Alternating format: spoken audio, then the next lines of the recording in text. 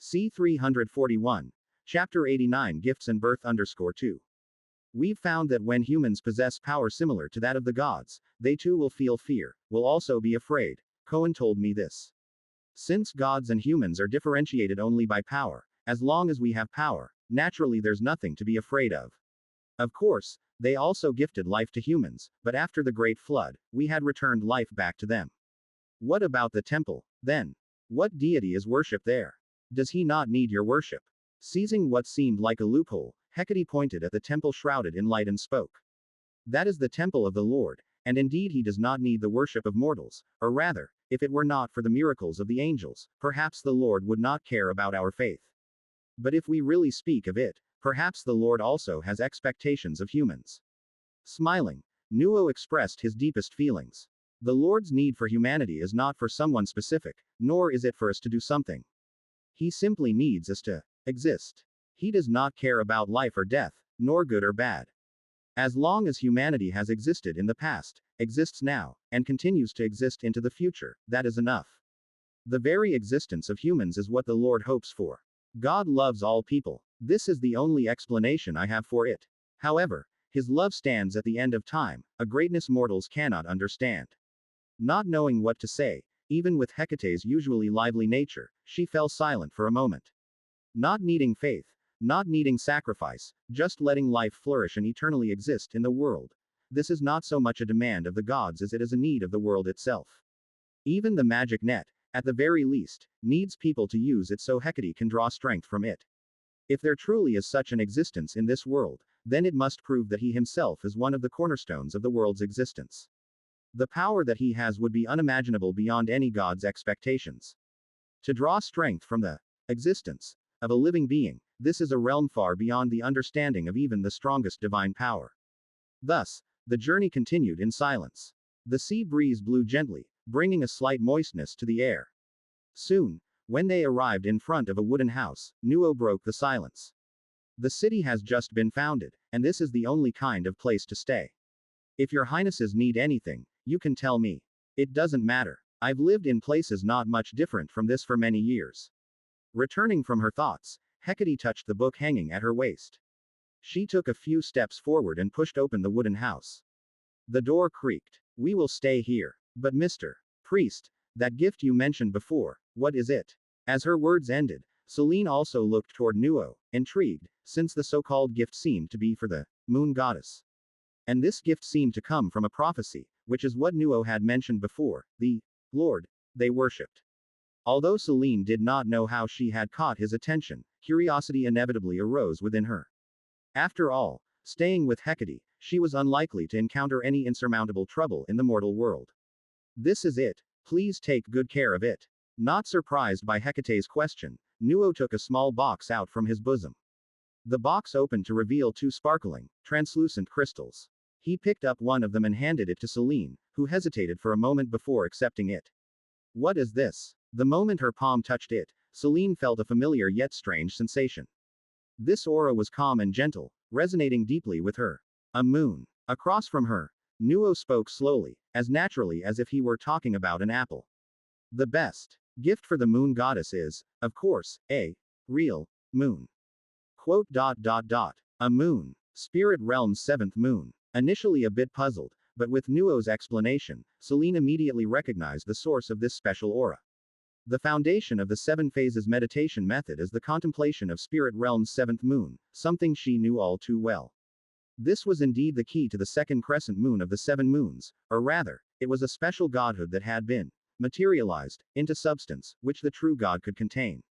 In the past, the moon goddess had never seen what a spirit realm divine nature looked like, but she still managed to deduce its purpose. If she were to contain it, she would become the true God who presides over the second layer of spirit realm's crescent moon. For a deity like her, born with godhood, this was indeed an enhancement, but for territorial gods, this was an unimaginably precious treasure. Yet, when Selene actually held this tangible godhood, she felt some fear. More than the sudden gift, she believed in a saying from the divination field after being with Hecate for so long. Every gift you receive unearned, fate has already marked its price in the shadows. May I decline it? Looking at the shining crystal, Selene suddenly said. Of course, it's just a gift. Since it is a gift, There's no reasoning in forcing someone to accept it.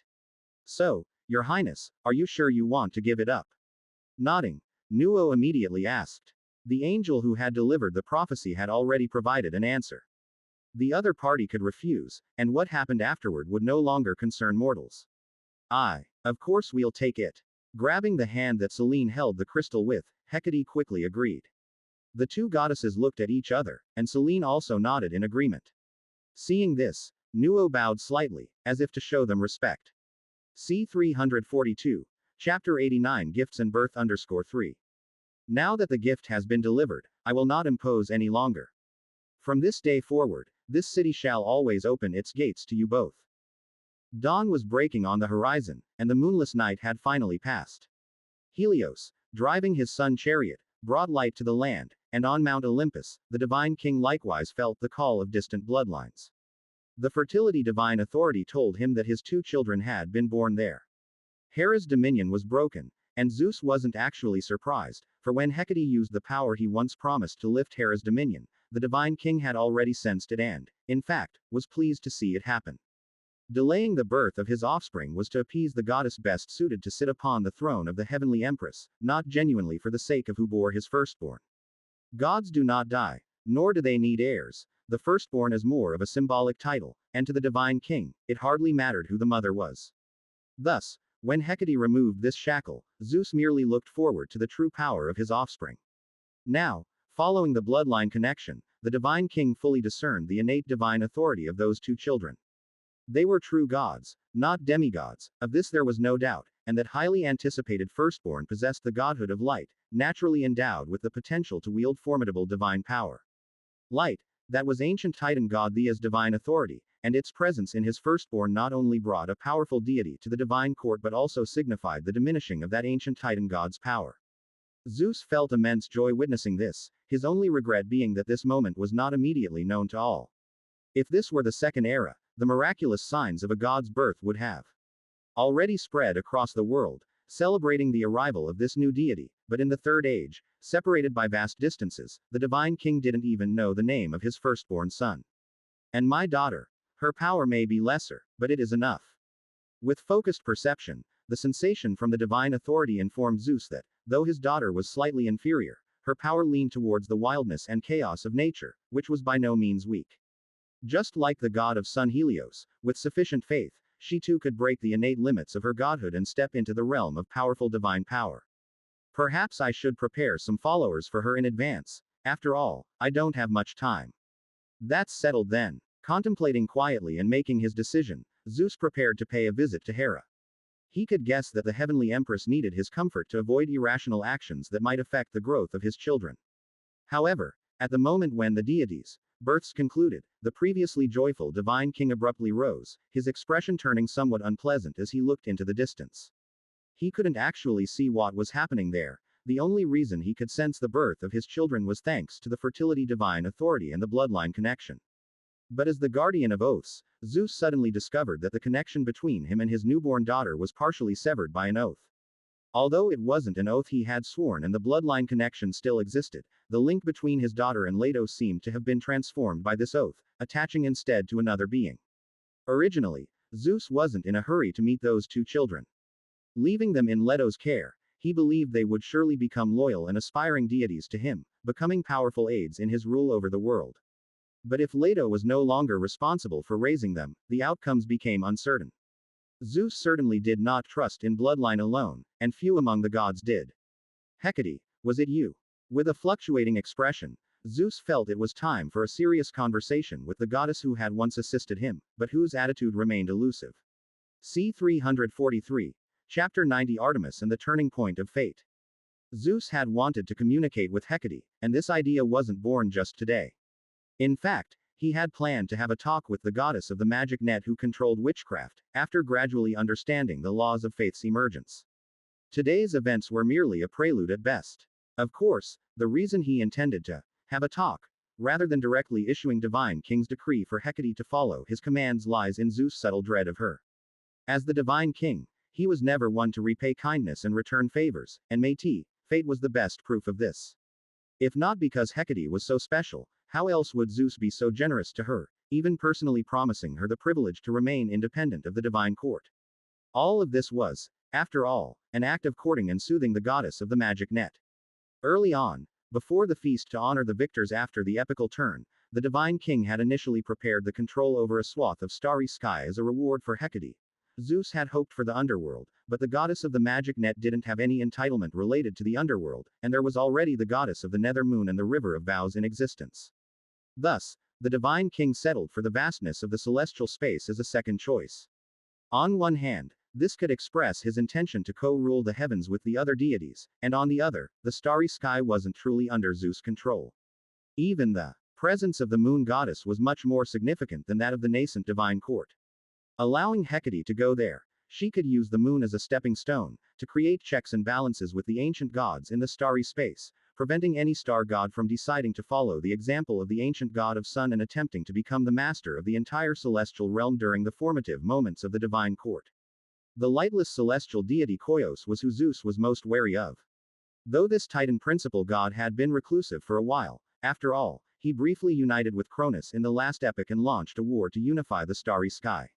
This ancient Titan conducted his affairs with discretion, but he was indeed a deity no less formidable than Oceanus, the god of the ocean. For the then divine king, the very existence of Koios was a great threat. On earth, the luminous celestial bodies spread light, but only the deities who had truly set foot there knew that it was the lightless celestial bodies that made up the majority of the starry sky. The power of the luminous bodies was fragmented. The star gods and the sun and moon were all part of it, but the sole master of the lightless celestial bodies was Koios alone. Zeus had made many plans for this, and that seemingly unremarkable feast for the victors was actually the art of balance the divine king had contemplated for a long time, advised by Métis. However, once he had truly taken on the mantle of divine king and perceived the chains of the law that spread across the world, he had adjusted his earlier choices at the first opportunity. Hecate was conferred extra glory and rights by him, and turning around, the divine king secretly reached out to the black-robed goddess Leto. Without the goddess of the magic net, he had to stabilize the celestial space in an alternative way. Even though this goddess beauty was not particularly outstanding among the deities, Zeus still used all his eloquence to ensure Leto stood by his side. Of course, Zeus was now very thankful for his earlier decision. He himself had not expected that this goddess, whom he had not truly valued, would bring him such an impeccable firstborn. Witchcraft. Truly a troublesome power. Fortunately, once I take that step, many things will become much simpler. Zeus sighed softly, feeling somewhat headache-stricken. Nowadays, the mortal realm hardly supported deities in unleashing divine power for prolonged battles, and often a single move would be enough to exact a heavy toll, with Poseidon's recent encounter serving as a case in point. But for Hecate, this was actually the greatest benefit. The divine king had no doubt that even if her divine power was far inferior to his, and magic net was not as suited for direct combat as thunder, if he truly confronted Hecate in the mortal realm, the one who would end up losing was none other than himself. Because as long as Zeus couldn't defeat her in a few moves, the scales of victory would clearly tilt toward the goddess of the magic net. Of course, there was more than one deity in the divine court, and should they rise up to attack together, Hecate would certainly be no match. And once Zeus had completed at least half of the rituals and gained further power, this awkward situation would likewise be alleviated. But distant water cannot quench immediate thirst, and for now, the divine king believed there was no need to take things to that extremity. I'll make a visit first, at least I need to understand what exactly she intends to do. In any event, neither Leto nor my eldest son can afford to suffer any mishaps. Having made his decision, the divine king immediately stepped out of the palace. He planned to visit the southeast of the earth, but before leaving, Zeus still waved his hand, summoning his frequently used messenger Zephyrus. Your Majesty, what are your commands? Zephyrus, the god of west wind, asked respectfully upon being summoned. Keep a close watch on Olympus, and don't let Hera do anything unnecessary. If she sends anyone out, stop them first. If she herself intends to leave, tell her that at this point, she cannot change anything, and everything can wait until my return. Zeus spoke gravely, his words not entirely clear in many respects. However, the god of west wind simply bowed slightly, indicating understanding. I will do so, Your Majesty, but if the heavenly empress insists on leaving. Just relay my message. That will suffice. Massaging his temples, the divine king didn't want to think about these headache-inducing matters anymore. Seeing that Zephyrus understood his intent, In the next moment, he transformed into thunder, flying out of Mount Olympus. C 344. Chapter 90 Artemis and the Turning Point of Fate _2. In the southeast of the continent, by the shore of Starfall Lake. The trees that had grown rapidly under Demeter's divine power looked as if they had aged 100 years in the blink of an eye, becoming tall and stately. They formed a vast forest of ancient trees. Birds, drawn by an invisible allure, flocked around the forest, reluctant to leave. Among them, several pure white swans circled and danced above the ground. Here, a miracle was unfolding, incomprehensible to mortals but not uncommon in the eyes of the gods.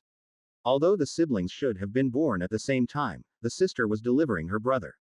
The naiads of the lake could not help but pop their heads out of the water to witness this unusual scene, and even some elves, also with slightly swollen bellies, looked on with a mix of fear and longing. Invisible light poured from the void, bringing about a spectacle reminiscent of day turning into night. After 9 flickers, tranquility returned, leaving only a girl who seemed to be 6 or 7 years old, dressed in a skirt made of leaves, holding a newborn baby in her arms. As the world gradually perfected itself, the gods born in the Third Era could no longer easily make the laws of the realm sing for them. Yet, the honors bestowed upon true gods by the world remained unchanged. They possessed divinely given authority and intrinsic true names.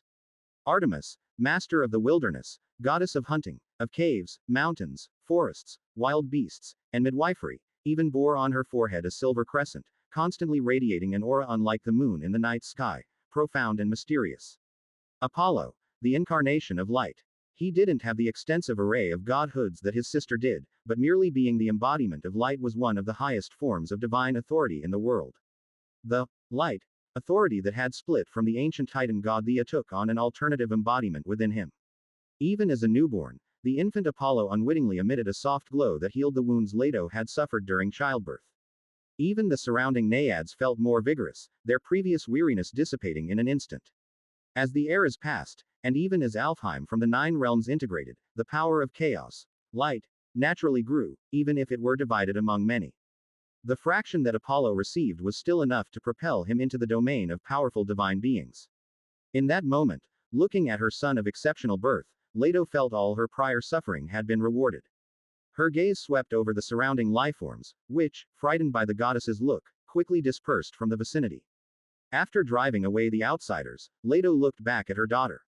In the distance, Artemis, come here and see your brother, she called out to her daughter, her heart brimming with joy. Artemis was one thing, but the aura of power enveloping Apollo reminded the goddess of the strength and eminence of the Mother of Light. Even without relying on the power of faith, he was destined to stand at the pinnacle among the deity race.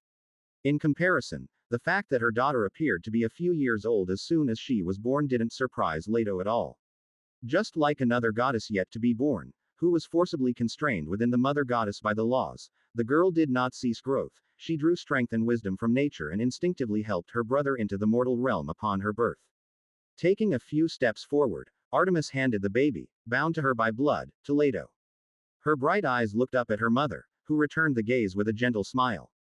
A warm feeling emanated from the infant in her arms, and Leto was about to praise her daughter's competence when her expression suddenly turned to astonishment, a hint of fear almost imperceptible.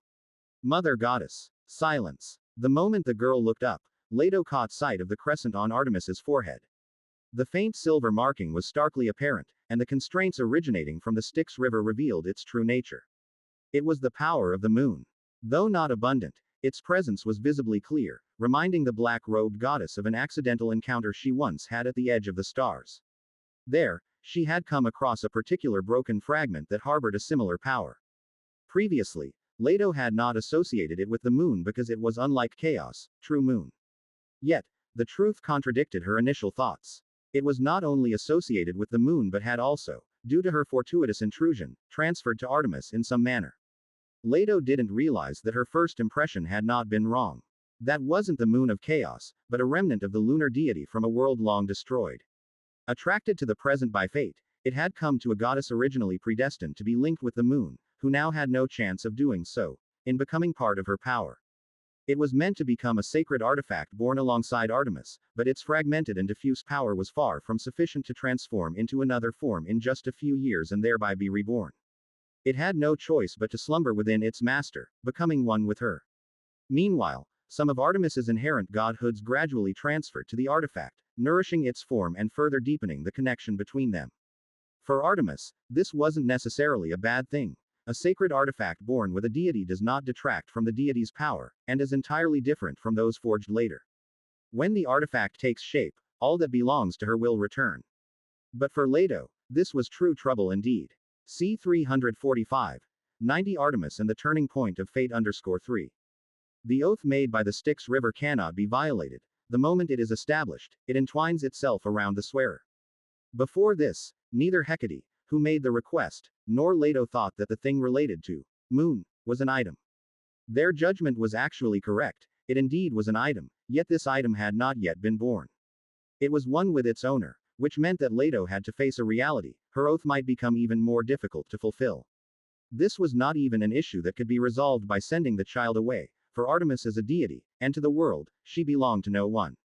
No god could fulfill an oath with the ownership of another deity. After all, in the divine hierarchy established by chaos, even parents and children are by no means subordinates to one another. Mother goddess, what's wrong?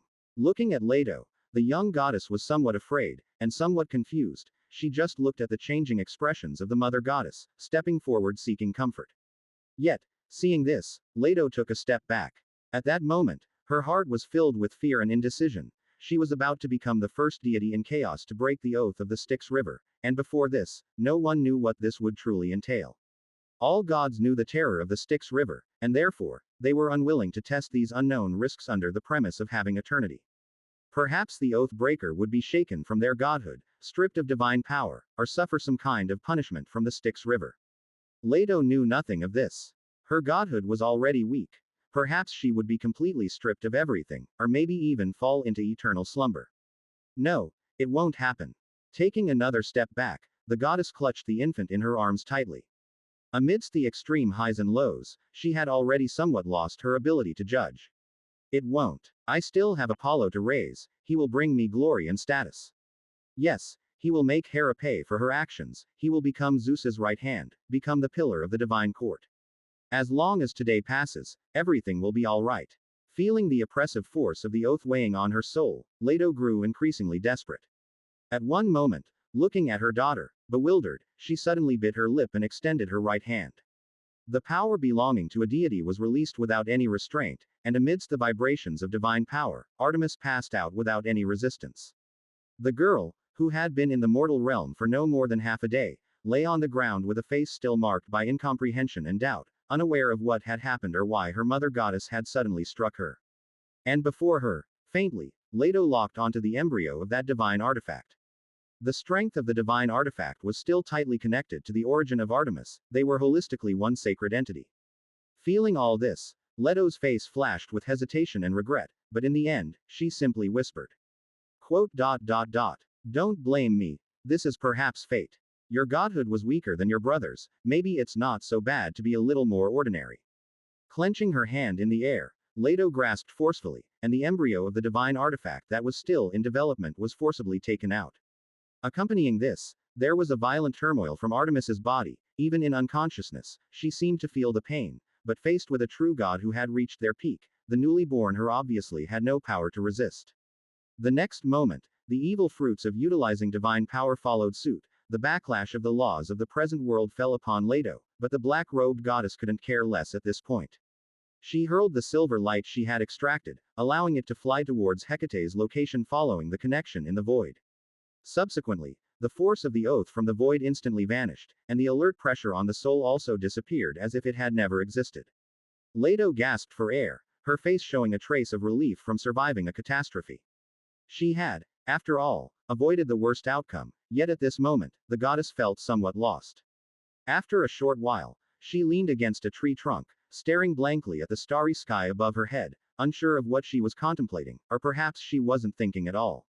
Wah! In the silent woods, the infant's crying grew louder. As a deity, even though he had just descended to the world, Apollo wasn't supposed to cry like a mortal.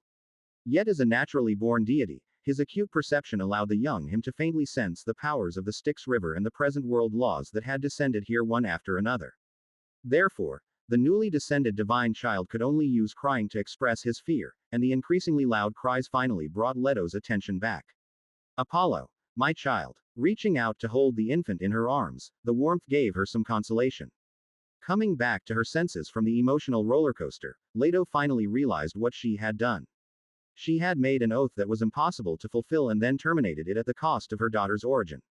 Looking at Artemis, who lay on the ground, a sense of absurdity surged in the goddess's heart. She regretted it. Perhaps she shouldn't have contested with Hera for the position of the eldest child. She had yet to gain anything and had already lost a daughter. When Artemis woke up, Leto could already imagine how she would view her mother goddess who had cruelly harmed her as soon as she descended to the world. She, like her sister, faced disaster upon her daughter's birth, and yet, this unwarranted catastrophe was not caused by their daughters themselves. C. 346. 90 Artemis and the turning point of fate _ 4. It seemed as if fate was mocking them. The goddess of luminous, Phoebe, sought power and status, so she had her husband cooperate with the second-generation divine king, and thus, as a medium between the two, the goddess Asteria gave birth to Hecate, who was without godhood. Leto was so captivated by Zeus's portrayal of the future that she unwittingly made a vow she could not fulfill, ultimately harming her own daughter and announcing the end. So, is this the father god's warning to stay away from the divine king? Leto whispered to herself but knew that she had already given so much. How could she let go of everything and return to the cold starry sky to keep her sister company? Apollo, you are my hope. Everything I've lost, you will find it for me, won't you? Leto, what have you done? The goddess spoke to the infant crying in her arms, while on the other side, utilizing the power to traverse the spirit realm, Hecate and Selene silently appeared there. In her hands, a silver light shifted, faintly echoing with the girl on the ground. Quote. I have fulfilled my vow. Now, it's yours. Not knowing what else to say, Leto cast one last look at Artemis on the ground. If she could do it all over again, she would never have made such a vow, but it was already too late. Holding Apollo in her arms and harboring hatred for many existences, Leto transformed into a stream of light and flew toward the sea. And behind her, watching the departing Leto and the goddess left behind, Hecate also instantly understood the cause and effect. If it had been a stranger, if she had had nothing to do with the matter from beginning to end, the goddess of the magic net would have hesitated to act against that departing deity, but now, the red-dressed girl hadn't anticipated that a treasure hunt prompted by the guidance of godhood, so ordinary, would turn out like this. Quote. Selene, do you need this divine artifact embryo? Hecate asked with a forced smile, while beside her, Selene simply shook her head, indicating refusal. The moon goddess understood the hidden meaning in her friend's words. Even without it, she did not desire the treasure. If she had known that it was another deity's companion divine artifact still fused and dependent on a divine body, she would never have coveted it. Let it return to its own master's hands then, but I'm afraid that since its nurturing was forcefully interrupted, it probably can't continue. Accepting the silver light, Selene sighed softly as the embryo returned to its master's side.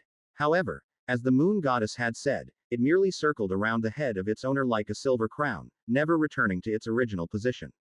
No, there's still a chance. Aside from the gift I gave you, isn't there another one?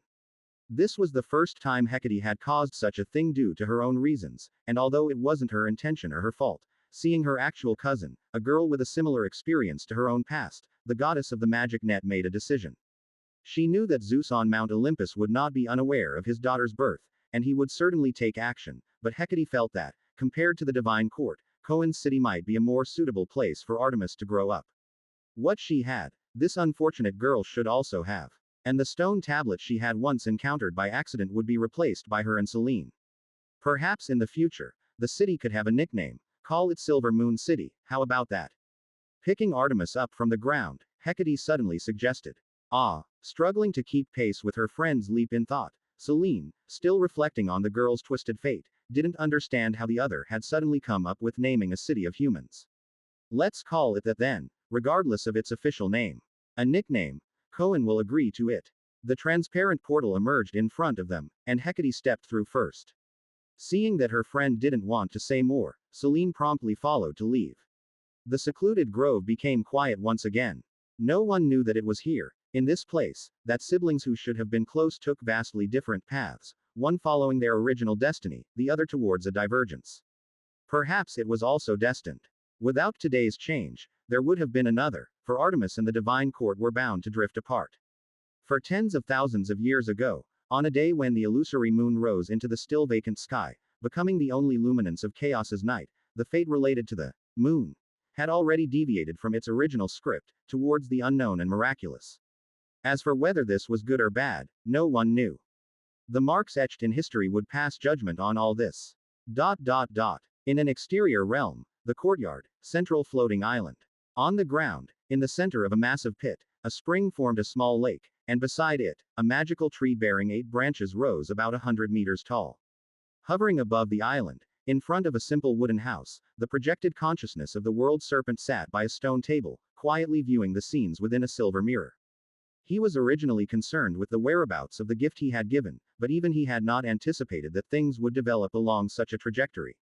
The siblings, who were once close, had gone their separate ways from the start.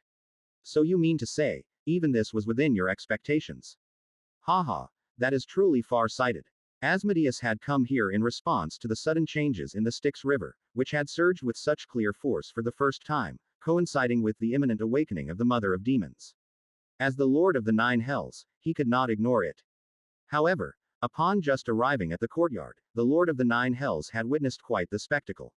He still remembered the day and the moon he had promised to the other party, and although an eon had passed without the shadow of the Stygian sun, the influence of the moon phases had persisted to this day.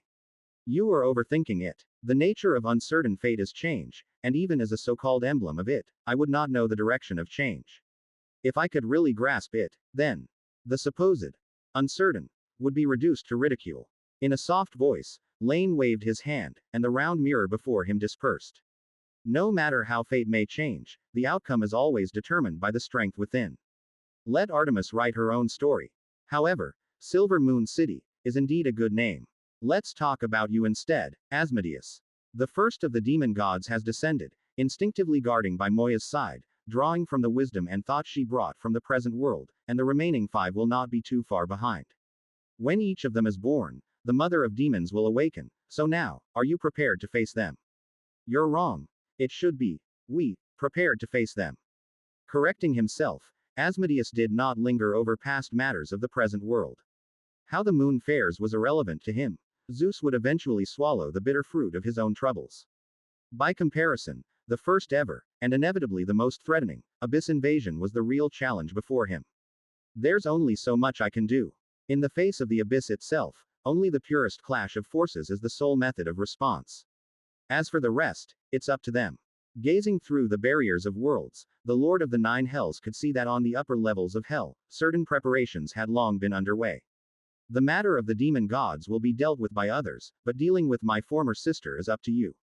Of course. Nodding, Laine felt that the greatest threat Moya posed to him was likely not her strength, but that indescribable countenance. Though she had not yet awakened, Laine could already anticipate how much malice her visage would harbor towards his true self in the spirit realm. To his true self, Moya didn't really count for much, but it wasn't necessarily the same for this incarnation. Defeating her in the abyss would undoubtedly be a difficult feat. C. 347. Chapter 91 Contract and Divine Arts. The precursor of the Mother of Demons, Moya, Mnemosyne and Laine have harbored a grudge for quite a long time, although this so-called grudge has always been unilaterally perceived by the other party, and Laine has never paid it any attention. It was not until this goddess of Titans suffered a loss at the hands of the newly born Atlas that her existence truly caught Laine's attention as she chose to dive headfirst into Tartarus. Now that she has lost her former appearance and turned into a form even more twisted than the Hecatonkires, one can only imagine the resentment that smoldered within Moya when she awoke. She had gained the power she had longed for, yet she had also turned into a monster unrecognized by the deities. Had it not been for Tartarus, which had birthed her, guiding her choices, and had she not set her sights on hell to draw from the power of the abyss after her descent, Laine would have been well prepared to encounter her in the spirit realm by now. Of course, if she truly dared to come, it would most likely be a one-way ticket. If you have a plan in mind, that's good. Moya, favored by Tartarus, is not someone they can handle. Pleased with the satisfactory reply, Asmodeus nodded. He was ready to leave, but when his peripheral vision caught a glimpse of the little tree growing beneath the floating island, he could not help but recall the ideas about the mortal strategy that Mephisto had expounded to him a few days prior. He needed something that could constrain mortals while earning their trust, something that could be used extensively and on a large scale. Upon learning of his ideas, the Lord of the Nine Hells had originally planned to try diluting the power of the Styx River, but later he discovered that the true power of the Styx oath did not lie in the river itself, but had a different origin. The waters of the Styx represented more the punishment for breaking an oath. They possessed some special divinity that could wash away the power of the deities. Therefore, its water could perhaps be formulated into a special ink used to inscribe the contents of a contract, but the material to carry the oath itself would need a different source. A sworn oath. Tree, from which power can be harnessed at a cost. I really don't know where you get such things from. After observing for a while, Asmodeus stretched out his hand and called over a leaf from the tree of life. The golden glow radiated from the veins of the leaf, with some kind of power flowing within. The Lord of the Nine Hells studied it carefully, and after a while, extracted the power contained within the leaf, turning it into a stack of darkly colored paper in his palm. This tree must, like the Styx River, gain power by witnessing vows and punishing oath breakers. He stated affirmatively and then looked towards Laine's avatar. Hand these leaves over to me, let Mephisto take them to the mortal realm. Only there can it spread far and wide. Perhaps one day, this divine tree might possess power that rivals that of Styx. Regarding this, I have no objections. Take it if you want. The fallen leaves of the tree of life are indeed the best material for contracts, but I'm afraid you have some additional work to do. Laine nodded in agreement, but he looked at the newly grown sapling, which did not have many leaves on it at all.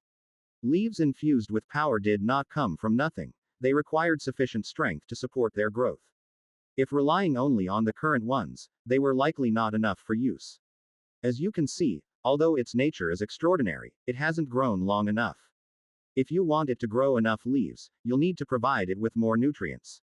Nutrients. Yes. But that's not hard to obtain. Just find any life rich in energy and submerge their corpses into the fountain. The energy from their bodies will be purified by the water, turning their life force into nutrients, and the remaining matter will sink to the bottom of the lake, becoming soil, and become part of the world. The Leonar spring was originally a fountain from another realm, reinvigorated after drying up. It became part of the central courtyard, continuing its companionship with its former neighbors. Its power symbolizes vitality and purification, the opposite of the darkness and evil of the Nine Hells, and its waters are the best nourishment for the tree of life's growth.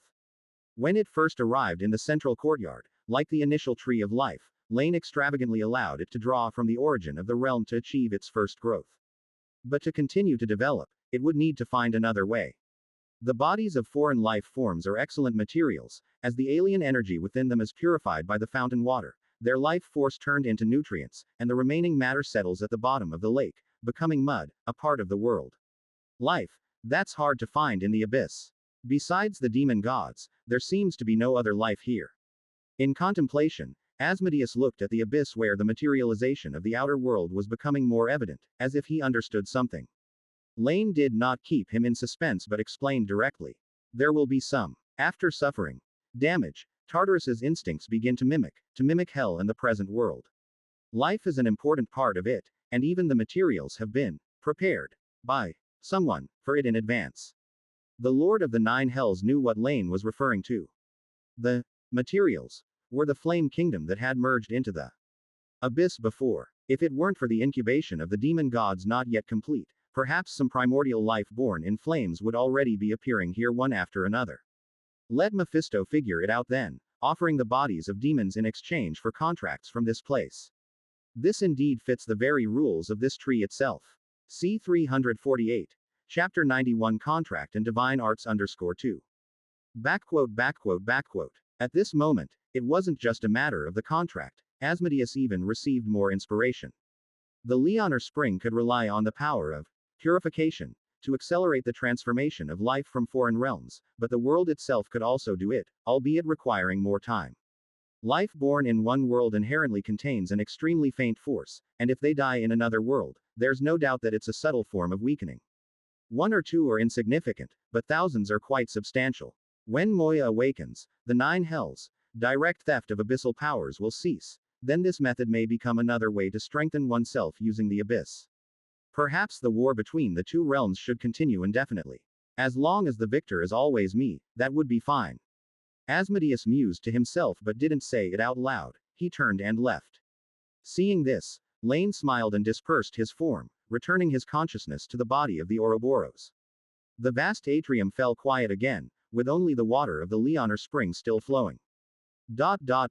In the eastern region by the sea, thunder flashed across the sky, heralding rolls of resonant thunder, the sign of the divine king's travels. Without taking anyone with him and following the sensation from earlier, Zeus made his way swiftly. As the sun set and then rose, when the border between land and coast gradually came into view, the divine king finally saw a vast lake. Unsurprisingly, divine birth had taken place here. Not much time had passed. The air was still filled with the lingering essence of when two deities were born, attracting many birds to gather. They lingered, greedily inhaling this power that could change their fate, wishing to sublimate the essence of their lives to obtain longer lifespans and greater strength. Yet, fortune and calamity often accompany each other. Before the birds could realize what was happening, with the flash of a silver serpent, they turned to ashes. This was not an intentional act by Zeus. The thunder that spontaneously surrounded the divine king did not avoid these mortal creatures. A mere accidental touch turned them to dust. Descending to the ground, Zeus paid no attention to the lives bold enough to obstruct the divine king's path. He was only interested in the one presence worth his attention. By the spacious lakeside, on a towering tree, a figure in a blue gown, unfamiliar yet familiar, sat on a branch, gently swinging her legs. Gazing at her profile, that tranquil and detached demeanor even made Zeus lost in thought for a moment. However, the next moment, when this unknown young girl turned around due to the divine king's arrival, Zeus suddenly realized her identity. Hecate, is it you? Surprised, in the impression of the divine king, this impressive goddess did not look like this. Compared to her previous liveliness and unruliness, this blue-gowned goddess who seemed slightly older, although just reached adulthood, had a calm like the ocean, vastly different from her youthful days in a red gown. However, though one's appearance and demeanor can deceive, godhood cannot. In Zeus's perception, the girl in the blue gown was the embodiment of the magic net. The network spanning the world pulsed with her breath, and the silver fire invisible to commoners, like silver star spots, adorned her gown, bringing glory to its mistress. Moreover, compared to her other self, it seemed like this Hecate and the magic net were even more deeply entwined. On her, Zeus even saw a hint of true ancient god traits. They not only possessed godhood but were also a manifest symbol of it. Just as the sky is Uranus himself and the earth is Gaia, the connection between the magic net and the blue-gowned girl was extraordinarily close. By contrast, the red-gowned Hecate seemed more like a user, not the true embodiment of the magic net. It's me. I've been waiting for you for a long time. In the face of the divine king's bewilderment, the girl in the blue gown responded with a gentle smile. On the other side, Zeus calmed his somewhat restless heart. It wasn't just the appearance that was different, it seemed her personality was also quite distinct. At this moment, the divine king couldn't help but think of a special rumor that circulated among the gods. Tri-phased incarnation, I didn't expect you to possess such a talent. He said gravely. Zeus had indeed not anticipated that Hecate had such a gift. The formation of a tri-phased incarnation required natural birth. It was extremely difficult to have it otherwise. It needed ability, a certain potential, and a unique opportunity. Without this chance, even the primordial gods could not obtain this miraculous trait. With the opportunity but lacking the ability, it would still be missed. Like the three graces, or originally, the three fates of destiny. If they could be born in the form of one god instead of three, then they would be natural tri-phased deities, possessing much more powerful strength. But due to their lack of potential, this situation ultimately did not occur. With a slight smile, the girl in the blue gown didn't respond to Zeus's comment. Her third incarnation was still far from formed, and even she herself was unclear about what could bring it about. Hecate, you must know why I am here. Where are my newly born children? Returning from his surprise, Zeus also remembered the purpose of his visit. His aura became sharp, and facing his questioning, the girl in the blue gown did not explain but simply waved her hand. C. 349. Chapter 91 Contract and Divine Arts _3. See for yourself, Zeus, this is what happened here once, everything has its origin. With the will of the goddess of the magic net, an elemental mist spread around, projecting light and shadows, and the scenes of what had happened before began to unfold in front of the divine king. From Hecate following the scent of the moon, to her pact with Leto, and then to the silhouette of the robed goddess leaving. Finally, the vision ended inside the temple. Before the unconscious Artemis, a mortal took out a multifaceted crystal from a box, casting it into the silvery bands of light surrounding her. Centered on the crystal, the scattered forces reconvened, forming a delicate crown that rested atop the girl's head.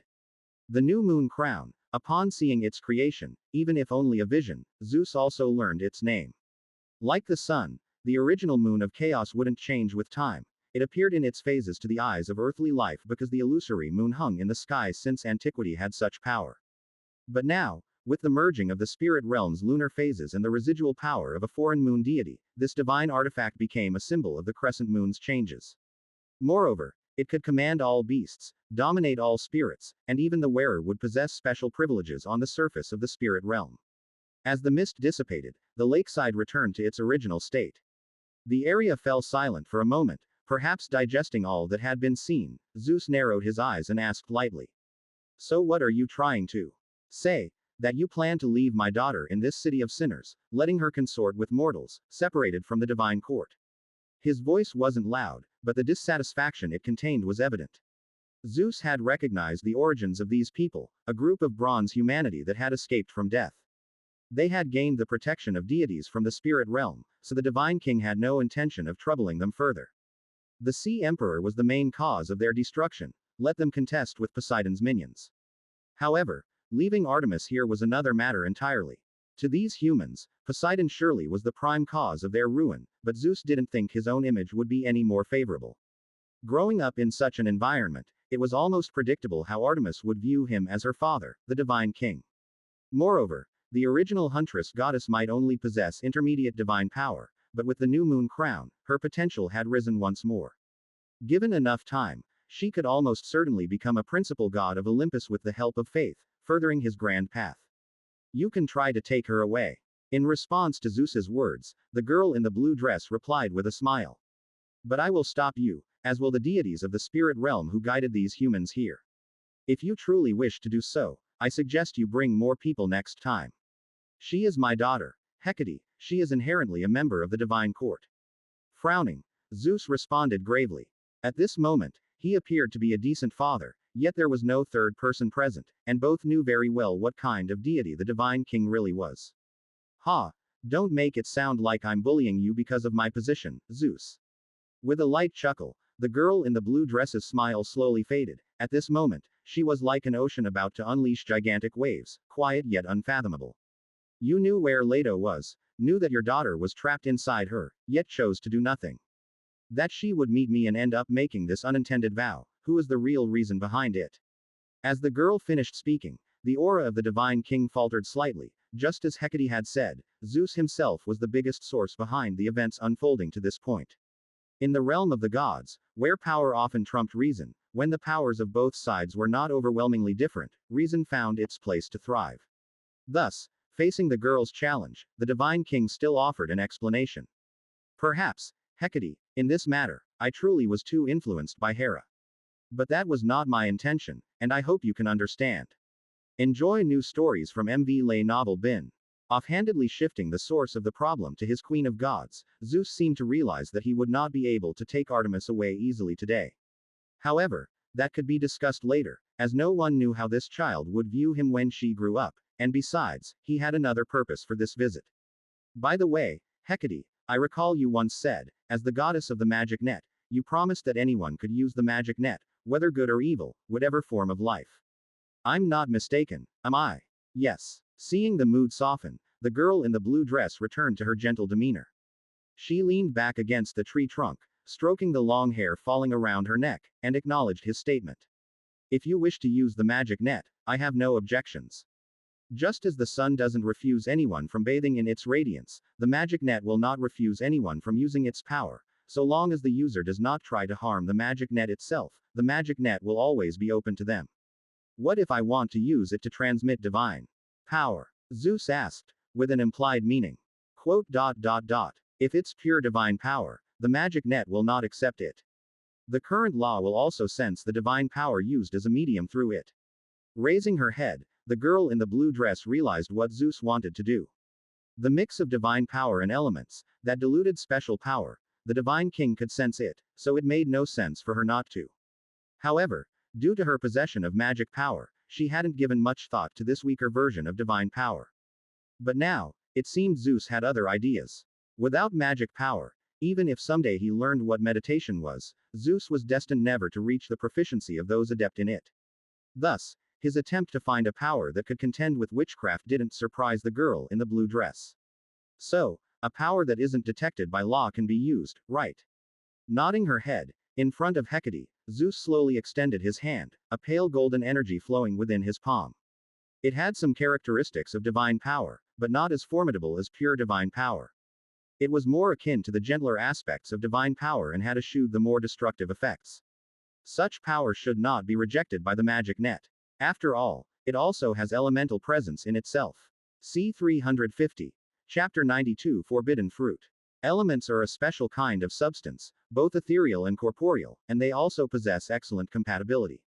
This characteristic allows them to blend with nearly everything in the world and transform into new, controllable energies. That was how magic power originated. It is an imitation of the almighty divine power, a product of spirit and element merging and sublimating. However, the magic power strived for elevation. It grew stronger with the mental will of the spellcasters, but the force in Zeus's hands was not like this. It was a degradation of divine power, a dilution and blunting.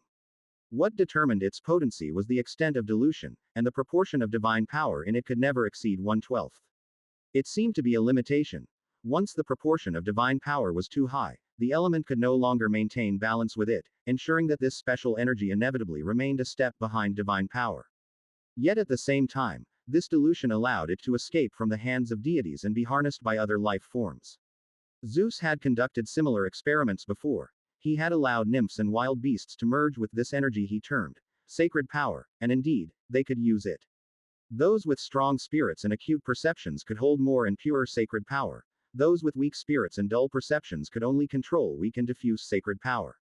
Moreover, the divine king discovered that these beings, bathed in his power day and night, unless vehemently opposed to him, would subtly deepen their faith in him, while the rest could at least maintain it unchanged. This undoubtedly strengthened Zeus's previous notion. Since magic power could become witchcraft, there was no reason this sacred power, from his own hand couldn't transform into divine arts bestowed upon mortals by deities. As long as they selected those faithful mortals to be endowed with this power, they could become true priests who spread the faith for the gods, rather than the arrogant fools taught by Prometheus. These devout divine practitioners would become a privileged class among humans, solely to disseminate the glory of deities. I've said it before, the magic net doesn't refuse others' use, but while pure elements can perfectly fit on the strings of the magic net, it doesn't mean other forces can. After looking at the pale golden energy in Zeus's hand for a while, the girl in the blue dress said indifferently, "There might be some loss. The farther it's transmitted, the more obvious the loss becomes. Part of it is due to the subtle friction with the magic net's strings, and another part will be absorbed by the magic net as nutrients for its operation." The magic net had been expanding incessantly since its creation. Beyond the reaches of the stars, to the ends of the seas, and even into some chaotic wastelands, so it naturally longed for external power. Of course, the goddess of the magic net could forcibly prevent this absorption of energy in transit, but she saw no reason to do so. Never mind, a mere trace of divine power, as long as it can flow in the magic net, that's sufficient. Nodding her head, to the divine king, this slight loss was inconsequential. Having settled the matter, Zeus's expression grew relaxed. The divine arts issue was resolved, and another piece was added to his puzzle in the mortal realm. All that remained was to wait, as endless faith would come to him. Hecate, regarding my daughter, I have another matter to discuss. Having concluded the business, Zeus was ready to leave, but recalling his daughter, designated to be his right hand, had gone away, the divine king still wanted to attempt something. So he turned to the girl in the blue dress, making a reasonable request. My daughter may grow up here, but that doesn't mean the bond between her and me is thus severed. Today's events occurred, not by my own volition. So in the future, when my daughter comes of age, I will return here. On that day, no one can stand in my way again. He spoke of coming of age, but Zeus was prepared to wait until after his own half ritual was complete to return. Although by then Artemis would surely have developed her own likes, dislikes, and view of the world, no longer allowing her parents to dictate her path as a child might, the divine king believed that he could persuade her to return to Olympus. Quote. Then come, as long as that day arrives, just don't be disappointed. After a moment of silence, the girl in the blue dress took out a crystal ball from her sleeve.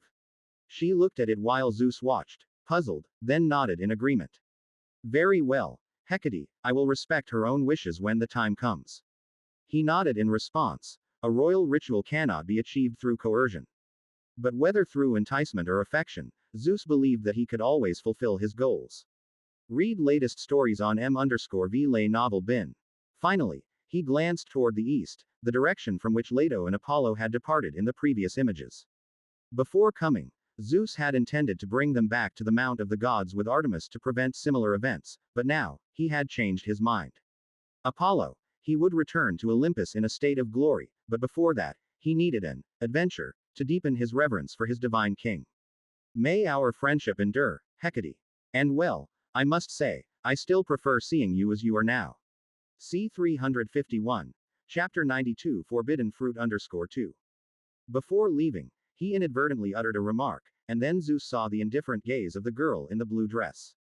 He involuntarily set aside his ulterior motives and transformed into lightning to fly back into the sky. The girl was not as easy to handle as his powerless sister Demeter, so the divine king did not ponder it any further. He now needed to hurry back to Olympus to take care of the issues that followed. With departures and returns, the day and night had alternated more than once. This brief period had nothing special about it, the world still seemed peaceful and harmonious, aside from the comings and goings of the divine king. However, in another part of the earth, a betrayal that had lasted a century was finally drawing to an end. The sun god had descended underground, and the moon still hadn't risen. Nobody knew where the moon goddess, who drove the silver chariot, had gone recently, but for Moanda, this was actually a blessing. No one knew exactly what the sun god and the moon goddess did as they drove their chariots across the sky, nor if they happened to cast their eyes upon the earth. While the likelihood that they would dare peek into Mother Earth's orchard was slim, for the nymphs, slim, was still better off as none. Especially today, for according to her previous estimate, today was the day the special fruit would ripen. Hope all goes well, she murmured. With a silent prayer in her heart, Moanda carefully avoided drawing anyone's attention. On this quiet night, she ventured alone into the golden apple orchard. The sound of the wind carried a tinkling, bell-like noise from afar. It was clear and scattered, chaotic yet touching, like an ancient symphony played by nature or a story of mystical pasts from the dawn of creation. Amidst such harmonies, the nymph passed variety of flora and fruits rarely seen across the 9 realms and stood once again beneath the towering divine tree, looking up at the ancestor of all trees, from chaos. It had grown taller and more thriving. Compared to 100 years ago, it was as if it had received some sort of supplement in a brief period, making its presence even more unfathomable than before. Still merely a mortal creature, Moanda was unaware of the secrets behind the changes, only witnessing the external transformation of the divine tree. Mysterious patterns naturally formed on its perfectly proportioned branches, and even the mist settled on each of its leaves, all indicating that the power of the golden apple tree had been enhanced. Although Moanda could notice these changes, she was unaware of the reasons behind them. The nymph did not know that a realm that had once penetrated the 9 realms through the divine tree had merged with chaos, causing the natural forces of the world to gain various degrees of growth. She simply attributed all this to the changes of the era and silently prayed that no unexpected changes would occur. Fortunately, everything thus far had gone smoothly today, and until now, nothing beyond her expectations had occurred. Golden apple. A treasure only the most noble among the gods are worthy of enjoying. Even the king who rules over them must bow before it, she whispered, caressing the trunk with her right hand, her gaze fixed on the only fruit on the tree close to ripeness, or rather, it had now ripened. The fruit stem was nearly detached from the branch, as if a breeze could cause it to fall.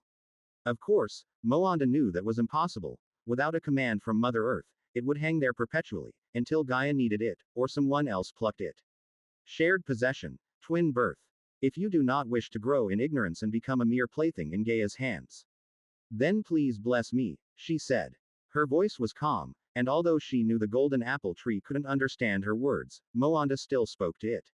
What you lack, I will provide. What I lack, you shall fulfill. Eventually, there will be a place for us in this world.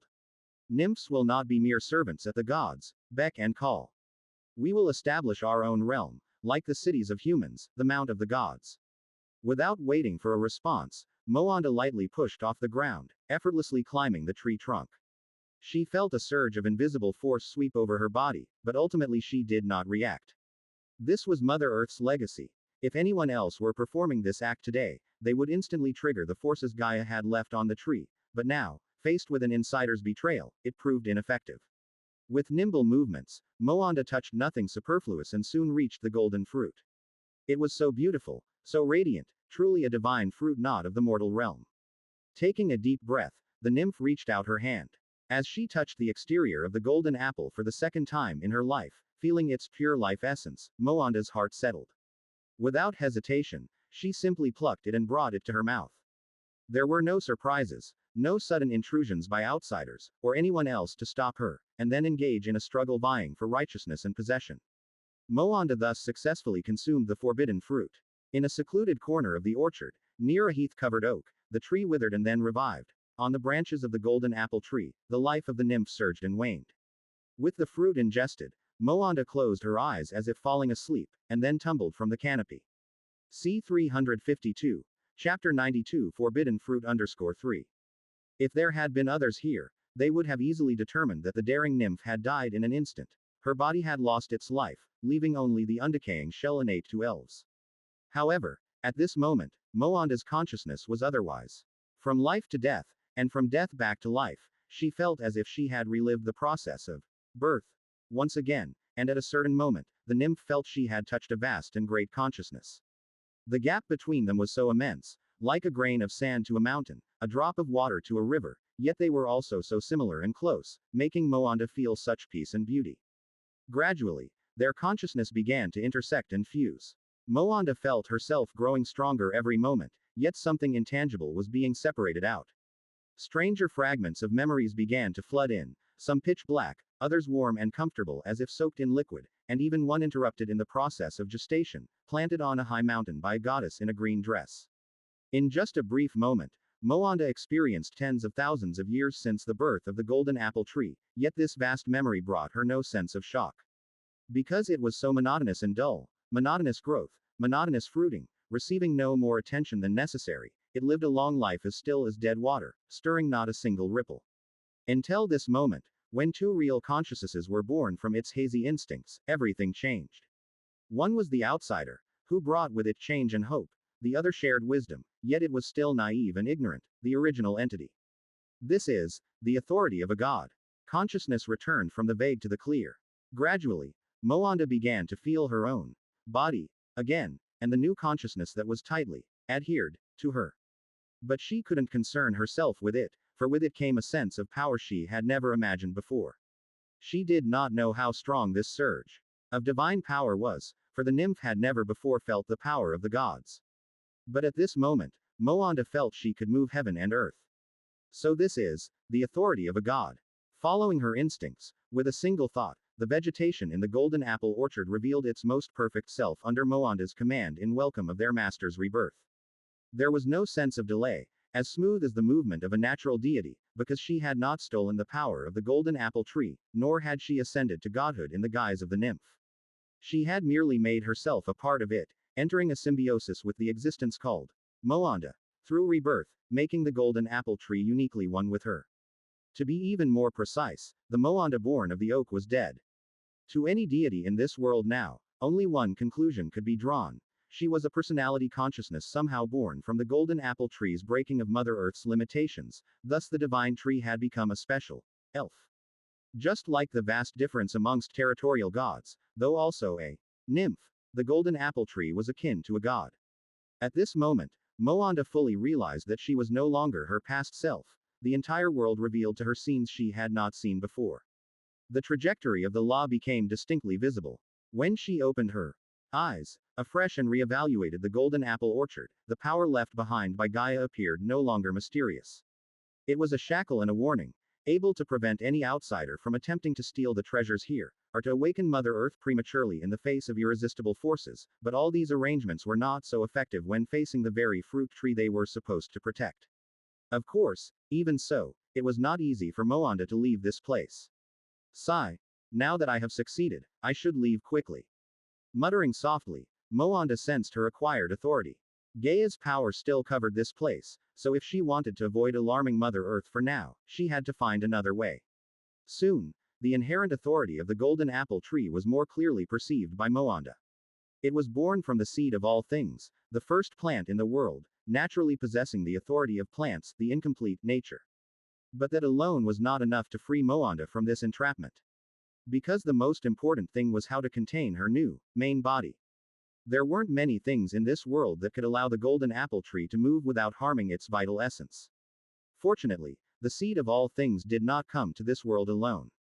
Life base, now that the golden apple tree has gained consciousness, it is time for you to return to your true master.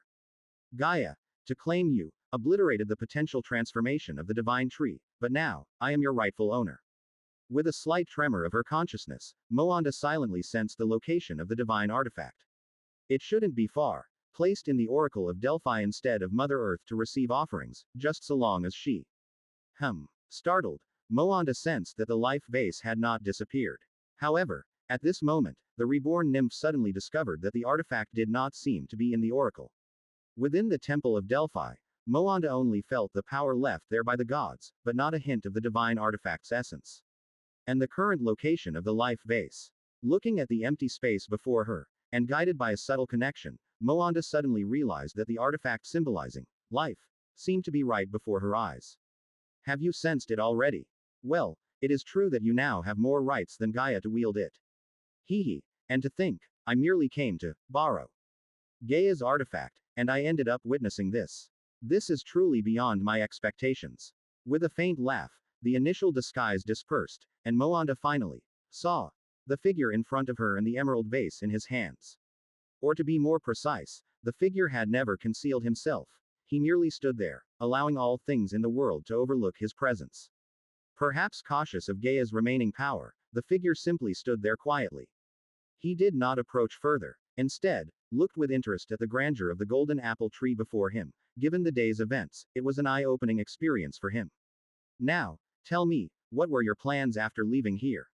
C. 353. Chapter 93 Elf and Anchor. The life base was within reach, but Moanda now had no thoughts about it. If it had been not long ago, as an oak nymph, she would have been completely unaware of the terror of the person before her, but now, she could sense the terrible power contained within this figure. Probably not wanting to disturb Gaia, the newcomer was standing just outside the barrier Gaia set for the golden apple tree, as seen by Moanda's eyes.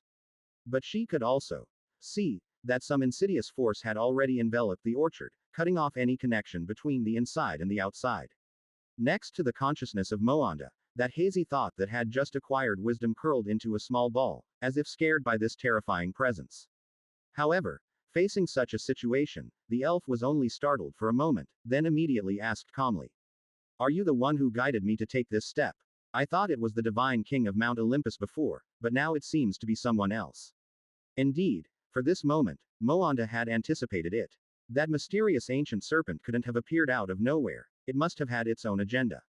Either it was an enemy of Mother Earth, seeking to target Gaia through her existence, or it had other schemes and would surely appear before her when everything was over.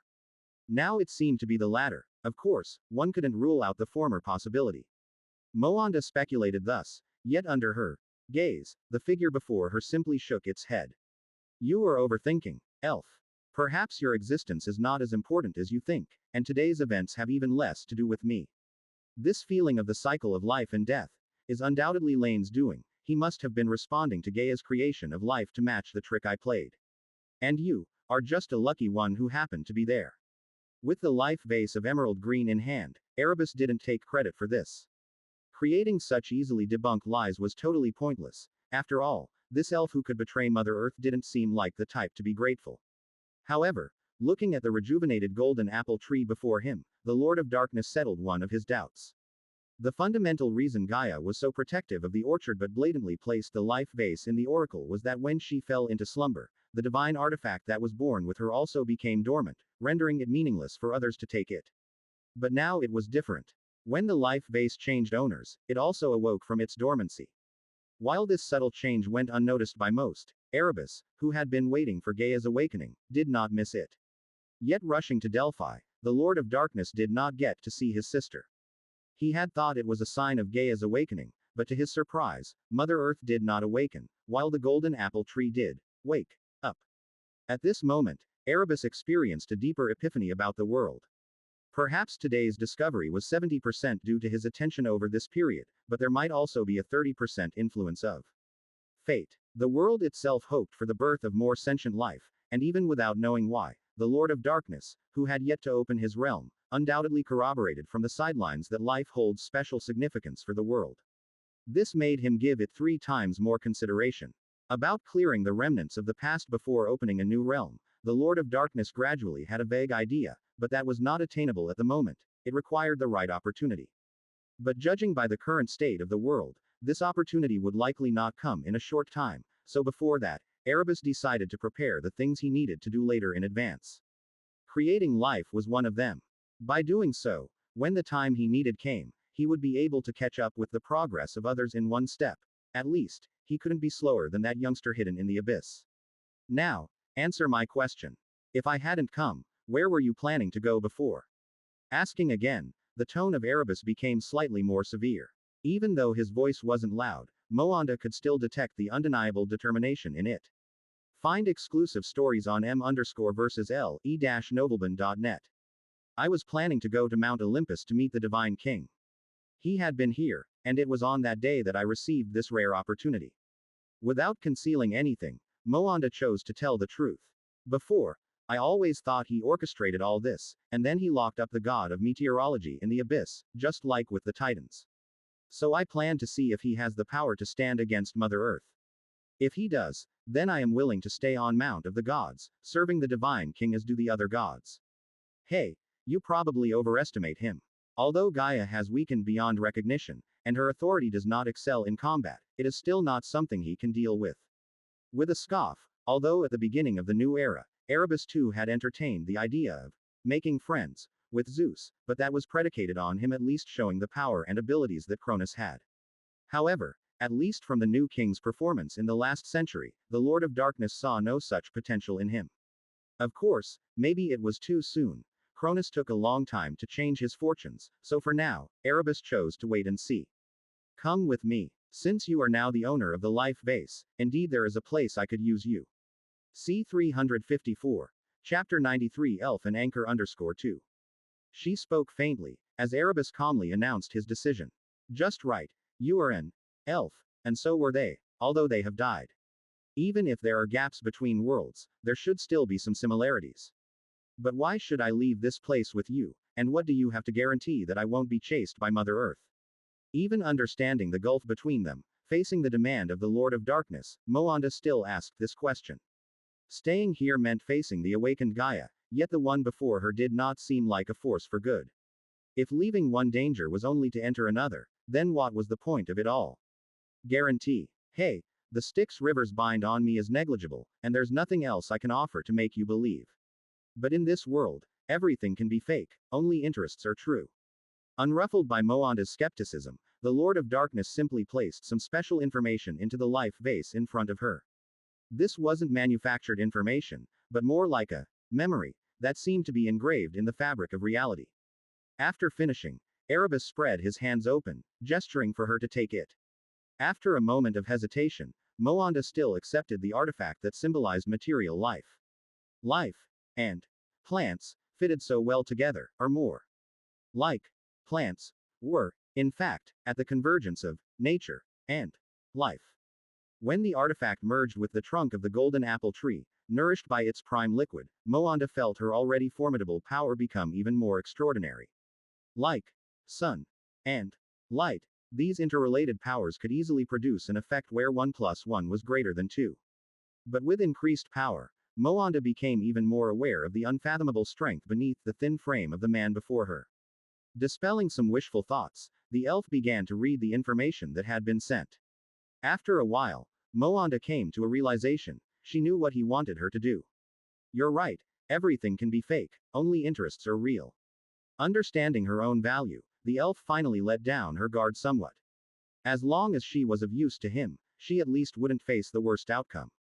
By contrast, what Gaia would do upon sensing her betrayal was unpredictable to Moanda.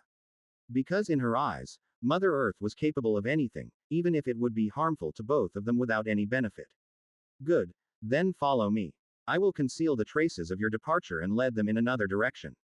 Nodding, Erebus lightly touched her Supreme power enveloped the space, making everything that happened today a part of the secret. But a too perfect concealment would immediately make Gaia suspect him, so he left a tiny clue. It wouldn't clear his suspicion. Once Mother Earth came to her senses afterward, she could figure out who was behind it all, because he couldn't hide what he was going to do next from others. In fact, Erebus intended to have Gaia play her last card, for based on his knowledge, his sister wasn't likely to think much upon awakening, but to act first and think later. In time, he would also get to see whether the successor of Olympus, after 2 generations of divine kings, was truly as weak as rumored, or if there was some other ace up his sleeve. While pondering, under the gaze of Erebus, a figure slowly materialized from the center of the golden apple tree's trunk. She had a green dress and a gentle face, and at a glance, she bore a slight resemblance to Gaia when she was still youthful and full of origin. Net. Just as the nymphs born from plants have a physical form but still walk the world in a form akin to a deity, Moanda reshaped her body and once again stepped on the ground. Turning to look at the tall golden apple tree, the elf raised the green vase, and as a force of suction emerged, the tree disappeared from the spot, leaving only a huge pit on the ground. The barrier left by Gaia separated the inside from the outside. Any attempt to move the tree would trigger Mother Earth's power, but the life vase was different. This divine artifact could perfectly conceal its aura, rendering Gaia's power ineffective, as it originated from the same source. Picking up the body she once inhabited on the ground, along with her former oak form, Moanda hesitated, then also took the bodies of Veda and a few friends she was close to. As for the rest, they were no longer her concern. If they were smart enough to perceive what happened in the orchard, they should flee as far as possible and at least not stay on the earth.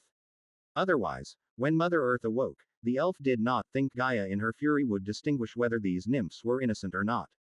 I'm ready. Stepping out of the barrier. Indeed, Mother Earth's power did not react to the artifact that originally belonged to her. Across from Moanda, Erebus also nodded and opened a pathway directly to the underworld. But before leaving, as if remembering something, a black glow emerged on the Lord of Darkness. He glanced into the void, and then, with a slight flicker, the black glow disappeared, apparently heading toward some very deep recess of space-time. After finishing his last task, Erebus immediately departed, and the golden apple orchard once again became quiet, leaving only the huge pit at the center hidden by an illusion. C-355. Chapter 93 Elf and Anchor _3. Darkness enveloped all. Time itself seemed to blur. When Moanda glimpsed light once more, the surroundings had changed dramatically. A pale purple moon hung in the sky, an invisible force following the moonlight, shining on the gray earth. A river of lava divided different regions, its intense heat reminding Moanda of the sun above the heavens. Indeed, the elf did not know that it was originally a part of the sun. Beyond the river of fire and the nether moon, Moanda saw beings that were neither living nor dead wandering aimlessly not far from the ground. They emitted a negative aura, provoking an instinctive aversion in the elf. She detested the sensation of being at odds with life, thus she extended her hand, and with divine power flowing, mercilessly snuffed out the soulfire burning within their skulls. It was Moanda's first time using divine power against foes, and although they were only mortals, her spirits were nonetheless lifted considerably. Enough. Don't waste more time on these things. Unless you can pick the nether moon, cutting off its moonlight, or permanently transform the environment of the underworld, causing the pervasive energy here to dissipate completely, you're only exerting effort in vain, said a voice.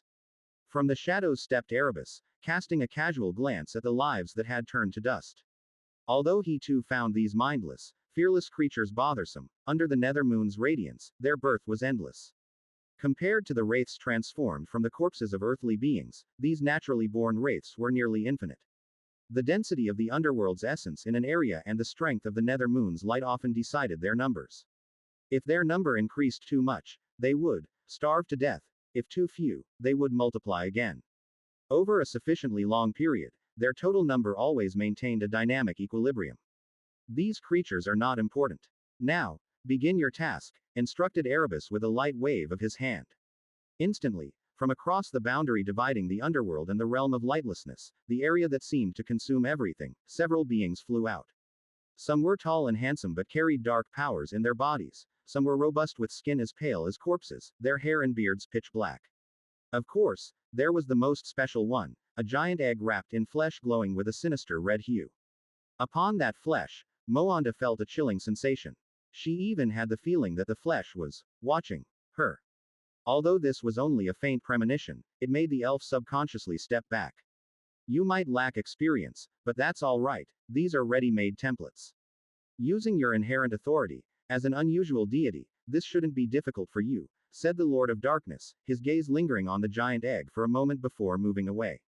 However, the future habitat for them is not the underworld, as with your current strength, it's probably impossible for you to alter the essence of life, allowing them to adapt to this environment.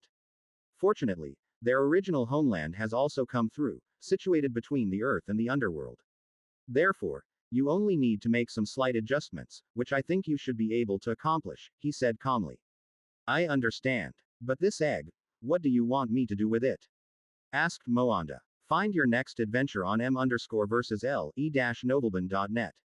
Nodding, Erebus affirmed that creating life according to the template was not difficult for Moanda. It would become a repetitive task once she became familiar with the power of the life vase. Yet, this dangerous-looking egg, which was alive on its own and required no additional actions from her, along with the endlessly squirming flesh, made Moanda wish to stay far away. Quote. You don't need to bother with the egg. Use the power of life within the divine artifact to suppress the other life within that flesh. That's what you must do, Erebus said, a twitch in his eye, after a brief silence. Only upon returning to chaos did the Lord of Darkness finally realize he had still underestimated that fearsome giant tree. In reality, at that interface, it appeared as though the pressure suppressing him and Laine's powers was significant, but the pressure on the tree was far greater than on them both. A remnant of a destroyed world combined with the core of the divine tree that once sustained the 9 realms, its essence and power were far beyond Erebus's initial estimates.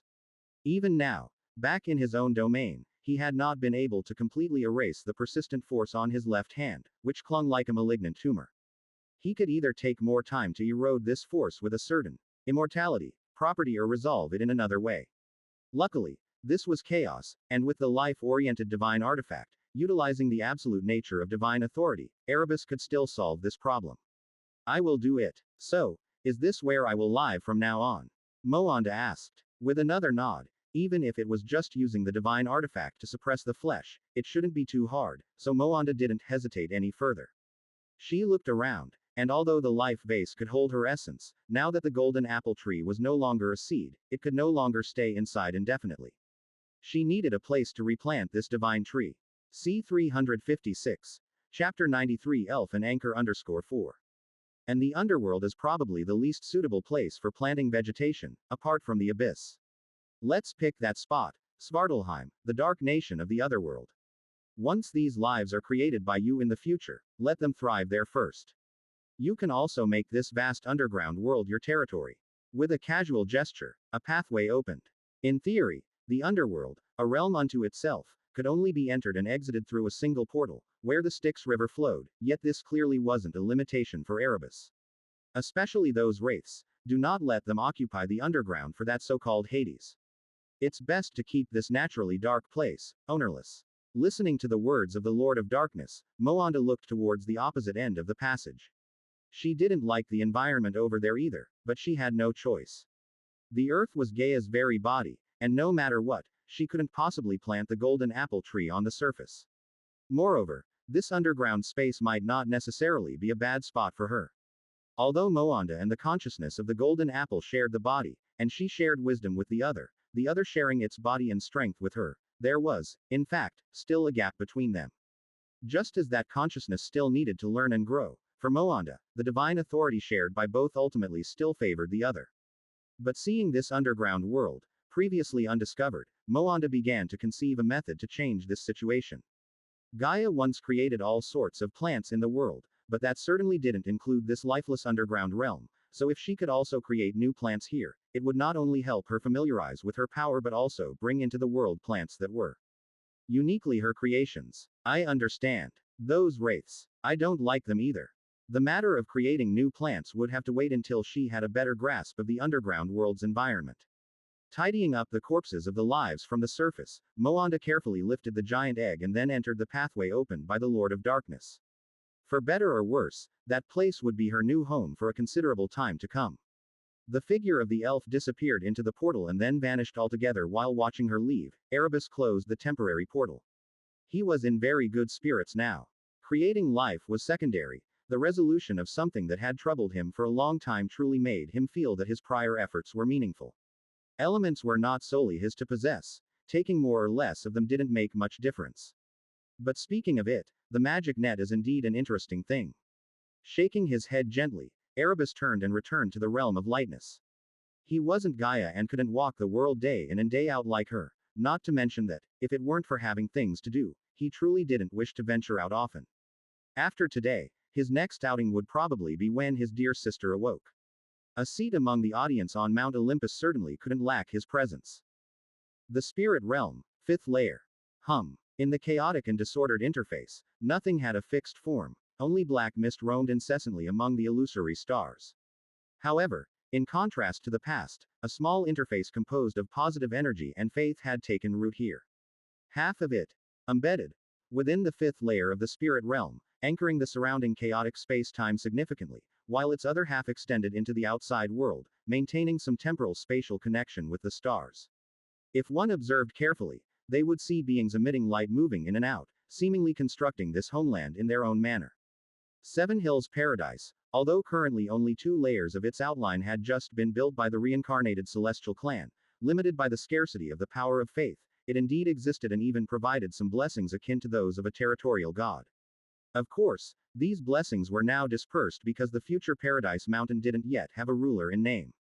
But the humming sound echoing in the interface had nothing to do with it. The true source was 4 lights of different colors floating in the void. The 4 orbs floated in the fifth layer of the spirit realm, infinitely small on the outside and infinitely large on the inside. They seemed to share a mysterious connection with each other, making them both opposing and unifying. As time ticked away, the interiors of the orbs slowly began to evolve, but as soon as the change started, the yellow orb was the first to flicker. Bang. Unable to hold on for long despite the interface's attempt to maintain stability, the yellow orb burst into pieces, causing the other 3 to become unstable as well. Watching this, Laine had no choice but to wave his hand to erase the remaining 3 orbs as well. This was not the first time this had happened, yet the result was invariably similar. Indeed, it's still not possible. The underlying layer of this world is uneven, like life and death. Without my effort, they could never achieve balance. Yet another failure. This time, Laine could no longer draw any lessons from it. Some things can't be achieved, not because of insufficient effort, but because the objective conditions simply do not allow it. In this case, he had no solution to the problem either. Let's try with that instead. Compared to the others, having the well of reincarnation, it might be more stable. Enjoy more content from mvlay-novelban.net. Opening his palm, the fresh black gleam entering the spirit realm settled into his hand. Laine continued to gaze at the chaotic space-time in front of him. To seek order amidst chaos, an anchor is needed, and the strength of the anchor varies with the level of chaos. The third layer of the spirit realm was the least chaotic, so dreams and minds sufficed. The fourth layer was even more so, but using the well of reincarnation to anchor it was overkill. Facing the tumultuous chaos of the fifth layer, Laine had to find another path. To suppress the chaos of the interface, use an interface. Creating a realm with Themis was one option, doing it himself was another. C357. Chapter 94 Trials. The world exists in a multi-tiered structure, and this is often considered a universal norm. In the vast majority of mythologies, the world is divided into 2 distinct realms, one that symbolizes the bright aspect and another that symbolizes the dark aspect. Experience more tales on mvle-novelban.net. Even with the continuation of myth, this subdivision of the world can further evolve. Just like the 33 heavens of the East and the heaven and hell of the West seem to reflect an issue. As human society becomes more complex with development, so too presumably should the world.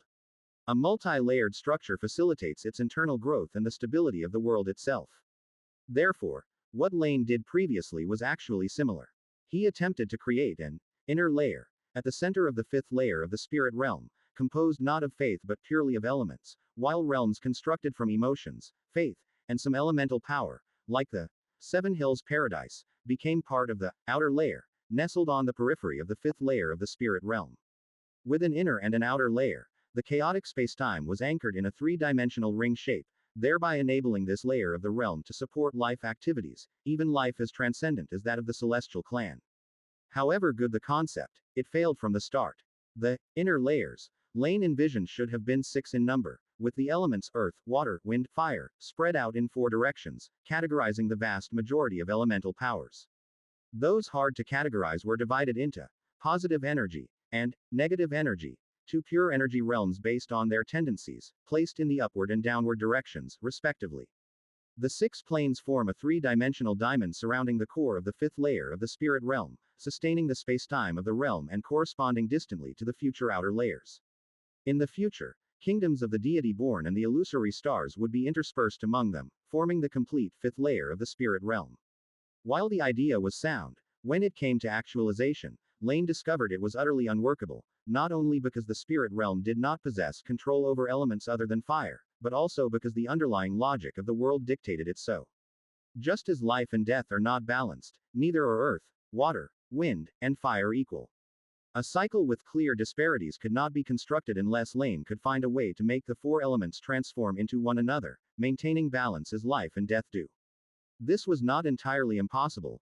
Theoretically, if he could move the 4 elemental planes to the 4th layer of the spirit realm, then with the complete cyclical power of the well of reincarnation, stability could be maintained.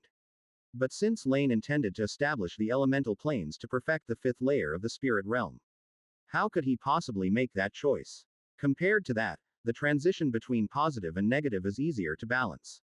Even just relying on the natural dispersion of the cyclical power from the well of reincarnation, combined with the order of the realms bolstered by the codex of creation, should suffice to complete this step.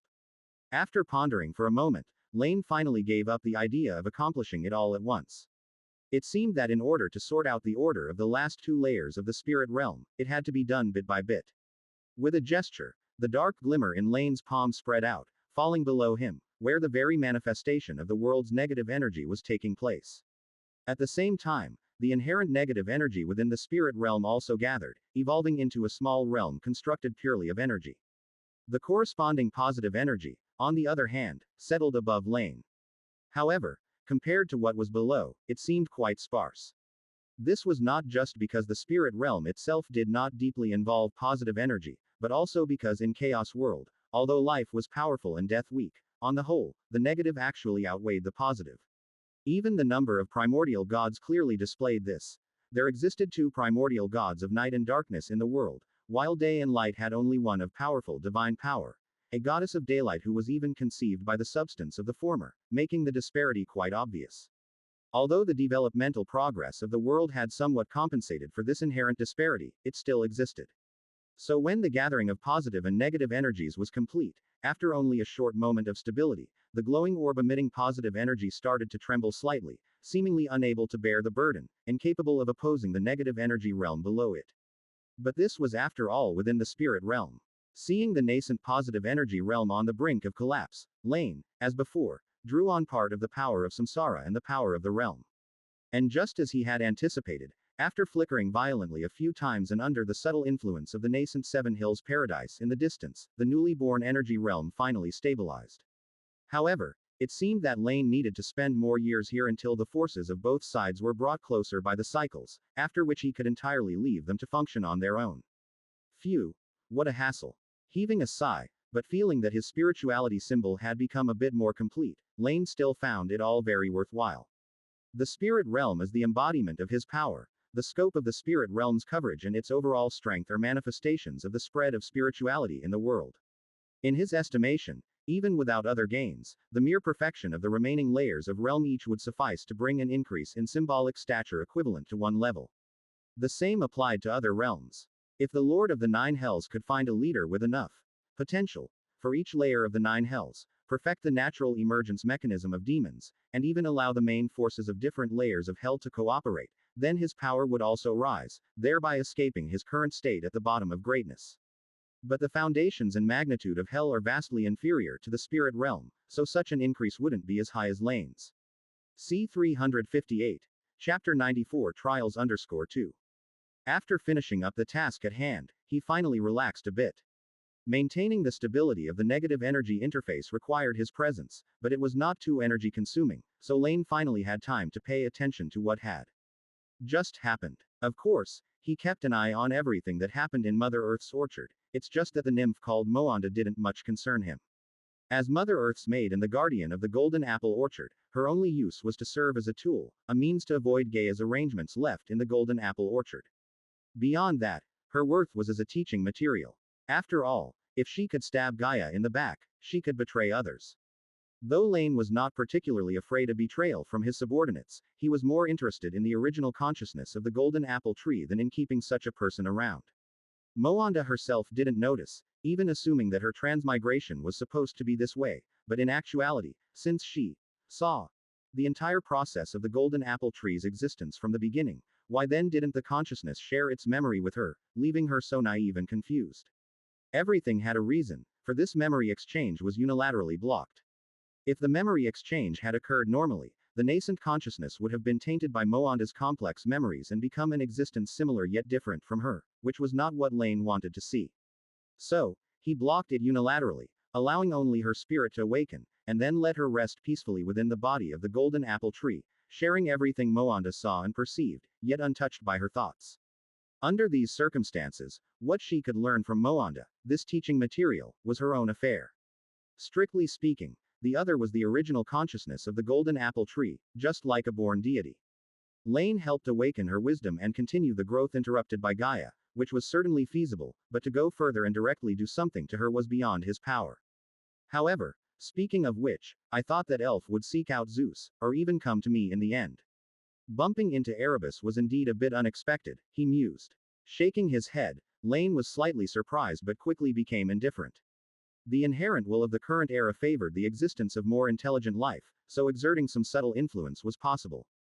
After all, the original trajectory of destiny was fixed, making the presence of the era seem rigid and stiff, but when facing the underground world, a place originally outside of fate, it still showed a bit of tendency. Of course, it was still just a bit. Primordial gods still had the possibility of choosing to personify, while the world itself had absolutely no chance to choose. Unless the world was destroyed and then birthed a taboo life like the Flesh Mother Tree. Besides, there's also this ransom. Better to just let her remain there. Glancing at the newly formed negative energy interface, Laine decided to let things take their own course, which was in line with his plans. After all, what Moanda was doing was exactly what he desired. Continue your saga on mvlay-novelban.net. To create a life form that could proliferate in the underground world, Moanda was indeed suitable. For the underground world that had just appeared, not even the surface of the spirit realm had had time to cover it. Indeed, making life possible there required someone to work hard at it. The current era, Olympus. The affairs of the underground were still beyond the Divine King's notice, after all, he hadn't even thoroughly dominated the surface yet. As lightning streaked across the sky, he hurried back to Mount of the Gods. It was only upon returning to this place where the shackles of the current era were absent that the divine power surging within him restored some of Zeus's confidence. The matter about Artemis could only be set aside for now. He would wait until he had completed some of the rituals before addressing it. Currently, what he needed to consider was another matter. Apollo, his eldest son. He needed him to grow up as quickly as possible and become the first real aide he could freely command by his side. However, to do this perfectly, the Divine King still needed a good assistant. Hera, I wonder if she's still on Mount of the Gods right now. I suppose I need to find her. Just as he landed in front of the palace and prepared to summon the god of West Wind for information, Zeus unexpectedly found the resigned wind gods and Hera waiting there together. In fact, he was prepared for Hera to ignore his command and angrily leave to trouble Leto, but it seemed his heavenly empress was still considerate of the bigger picture. Of course, it was also possible that she realized the irreversibility of the situation. After all, Apollo was already born, and whatever she did was meaningless. Hera, my dear, what brings you here today? He asked. With 100 thoughts swirling in his mind but appearing as if he knew nothing, Zeus simply waved his hand. Seeing this unmistakable gesture, Zephyrus quickly transformed into wind and departed, leaving the Divine King couple alone. Why pretend to be clueless, Zeus? I wield the divine authority of fertility far more adeptly than you, and just because they are not my offspring doesn't mean I am unaware of their arrival, Hera scoffed coldly, yet she waited for Zephyrus to leave before speaking. Looking at the Divine King before her, her previously calm mood soured once again. C. 359. Chapter 94 Trials_3. If shamelessness were to be graded, Hera thought, Zeus would be the mightiest of the primordial gods, even comparable to the world itself. Quote dot dot dot. Now that you know, I won't hide it from you. Hera, it is as you know, Leto bore me children, but it's irreversible. The divine king's firstborn is no nobler than the other gods. He cannot inherit anything of mine, and you have no reason to be infuriated about this. Net. As if he hadn't heard Hera's sarcasm, Zeus smiled, took Hera's hand despite her objections. Leto can't compare to you, you are the most noble woman in this world. I was willing to share my authority with you before, and soon I will declare you again, to be above the pantheon gods, equal in status to me, a distinction that is yours alone. What did you say? Slightly surprised, she stopped struggling. Hera had expected Zeus to utter more sweet nothings, but she didn't anticipate such a promise from him. Yes, it's a plan I've had for a long time. As I've said, the ranks among the pantheon gods were originally undistinguished, even for the son of the divine king. Everyone followed the ancient rules, dividing ranks by their own power, but this is wrong. It should not be deities holding power for status, but gods granted status by the divine king should have power equal to their status. That's the true expression of power. He looked earnest. At least in that moment, Zeus's words seemed sincere. I will establish 12 principal gods, higher than all others, to rule the mortal realm with me. And you will be the one equal to me. Quote dot dot dot. So you say, are you using this method to placate me? It seems you really are fond of Leto. She spoke with irony again, but now, Hera's anger had subsided. Zeus was willing to share authority with her, and now was willing to make their status equal. Although she knew that nominal equality didn't mean true equivalence, it still made her feel his intentions. More importantly, Leto was no ordinary being, not even a territorial god. For these, the heavenly empress could genuinely seek revenge. But as a true god, Leto was immortal, and whatever Hera did wouldn't really matter in the grand scheme. Still, to prevent any future transgressions, Hera was not ready to let things slide easily. She was about to recount Zeus's glorious feats, but in the next moment, his words made her think she had heard wrong. No, I don't want you to just let things be. On the contrary, you can send someone to attack Leto and that child in a few years. His expression calm, he spoke indifferently as he looked at Hera's astonished face. But the attack will only be temporary. After that, I want you to send that attacker to Delphi. It harmed my offspring, so it must be killed by him in front of the temple of the gods. But one way or another, you will have vented your anger, will you not? Somewhat speechless, Hera didn't expect Zeus to make such a decision. Although she had previously disliked Leto, she felt a momentary pity for her. A wrong choice leading to a wrong fate, that's the sad fate of the goddess of nursery. But that was only for a moment. The heavenly empress quickly came to her senses. Whatever happened to others was their affair and had nothing to do with her. Besides, those who wreck other people's marriages deserved such an outcome. This is your saying, Zeus, so don't you regret it later. Pulling her hand away, Hera snorted and walked away. But from the sound of her footsteps, it was clear she was much happier than when she had arrived. Of course, how could she compare to you, Hera? You are the heavenly empress, my only one. Behind her, watching the heavenly empress's retreating figure, Zeus stood silently for a while. Once Hera had vanished, he returned to his divine palace. Sitting on his own couch, Zeus reached out, taking the scepter of the divine king. This divine artifact, set with 3 gemstones, still seemed so feeble, as if testifying to the weak authority of the 3rd-generation divine king. Compared to his own kingship, the divine king indeed cared less about Leto. Or rather, his relationship with Leto wasn't even born out of affection, so he didn't have feelings of love for her. But his proposal today had other reasons. He didn't tell Hera the whole truth because she still carried another unborn divine child. If he had told her, Hera would have insisted that the opportunity be given to her child, but Zeus didn't want to wait. Once Apollo grew up, and in front of the oracle of Delphi where the Pantheon's power resided, he would proclaim his existence and receive the power given by Zeus. When Zeus brought him back to Mount of the Gods in front of all the gods in the grandest manner and married him to the most beautiful goddess, even if Apollo had resentment towards his father, it would vanish like smoke in thin air. With this opportunity, Zeus could also announce his plan to establish 12 principal gods and then turn that subsequent coronation ceremony into part of the ritual, securing half of his kingship. I really appreciate your sacrifices. But in this world, it's still the unscrupulous that live the best, he murmured softly. At that moment, the colossal shadow that once cast infinite dread in Zeus's mind seemed to quiver. That father god, who once drove him to despair, didn't seem so distant now. Father God, I wonder where you are now. Dead. I don't believe it. But no matter where you've gone, as long as I rule this world, I will find you.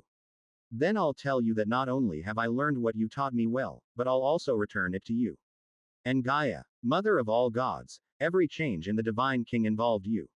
Since you're so restless, use yourself as my first stepping stone. Kingship is about obedience, whether it's the 12 principal gods or other subordinate deities, as long as they revere him, it will further strengthen the power of the divine king.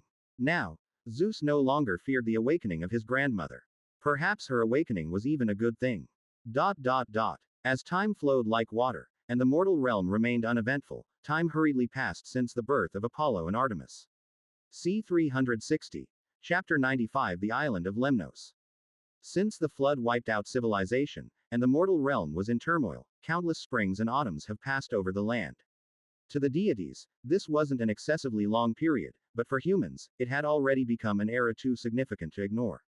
It was long enough for a newborn to grow into adulthood, long enough for their migrating paths to traverse mountains and seas, and long enough for mortals to establish new institutions during the process. However, this time, there was no Prometheus to guide them, and the gods likewise did not interfere in this process. Except for the followers of the goddess of Hearthfire bringing the knowledge of the old era under the divine will, the new generation of humans was entirely in a state of natural growth. They learned of the existence of deities in this world and saw those terrifying behemoths from the west retreat before the sacred fire. They marveled at the greatness of nature, worshipped the sun, the moon, and rivers, and, although the deities never directly revealed themselves, among the mortals, there was still a considerable amount of faith and adoration for them. However, this era was not just characterized by warmth. Hidden behind it was more primeval strife and slaughter. As they migrated eastward, the humans, originally assembled in one place, gradually drifted apart, and when they reunited, they often faced not friendly exchanges but cruel fights to the death. Only when granaries are full can one learn manners, and only when food and clothing are sufficient can one understand honor and disgrace. But without the care of a prescient deity, and without a suitable place to settle down and develop, the new generation of humans often lived in the uncertainty of not knowing if they would see the next day. They would fight each other for food and engage in combat with other human groups that discovered the same habitable plains. In this process, a special class emerged among humans. This was knowledge once passed down by Cohen among humans, a method to strengthen the body, refine the blood and increase strength.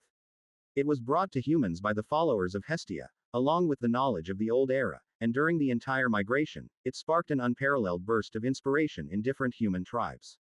In Cohen's hands, it was merely a summary of the Golden Human King's path to becoming stronger. Although he was the founder of the system, he didn't delve deeply into it. He was not even very clear on how he made progress below the transcendent, fifth-order realm. Net. Or rather, more precisely, as the first Golden Humanity, his natural gift made him overlook various challenges, advancing like a juggernaut without paying attention, and by the time Cohen turned back to understand, he had already stood too high to personally experience the feel of ordinary humans progressing step by step. Apart from Cohen, in the hands of bronze humanity, it was merely an optional ability. Previously on the Aurora Plains, there was no fighting among humans, and this method to empower oneself could only be used on wild beasts. At that time, humans had no need to venture outwards. Instead of combat, they were keener on learning how to avoid danger. Thus, in a short span of a decade or so, no real developments were made on this transcendent path. It remained rough and basic and would have been more of a joke if not for Cohen. But now things were different. Among the fourth generation of humans, facing the threats of migration and wars with their own kind, in an environment where only the fittest survived, the basic instinct for life to survive was ignited, sparking different flames of wisdom. Many died in this process, the majority accomplished little, but some individuals with extraordinary talents achieved differing results. They found their own direction on the very first transcendent path of humanity. These individuals, with their powers, gained followers and became the leaders of different human groups. And after finding suitable places to live, with the support of their people, they completed their transformation in status, from chieftains to kings. However, in this era, whether as kings or high-ranking officials, responsibilities far outweighed rights. Although they possessed a status far above the ordinary people, they also necessarily had abilities far beyond others. Even their descendants often had to earn their position through martial prowess and merits, rather than being born extraordinary. So, as the years went by, traces of human presence gradually spread out into the distance. Step by step, they covered the entire eastern region with human existence. At the same time, huge cities were erected in the southeastern part of the land with the help of the goddess of the magic net. A migrating group heading north finally halted its steps, and even deep within the earth, new species began to emerge. But at that moment, there was still no contact or exchange between them. Perhaps the beginning of it all would have to wait for the emergence of another catalyst. This catalyst could be called Typhon, could be the founding of Athens, or the birth of Mycenae. But whichever it was, it wouldn't be far off. The East Sea, the island of Lemnos. Above the Great Sea, the waves churned tumultuously, yet as they approached this small island, they quieted down. This was not a normal phenomenon, but those who witnessed it were not surprised, for the island, originally known for its unpredictable currents and climate, had become harmonious in weather since a decade ago. On its surface, the eastern region was comprised of a vast plain, the west rugged with rocky terrain, and at the center stood a towering mountain belching billowing smoke. Such islands were not uncommon at sea, but in recent years, traces of human activity had emerged here.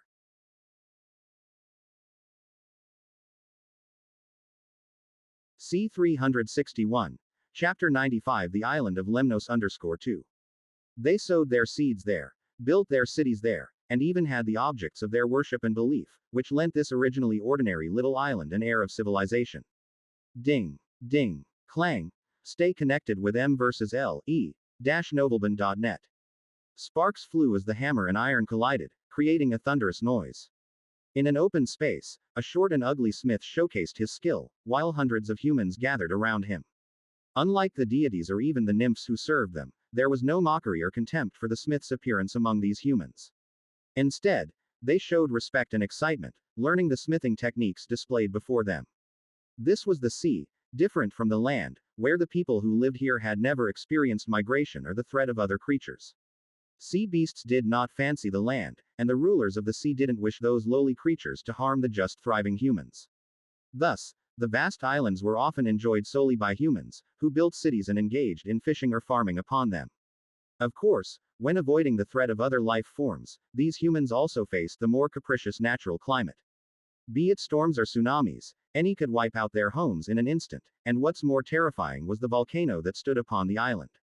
Etna, a volcano that had once suppressed Typhon in some myths, although it might not have that honor in the true mythic world, still was undeniably terrifying to mortals. Just 10 years ago, the people of the island of Lemnos had witnessed the erupting lava and the nearly destructive deluge. It was on that day this short, ugly man first showed his divine power. He made the lava flow backward, cleared the smoke, and then told the mortals his name, Hephaestus, who wielded volcanoes and magma. To thank this deity for his help, they named their city Hephaestia and built the temple for him, praying he would forever appease the volcano that brought hot springs and minerals to the island, so it would never erupt again. Since then, Hephaestus, who had been raised by Nereus' daughter, Thetis, often visited the city that bore his name. Here, he felt the respect and adoration of the people, a contrast to the attitude of the sea god and the nymphs. The veneration of mortals offered some solace to his somewhat twisted heart under the gaze of mockery and disdain. Ding. Clang. Let's stop here for today. Go home and ponder. I have a guest to attend to, he said. With a final strike, Hephaestus looked at the short sword in the fire with some disappointment. He was indifferent to the high temperature and casually tossed the red-hot short sword aside. It was a failed piece, and naturally, there was no point in processing it further. Smithing was not his inherent godhood, but it was certainly his hobby, and he was quite good at it. Perhaps due to the anomaly of Hera during Hephaestus's conception, or perhaps due to some other reason, this indeed gave him an ugly appearance but also bestowed him with some abilities different from those of other deities. Like the Cyclops, Hephaestus had a natural gift for smithing. Yet, compared to his skill, he found his creativity was quite limited. That was why he taught humans. Hephaestus found that many of the ideas proposed by humans might be difficult for them to achieve, but for him, they were precious inspiration. As you command, Your Highness, may you be everlasting, came the voice of a man, seemingly of higher status, who stepped forward and bowed, leading the others to bow respectfully before dispersing. Soon, only Hephaestus remained. He dusted off his hands and finally turned to the shade of a nearby tree. It appeared empty, but Hephaestus spoke as if to someone, his tone indifferent. Come out. I don't know who you are or what you're here for, but you can come out now. I've lived on the island of Lemnos for over a decade, and your little trick can't fool me. There was no response as his words fell. Just when Hephaestus grew impatient, the shadows beneath the tree shimmered, and a stranger's figure emerged.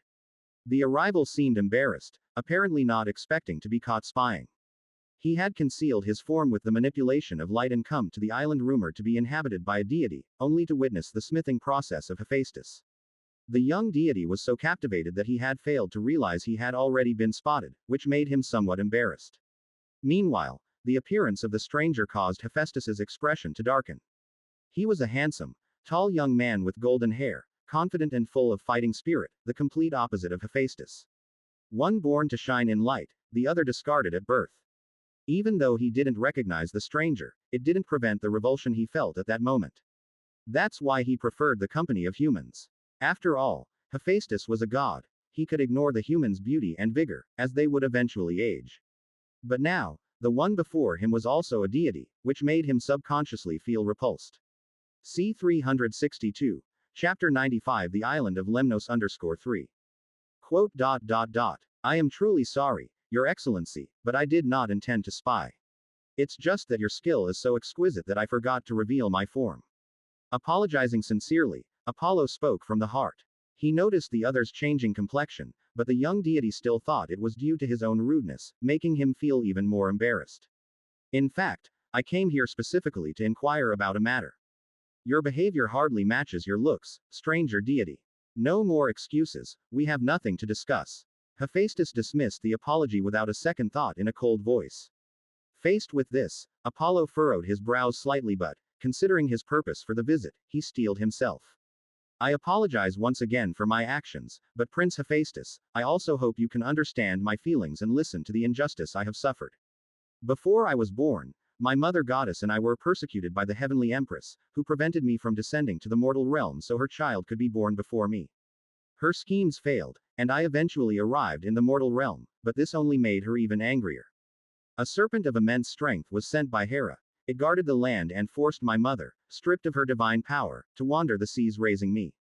Now, I must find that serpent to prove to the world that the dignity of the heavenly empress is inviolable, but so is Apollo's. With a grave expression, Apollo was prepared to be rejected again, but if so, he would have no choice but to seek others who might know of the place. Unexpectedly, after listening to Apollo's story, Hephaestus's demeanor underwent a subtle change. He glanced at the unfamiliar god and asked for confirmation. You mean you were persecuted by the heavenly empress, and now you wish to seek retribution? Yes, that is precisely what I intend to do. Nodding, Apollo didn't know why the other's attitude changed, whether it was his words that had moved him or something else. He chose to approach Hephaestus precisely because, despite being the foster son of the sea god's daughter, there were rumors that he didn't get along well with the sea gods. He didn't want his grievances against the heavenly empress to be known to the other deities of Olympus prematurely, so Apollo had few to consult. As for his mother goddess Leto, she indeed knew where Delphi was, but she insisted her son find that most ancient temple on his own. This is a test from your father, she told Apollo. Although the young deity didn't want any tests, he agreed nonetheless. Seeking trouble with the heavenly empress? Interesting, but Apollo, you might not be quite qualified for that. After sizing Apollo up, Hephaestus quickly surmised that this was a younger deity than himself. His godhood's strength was still undetermined, but with such feeble divine power, how could he possibly stand against Hera? Even if the heavenly empress was not as powerful as the divine king, after sharing some of Zeus's authority, she remained a formidable goddess. So I come seeking a piece of information, Prince Hephaestus. I want to know where Delphi is located, for there lies both the whereabouts of that serpent and a means for me to gain strength. Leto had informed Apollo that the serpent that once prevented them from approaching the land now lived on the plains of Delphi, and there, his father had left treasures for him. Apollo harbored doubts about the father he had never met, but he still believed the words of his mother. It sounds intriguing, and since you aim to vex the heavenly empress, I might offer you my help. But in return, you'll have to agree to a condition. Indifferent, Hephaestus didn't really care whether Apollo succeeded or not. Causing some trouble for that woman was enough. Ever since his arrival, the heavenly empress seemed to have forgotten him, and compared to the scorn of other creatures, this was even harder for him to accept. And facing his request, although Apollo didn't know about the god before him and the heavenly empress's past grievances, he accepted earnestly and with visible joy. Of course, should you resolve my quandary today, I too will fulfill my promise when the time comes that you need it. This is Apollo's pledge to you, and I will surely honor it. C. 363. Chapter 96. Io disappearing at the end of the world. Having received the promise of Apollo, Hephaestus no longer played coy.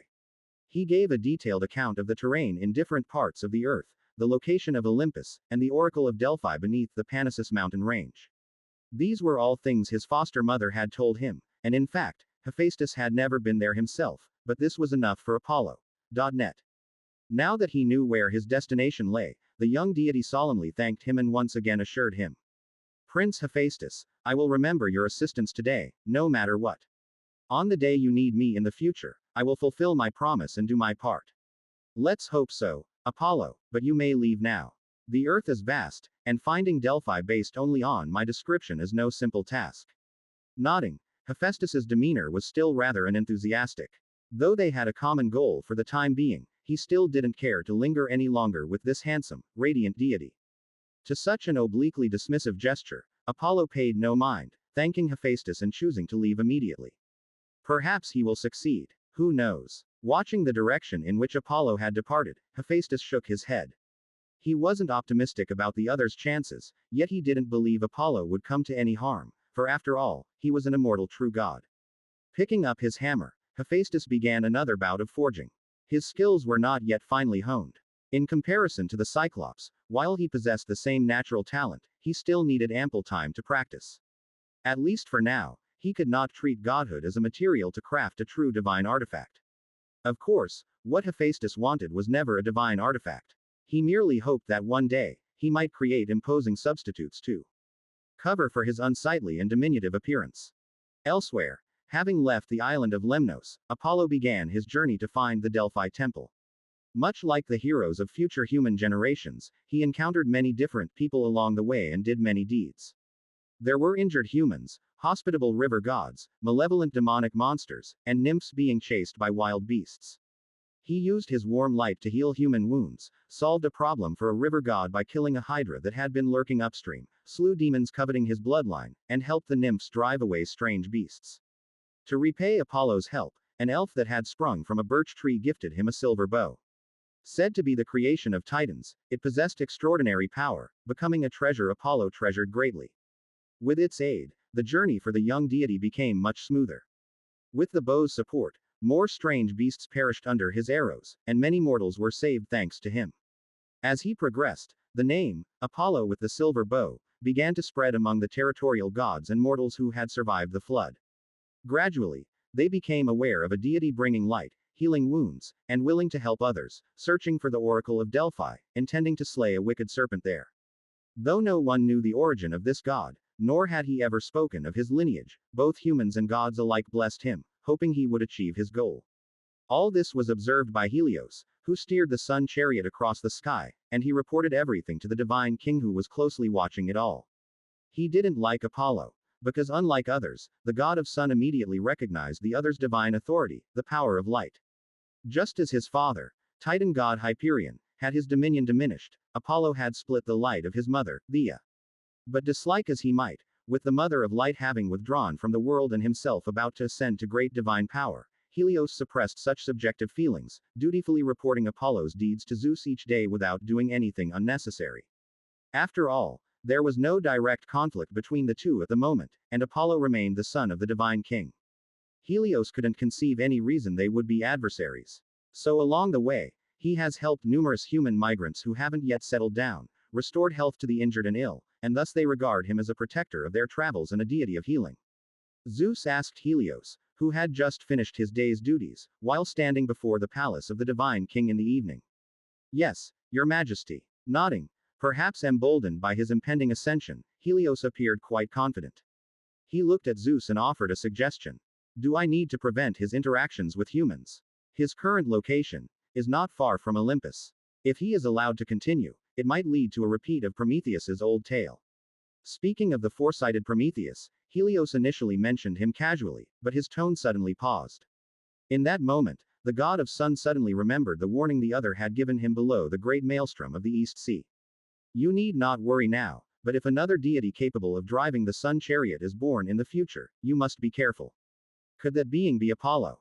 But Helios wasn't the only one who had heard that warning. it had also been heard by Kratos and Bia, who were escorting Prometheus. Helios didn't know if they had told the Divine King about this. If they had, then why would Zeus have him report about Apollo? C. 364. Chapter 96 Io who disappeared at the end of the world _ 2. Without much thought, Helios slightly lowered his head, avoiding Zeus's gaze. He couldn't fathom the reason behind it, but that didn't prevent him from sensing a bit of unease. You don't need to concern yourself with Apollo any further. His connection with humans isn't that deep, certainly nowhere near Prometheus's level, and since I have allowed Hestia's followers to interact with mortals, there's no need to stop Apollo. Zeus waved his hand, signaling that the god of sun was dismissed. As for the fame that Apollo had left behind in the mortal realm, it was actually a good thing for the Divine King. After all, he wasn't Poseidon or any other deity, he was the son of the Divine King, and once the other's identity became public, all the fame that Apollo had gained would partly fall to Zeus. After all, it was all a trial, given by the Divine King himself. Come to think of it, this could also be a decent strategy.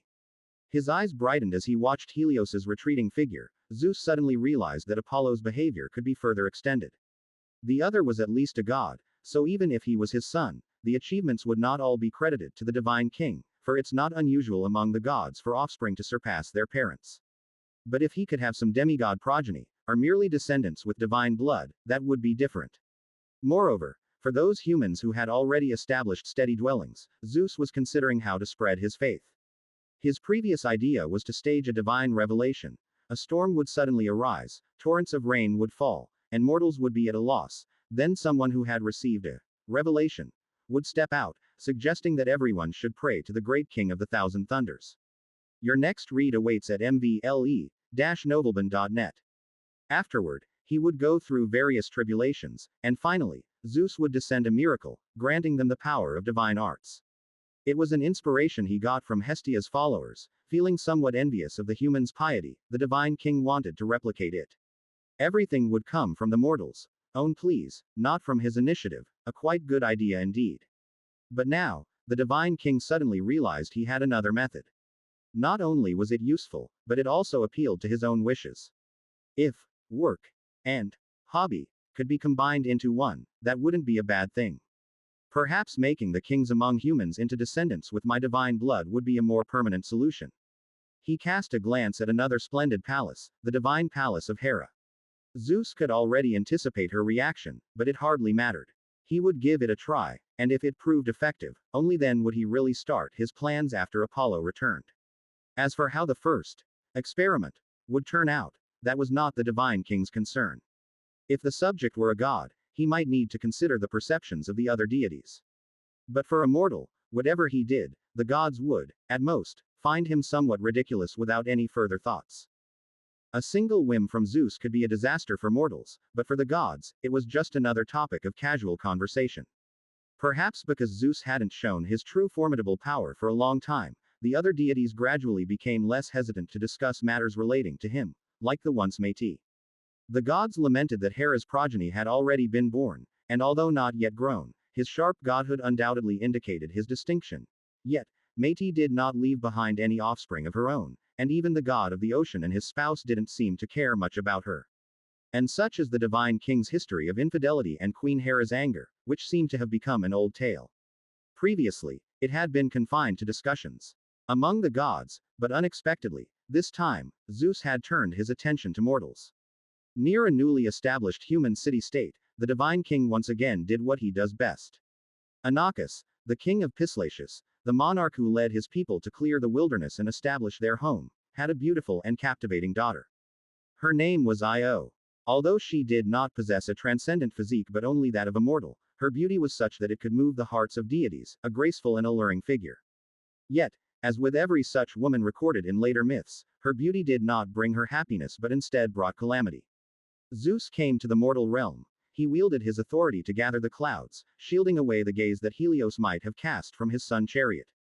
Then, in the meadow called Lerna, the Divine King successfully impregnated her with his first demigod offspring.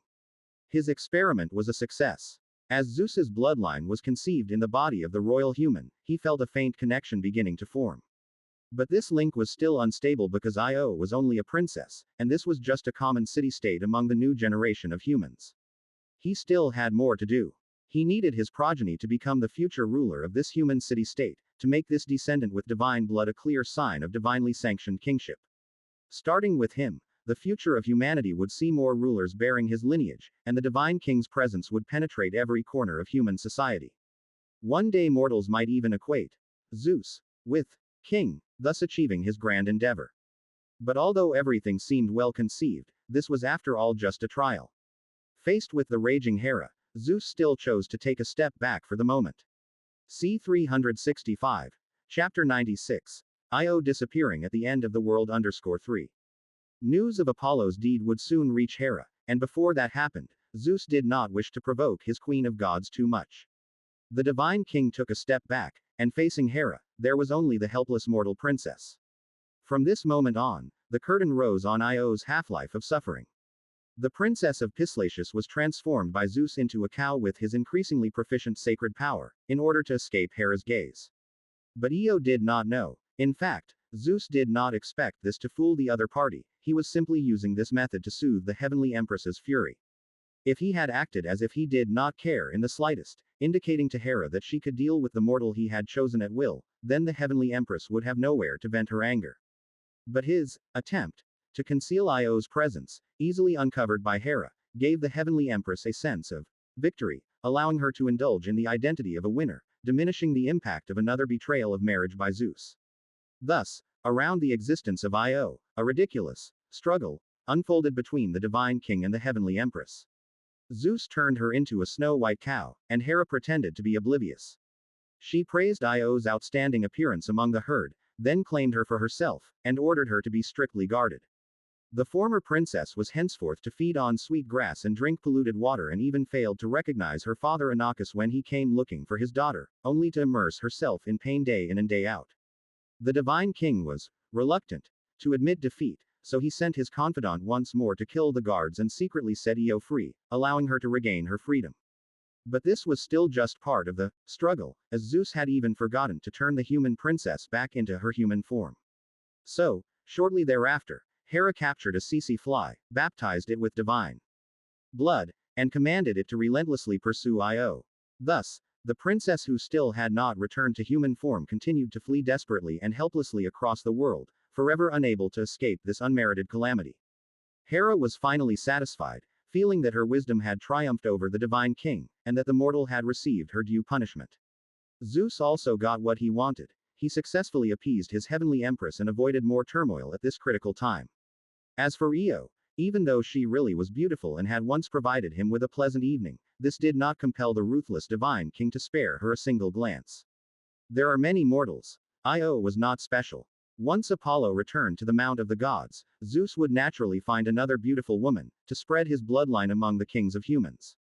Everything was supposed to continue this way. Mortals could not affect the eternal divinities, and even if the present world put shackles on the gods, the humans of the Third Era were still just playthings in the hands of the divinities.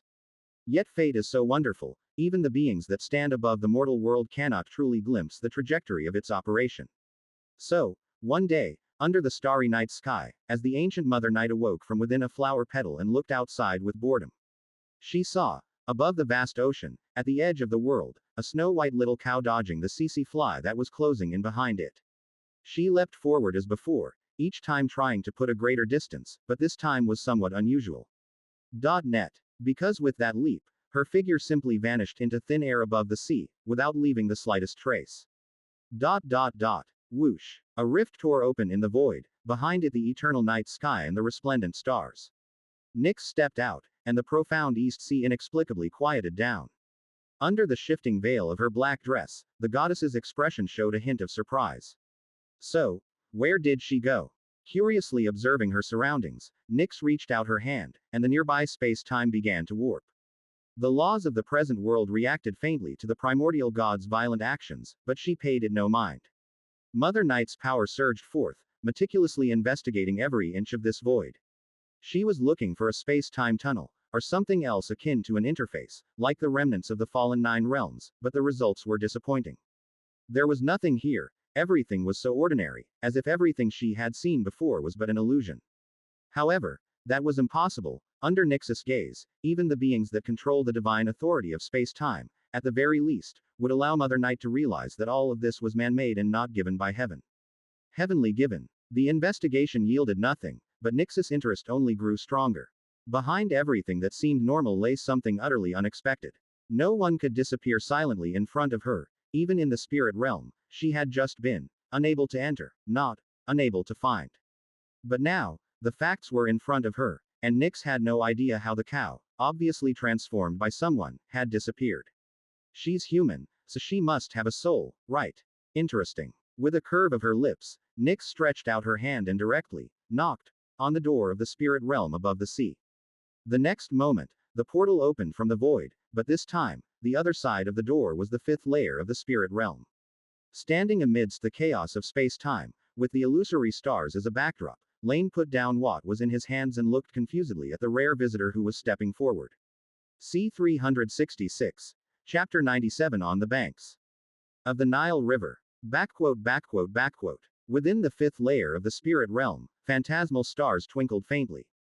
Busy with such trivial matters again. Spending hundreds of years here, how much strength can you actually enhance? Taking steps into the spirit realm, the chaotic tendrils of space and time could not influence the graceful figure beneath the black dress. Nyx looked at the interface prototype fluctuating up and down before Laine, easily deducing his intent. However, Mother Night did not quite grasp such behavior. She could understand Erebus's actions. He was attempting to free himself from the shackles of the current world's laws to become a more liberated supreme being, but Laine had already achieved this point. Discover hidden content at mvlaynovelbin.net. To him, there were no longer any threats in this world. Even the world's laws themselves could not govern Laine, who resided within the spirit realm. If Nyx also possessed a spirit realm as fascinating as this, she would probably have shut herself into play-breeding games, instead of spending time and energy on further enhancing her strength. After all, she had no enemies, so what use was such great power? Little by little adds up, Nyx. Everything is accumulated step by step. Moreover, compared to what I wish to do, my current strength is actually far from enough. Shaking his head gently, Laine also understood the conceptual gap between them. After all, he was not a naturally immortal being, so in many ways, he was different from the gods of this world. There is so much unknown in the world, like how everything originally emerged from nothing, and what lies beyond the world. In the past, you could believe chaos was the only one in the world, but the existence of the 9 realms has already negated this point. Remember the flesh mother tree. As if recalling something, Laine spoke of the remnant from the world's destruction. With your power, you must have noticed its presence when it entered the world. The destruction of a world. I think it's enough for me to take as a warning. Perhaps, as long as it pleases you. Noncommittal. Nyx obviously did not find much interest in this. If the world will eventually decay, then whatever you do now, the end result will be the same. Compared to Chaos himself, the present world is but one aspect of him. Even if you could develop the spirit realm to its peak, or even become another face opposite to the present world, what significance would it have? Hey, we'll see when the time comes. Shaking his head again, Laine had no desire for a needless argument. So, Nyx, what made you think of looking for me today? He thought she had come on a whim, perhaps out of boredom to pay a social visit, or to ask for some souls to take back and model. Before they parted last time, Laine had shared quite a bit of his experience in creating life, as well as souls with Nyx. The land of eternal night was probably livelier now, and there might be other changes in the future. However, what Nyx said next took Laine by surprise. A snow-white cow, transformed from a human, crossed mountains and seas, fell into the vortex where Prometheus resided, and then was sent back out by the merciful god of foresight. She finally reached the end of the sea and then disappeared before Nyx's eyes. Mother Night, with her supreme power, penetrated time and space to find some scenes of the unfortunate human traveling toward the edge by the East Sea. But everything before the disappearance was normal, and nothing seemed amiss until she vanished before Nyx's eyes. What was her name? His expression growing serious, Laine realized, perhaps as he had just mentioned, he truly did not understand the world as well as he thought. I roughly investigated the traces of her arrival. It seems her name is Io, and she has some connection with the new divine king on Mount Olympus. Calm in demeanor, although Nyx could not find any trace of where Io had gone after disappearing, the traces she left before disappearing were quite evident. If I can't find the answers here, I might just have to go to Olympus and have a look, hoping the new divine king doesn't answer me with, I don't know. His lips twitched slightly, but Laine quite agreed with this. I have a guess about this, but you can still go and confirm with Zeus. In fact, just a short while ago, something indeed seemed to have happened at his place. What Laine was referring to was the mysterious transfer of the scepter of wisdom. Once he finished the task at hand, he planned to personally go and see what had happened, but if Nyx was willing to do it for him, that was also fine. However, Mother Night was clearly not interested in this. Compared to a divine king, it was Io, who disappeared before her eyes, that concerned her more. Since Laine already had a notion, it naturally wasn't necessary to go to Olympus anymore. Let's hear your guess. Tilting her head, underneath the shifting veil, Nyx seemed somewhat excited. Well, if things go as expected. Hesitating for a moment, in the end, looking toward the edge of the great sea indicated by Nyx, Laine slowly said. The human princess who vanished without a trace is very likely on the banks of the Nile River. Perhaps the 9 realms were just an accident. It is there, that might be, food, already captured by chaos long ago. Because of Laine's presence, Destiny's path had already been interfered with. The smaller the matter, the more likely it was to deviate from the original story. Before, he actually hadn't anticipated that the mortal princess Io from mythology would still come into existence as scheduled, because compared to Zeus's later lovers, she neither bore any famous heroes nor was she the mother of a true god. As a mere mortal princess, her existence in itself shouldn't be so crucial in the threads of fate. C. 367. Chapter 97 On the banks of the Nile River _2. Theoretically, Io should have vanished with the disturbances of fate long ago. Maybe another human princess favored by Zeus would have emerged, or perhaps similar events would unfold, but the existence named Io should not appear again in the chaos world of this era. But the reality is that she still emerged, and even her fated path remains unchanged. If that's the case, what was supposed to be her original fate? To give birth to Epiphus, that offspring of Zeus and her. He shall rule over Egypt, becoming the sovereign of the Nile River banks. With an indescribable expression, Laine vaguely captured some mysteries behind this. He had assumed that this content would not reappear in the Chaos world since this world seemed to have no connection with Egypt, but now it seemed his understanding might be flawed. Myths do not arise without a cause. Perhaps in the original Destiny, Io's existence actually symbolized Chaos's encroachment and assimilation of another world. Not a world attracted like the 9 realms, but a collision that was destined to happen. But here comes the problem. The evolution of the Chaos world had accelerated significantly due to Laine's presence, and with civilization's birth changing with the eras, but as for another. If it exists, then all would be as per usual. But if it doesn't, then when the other world still develops along its original trajectory, and Io brings the so-called destined king of Egypt there, her fate likely won't be pleasant. Because according to Laine's guess, some conceptual collision between the two worlds had already occurred, and in the original mythological path, Io was supposed to be born thousands of years later. Perhaps by that time, the barriers between the two realms had already begun to overlap, and even Chaos had secured an absolute advantage. What the human princess would do is not conquering, but rather akin to sounding the victory horn. But now it's different. The contention between worlds may not have finished its course, and everything remains unknown. Yet the existence of destiny is so rigid that it still sent Io to the other side, forgetting that it was not a occupied territory, but an enemy state. So, are you able to pinpoint her whereabouts? Next to him, Nyx, unaware of Laine's line of thought, recalled the past and realized that the Nile River did not exist in her memories. The Chaos world left no place unknown to her. If she had no recollection, then the only possibility was that the so-called Nile River did not exist in this world.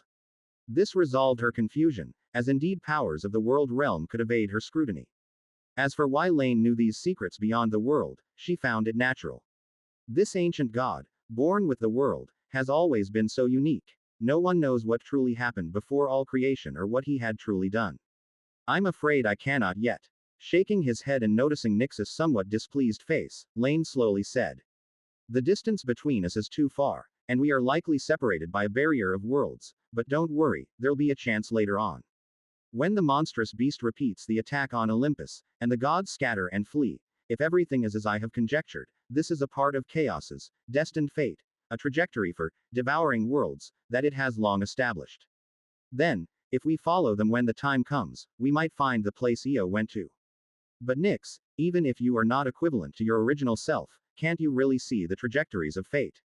He was puzzled, as from the moment they had met, he had seldom felt that omniscience of fate from Nyx. In theory, with the triad governing destiny, Nyx's understanding of fate should surpass his own. After all, mythology is but a semblance of the truth told in later eras, how could it match directly viewing the script? That's for you to answer. At least in the first era, before I made contact with you, fate was not a mystery to me. It seemed like a complaint, but to Laine, the veiled lady of the night appeared quite cheerful. Only those who have possessed destiny begin to detest it. You wouldn't understand this feeling. Hey, let's not talk of such boring matters. How long will it take in the future you've foreseen? Quote. Not much longer. At most, it won't exceed 1,000 years.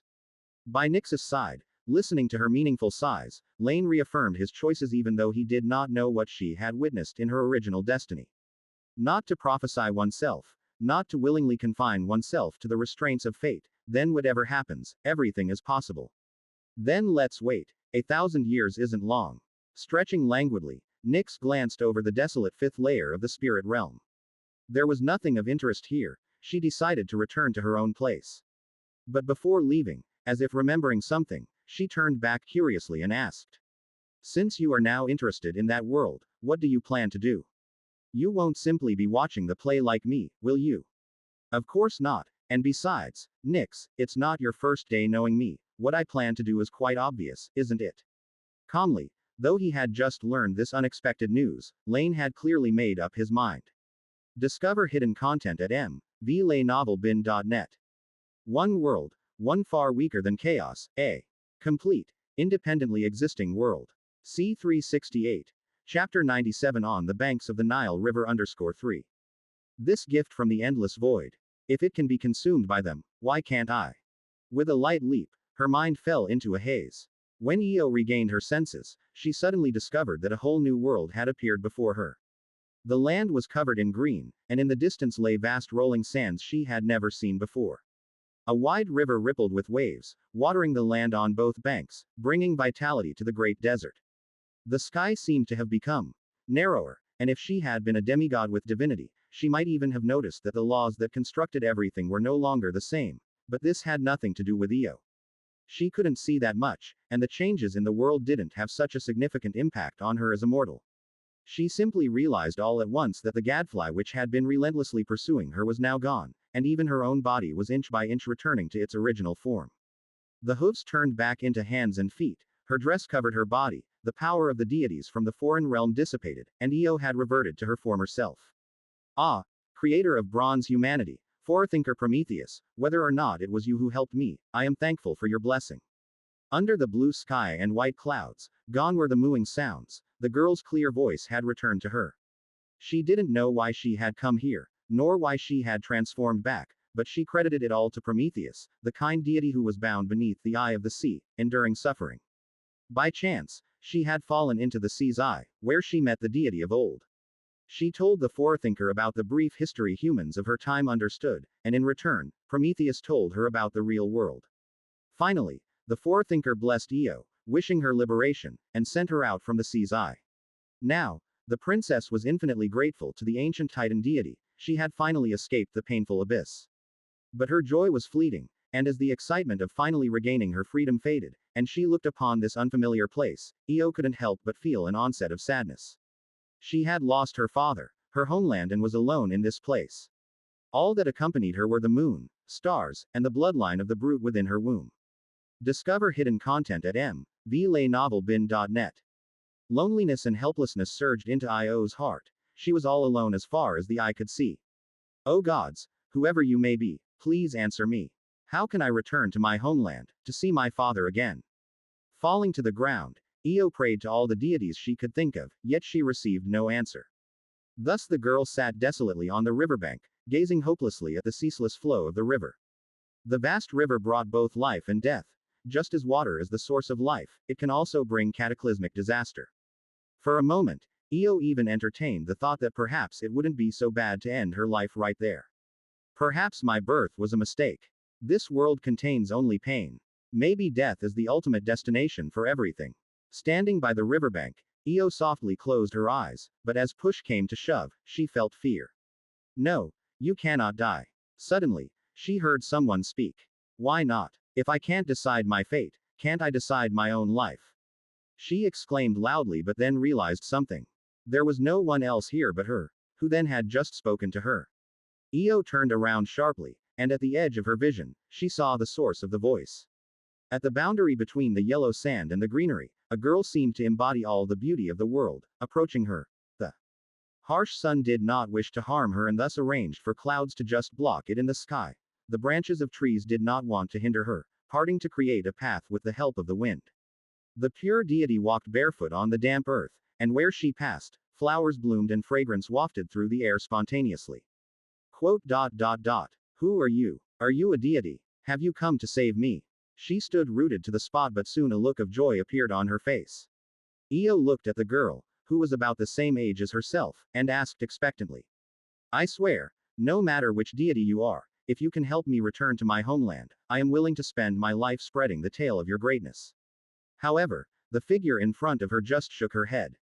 I am Isis, the divine who governs life. I have saved many, but this time, I am not here to save you. The ethereal voice sounded again and, in a trance, the girl in the green dress crossed the vast distance. She looked at the princess out of this world, at first puzzled, but then, as if understanding dawned on her the next moment. Looking at Io, Isis felt as though she were looking at herself, and also at her own future. The other was not supposed to arrive in her world at this time, so when she did, the destiny that was meant to be was disrupted. She initially carried the mission to replace Isis, but now, all this had instead presented itself directly before the goddess of life. This mission was both bestowed by chaos and inescapable for Hemenu, because the former's power far exceeded the latter's by more than a step, making it an ending forcefully dictated under that power. Even now, Isis still found herself powerless against it. She could kill Io now, but it would all be meaningless. Thousands of years later, when the power of a foreign realm crushes Hemenu's resistance, what awaited her was still the fated demise. I should thank you, even though you were arranged to replace me. I should also hate you, because you have made me see more clearly my own helplessness. What are you talking about? Io was somewhat confused. She did not understand what this strange goddess meant. Replace whom? As a mortal, how could she possibly replace an immortal deity? Nothing much, just that seeing you has clarified many things for me. With a serene smile, the whole world seemed to brighten in cheer. Isis slightly lifted her head, looking at the sky, looking at the earth. I was originally to marry my brother, but our future was a tragedy. I would bear the future king of Egypt, he is called Horus, is an eagle and also the storm. And you should have come at that time, replacing me, with your child replacing mine, but now. Quote. You have come too early, and the fate of your world has taken a different direction. Gently shaking her head, and although she had grasped the situation, Isis became even more aware that the clash between the two worlds was not something she could partake in, and that her own world paled in comparison to that other one. The discovery of today might allow her to avoid her own tragedy, but that was all, and all this was predicated on her not trying to oppose what was destined. Can't defy fate, can we? Well then, since it is so, I don't wish to tread the same path. And as you carry the fate that was originally yours, let me now help you fulfill it. Tilting her head, Isis took a gemstone from the hem of her garment and placed it on Io's chest. The gemstone emitted a lush green light, and under its glow, every trace of Io that belonged to another world seemed to be concealed. Carry my kindness, carry my malice, carry my strength, and also carry my fate. Perhaps your offspring will still become the masters of Egypt, but probably not this generation. Smiling, she caressed Io's cheek, yet it was as if Isis was speaking to herself. Remember to pray to the gods of your world, from your generation onward, let your descendants not forget to change the fate of a world, or rather one more powerful than ours. If he can hear your prayers, perhaps everything might yet proceed towards a different ending. C. 369. Chapter 98 Hebrew. On the banks of the Nile River, a dialogue that would change the fates of two worlds thus ended. The heaven and earth deities of Hemenu, the life symbolizing Isis, divided her authority and shared her fate with Io, also imposing one final constraint within her own power. No one was to speak of her, and the names of the deities from the foreign realm were to be perpetuated forever. Then she vanished into thin air, leaving only the princess from the Otherworld all alone in this place. Continue reading at mvlay-novelban.net. For a mortal to share the fate and authority of a deity was unimaginable, but as Io arrived bearing the fate of another world in place of Isis, things did not seem all that difficult. Power from the world naturally could yield before the world itself, especially when compared to chaos. The rules of this world were greatly different indeed. Unlike the deities from the previous two worlds, within this sand-enshrouded world, the gods were not immortal, they even aged with the passage of time, and divine power could only resist it to a certain extent, but not halt it entirely. Even their innate divine authority could be subsumed into one another through combat. The new gods overcoming the old ones, turning the old gods into one of their avatars, and then inheriting the predecessors, followers, titles, and authority, was so commonplace in Hemenu world. This reflected the small scale and chaotic rules of this world, but it also made many things seem natural. Just like now, since Io possessed Isis's divine power and fate, she would naturally be seen as part of Isis. Perhaps the world itself could sense this difference, but to the vast majority of native deities, they could hardly distinguish any differences. All they knew was that, after the pursuit by Osiris, the god of plants and abundance, the goddess of life finally agreed to marry her brother.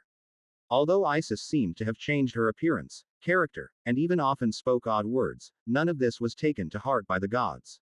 According to the current decision made by Ra, the sovereign of the gods of Hemenu, when Osiris and Isis were to marry, they would become the monarchs of the mortal realm, the de facto rulers of Upper and Lower Egypt. Therefore, the gods gathered in Heliopolis, the birthplace of mortal faith, to congratulate the union of this brother and sister. It seemed as if the domain of the Nile, which traversed worlds, was about to welcome new masters, and an era was poised to turn a new page. However, just as everything was proceeding as usual, within the pantheon, the god of sun, Ra, suddenly awoke from a profound dream. Drip, drip, drip, drip, drip, drip, ... Ha, no. There was no sundial, for Ra was the sun. Amidst the ticking of flowing water, the god awoke from his slumber. On the highest throne, golden divine power inadvertently seeped out, gradually erasing the grand and magnificent temple inch by inch until everything returned to nothingness. In this ancient hall, only Ra's golden cast body and the gemstone-studded divine seat beneath him remained. At the same time, the sun began to tremble without warning, affecting both heaven and earth. Before Ra's unrestrained power, mortals knelt on the ground and prayed, while other deities looked anxiously in the direction of the pantheon. The chaos serpent had just been slain once more, yet it had not been able to resurrect again. What exactly caused such a supreme deity to lose his composure? Phew. So it was just a dream. Opening his eyes, Ra took a deep breath on the throne. His heaving chest gradually calmed, and his intensely fluctuating emotions also settled down. As the supreme sovereign of a deity race, the ultimate ruler of Hemenu world, there was nothing in this world that should have disparaged him so. The world of Hemenu was nothing like the 9 realms and chaos. There were no primordial gods born with the world here, nor were there titans or wraiths to rival the Aesir tribe.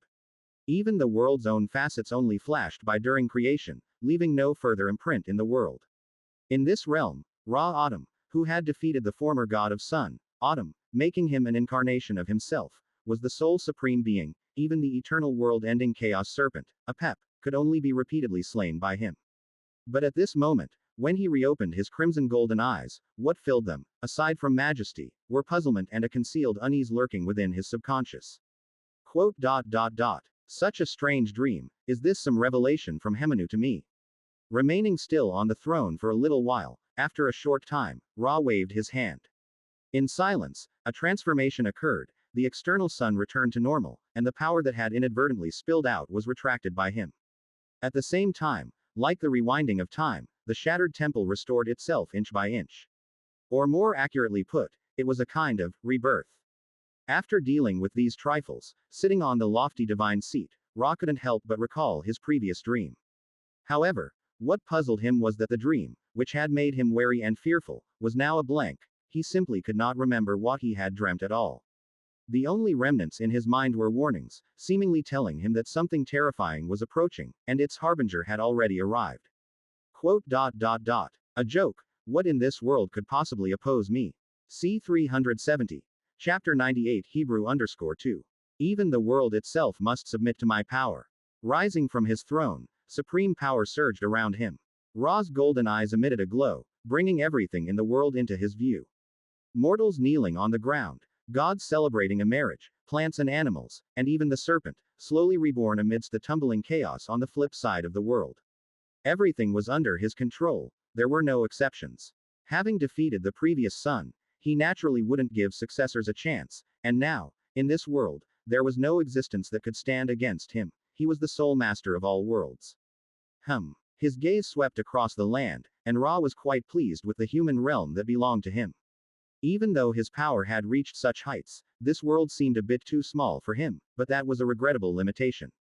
However, at that moment during his inspection, Ra's gaze suddenly paused. In Heliopolis, he saw the celebrating gods. He saw their jubilation at the forthcoming wedding feast. This was a matter Ra himself had arranged, so it didn't surprise him. What made Ra pause were Isis, the daughter of sky and earth gods, one of the few powerful deities in this world. Even though her appearance seemed to have changed, that wasn't what caught Ra's attention. What truly drew him was another life force within her. She was with child, and although Isis's divine power had fooled the other deities present, it couldn't escape Ra's scrutiny. He keenly sensed that the unborn infant possessed something quite unusual. That was a distinctly different bloodline presence. Self-conceived. As the goddess of life, that might make sense. Narrowing his eyes, Ra didn't think the matter was that simple, but for the moment, he couldn't pinpoint the cause of the issue. As for why he hadn't noticed Isis's irregularity, that was understandable. Isis had long existed, so she was able to share her fate and power with the princess of a foreign realm. However, Horus, the son that the goddess of life should have borne, did not yet exist. Therefore, although the child within Io had successfully usurped a part of Horus's fate, it had inherited none of his power. Without power, the bloodline presence that didn't fit with the world naturally exposed itself before Ra. Dreams, omens, and this newborn. His deep voice echoed in the empty hall. Ra's face remained expressionless. He was arrogant, but not foolish, just as he had never really needed the aid of other gods in his battle against the chaos serpent Apep. That serpent was another manifestation of the weakness of the Hemanu world. Its order was unstable, chaos had not been suppressed, and unlike the quiet abyss Tartaros of chaos, the chaotic forces in this world materialized as the serpent Apep, also known as Apophis. It lacked intelligence, with its sole instinct being the destruction of the world, and it was immortal and indestructible. No matter how many times it was destroyed, it would always be reborn after a period. Therefore, to maintain the stability of his dominion over the world, Ra had to delve underground every so often, into the chaotic aspect of the world, to kill and disperse this undying serpent so it couldn't threaten the mortal realm. And in all the previous encounters, the reason he allowed those so-called mighty deities to accompany him was also calculated. Having the gods witness his strength, as well as the might of Apep, would help them understand the indispensability of Ra and the insignificance of the gods.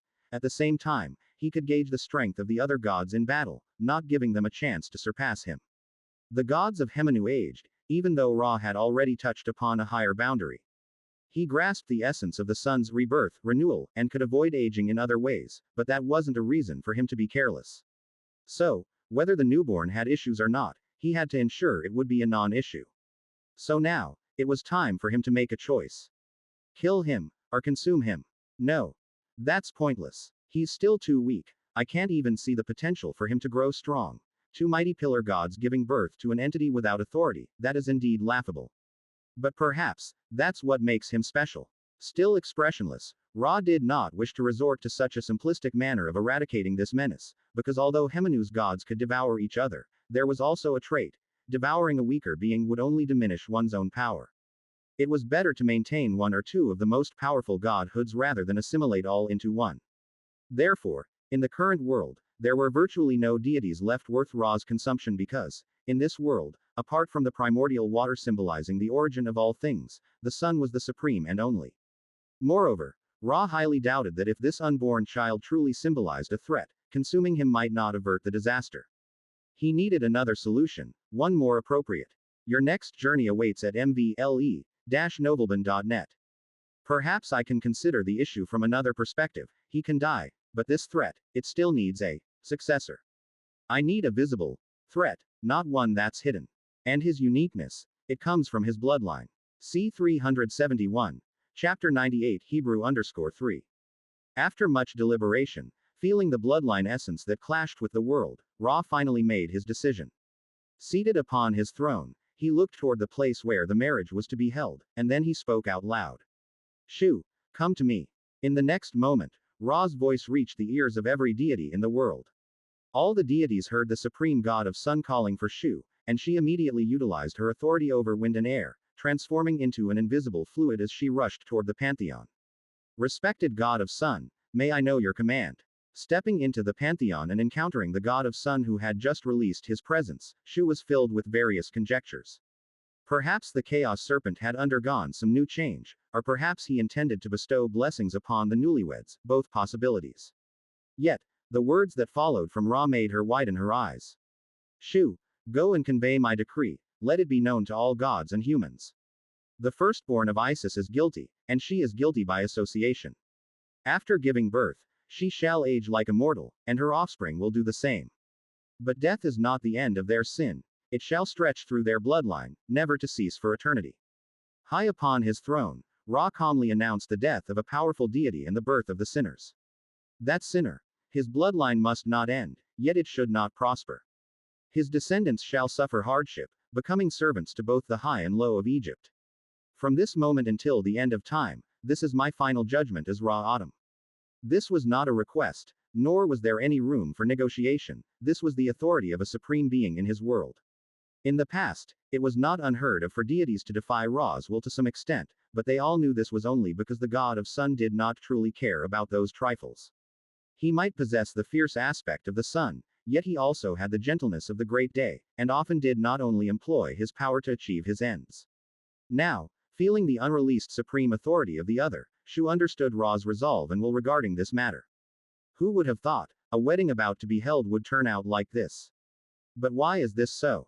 She wondered. With a sigh in her heart, yet at this moment, within the pantheon, Shu still bowed her head slightly, performing a respectful salute to Ra. Supreme God of Sun, your will shall be carried out. Be it past or future, as long as the sun rises as promised, this is the unbreakable divine word for gods and mortals alike. Explore more at mvlaynovelbin.net. An early arrival, an inexorable fate, a malevolent sun. All these things consigned the descendant of the divine king from chaos to the status of sinners overnight. He should have been glorious and sacred, he could have been the sovereign of all Egypt, symbolizing the victory of the Olympus divine lineage, symbolizing their defeating the Egyptian gods with the support of the world.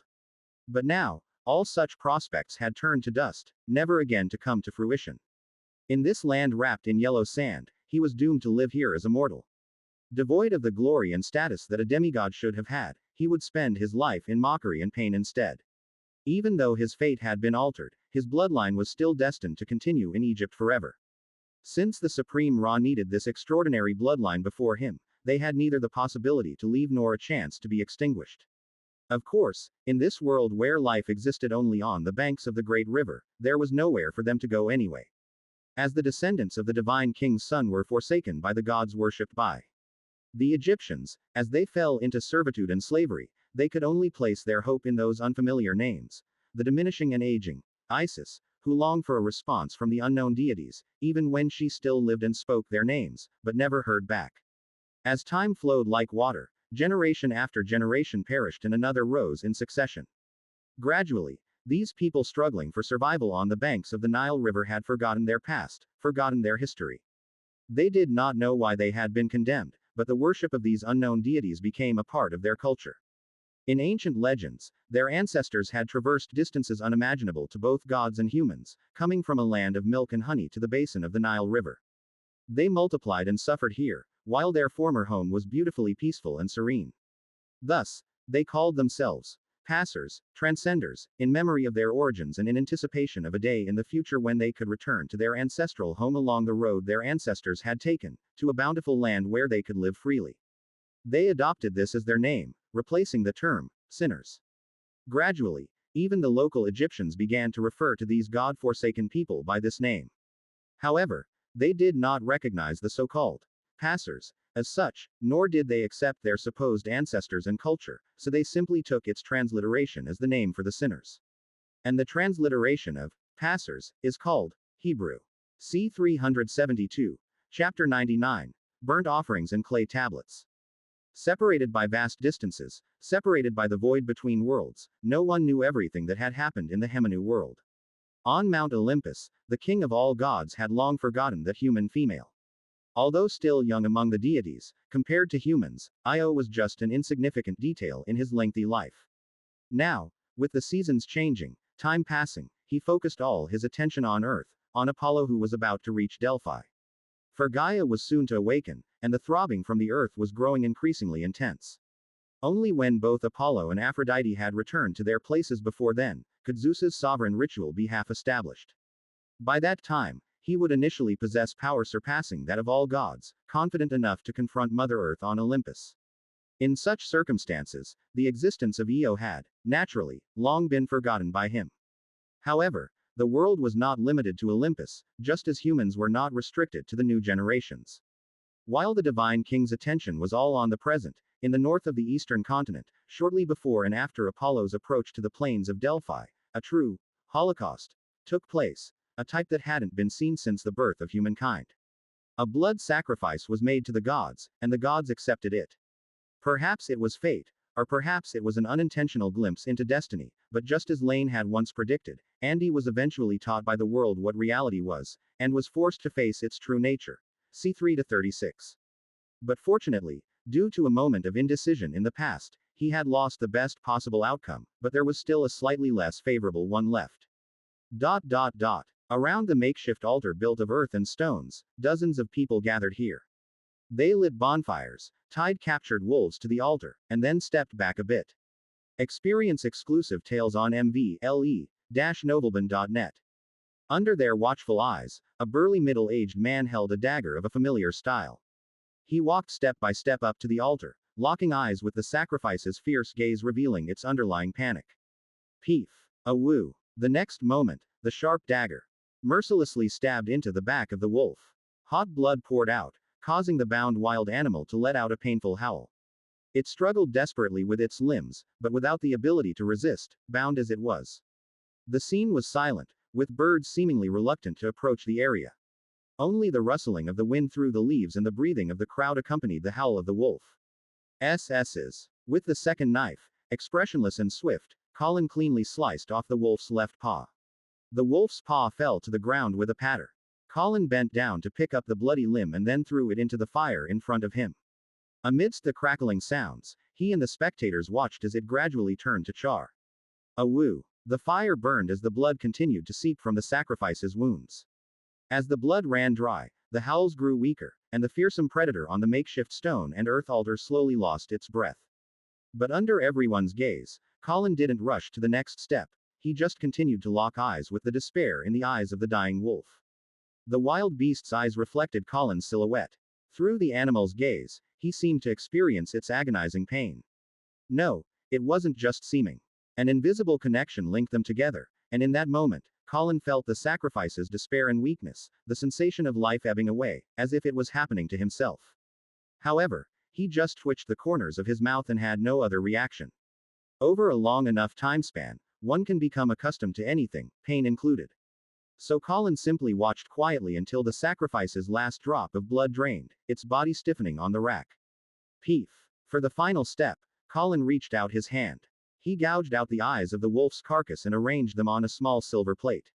The sting of pain from the eyes didn't disturb him. He simply set the plate aside and then gave a hard push to the wooden rack binding the wolf's body. The rack fell into the bonfire, consumed by the flames together with the wolf's carcass. Thick smoke began to billow, and in a place invisible to the common eye, streams of blood energy soared into the sky, entering some mysterious realm.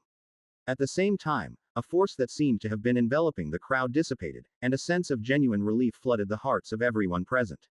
The sacrifice is complete. We won't encounter any accidents. Until the corruption of these eyes, someone said as they placed the silver tray on the altar and Colin turned to face the crowd around him. Many years had passed, and the number of these Bronze Age immigrants had noticeably dwindled. The dead needed no mention, but even among the living, few were unscathed. On their bodies, besides the wounds from battles with wild beasts, they bore many extremely similar ones. Apart from these, however, there were no obvious signs of aging. It seemed as if some power in the depths was prolonging their lives but, at the same time, bringing them disaster. Lord Colin, although the basic blood sacrifice has ended, there's still. Someone in the crowd began to speak in a low voice. He didn't finish his sentence, but Colin immediately understood his meaning. The basic sacrifice was to protect themselves, but a further holocaust could endow the people with more. Indeed, although Colin hated something that should have died long ago, now, they couldn't do without it. C 373. Chapter 99. Burnt offerings and clay tablets _ 2. Life, power, two of the things mortals crave the most, could be easily obtained by offering a sacrifice. Besides, in the wilderness that had become dangerous again decades later, they alone were far from enough to survive on this land. I understand. After a moment of contemplation, Colin decisively said. Then let's continue the preparations. Our target is the beast herd we discovered before. All right. Upon hearing this, everyone responded in unison and then dispersed to attend to their respective responsibilities. This kind of hunt was not their first, and the people were already well versed in it. Soon, only Colin was left beside the temporary altar. It's a bit urgent. Turning to look at the altar behind him, although there had never been any substantial communication, in recent days, Colin vaguely felt that it seemed to have an increasing demand for sacrifices. Net. It wasn't that its appetite was growing larger, but rather like how one could break through when training one's physique, it seemed that it was also undergoing a kind of breakthrough lately. As for what would happen after this breakthrough, that was beyond Colin's knowledge. But no matter what it is, it doesn't matter anymore. This isn't something I can change now. Everyone went their separate ways, setting traps and bait, leaving him alone for the most fundamental reason. Everyone knew that this seemingly ordinary act of sacrifice was actually a form of being spiritually drawn and quartered, and he deserved enough time to rest. However, to this, Colin didn't have such a strong reaction. It was just a bit of suffering experienced by the sacrifices. Perhaps in the beginning, he would have wailed and lost color, but in recent years, he had grown accustomed to it. The human spirit is such that, whenever you think you have reached your limit, you are actually far from your true limit. The Colin of the past would never have believed he could be indifferent to the pain of heart-piercing and eye-gouging. Hey, that really is good fortune. A spontaneous act of kindness, and it can actually protect you until now. With a self-mocking laugh, sitting beside the burning fire, Colin stared blankly at the charred sacrifice. To be honest, he did have regrets, not that he regretted not being a good person, but that he didn't recognize the true identity of the visitor that night and make the right decision. He didn't think his choice was wrong, nor did he think that Andy's approach was correct. In this world, there were many people as kind as Andy, but most of them were already dead. Even the immortal deities, the former creators, had already paid the price. Teaching humans deceit was wisdom's arrogance, but stealing fire for humanity was also love for his creation. Yet humans would inevitably face death, and he himself was imprisoned for eternity. Kindness did not bring them any benefit, it often brought them more disasters, and Andy was an exception only because of his luck. If that night, the deity that accidentally descended upon the mortal realm had changed his mind, choosing a different place to arrive in the city of bronze humanity, Andy would have been nothing but an ordinary mortal, possibly even less than Colin, who was then a craftsman. At that time, perhaps his kindness would have become an omen of his death. So you see, this is what deity is, this is what power is. In the faint light of the fire, Colin's face was hidden in shadows, but in today's mortal realm, no one has heard of a deity born post-creation. The only possible exception was the very subject of his sacrifice. This is the helplessness of mortals. You might have many ideas, but your strength is not enough to realize them. Like now, the singular example of a mortal becoming divine was right beside him, yet he was powerless to do anything. Colin could only watch as the other moved forward incrementally, watching him become more and more like a true deity. It's time to do my part. After a long while, standing up from the ground, Colin's figure disappeared into the dense forest. At the original spot, only the crackling sound of the burning fire persisted for a long time. Sasa. In the fissure between the spirit realm and the present world, within a temporary space formed by the power of faith, the soft sounds of rubbing were heard incessantly. While the outer world was performing the ritual, the master of this newly established temporary space was of course not idle. He was the deity. Here, naturally the subject of the sacrifices, although this deity's domain currently only spanned an area of about 10 meters in radius. Nonetheless, this did not hinder his acceptance of the power brought by the sacrifices. So when the sacrifices were killed in a specific manner, tendrils of red fog floated in along an invisible connection.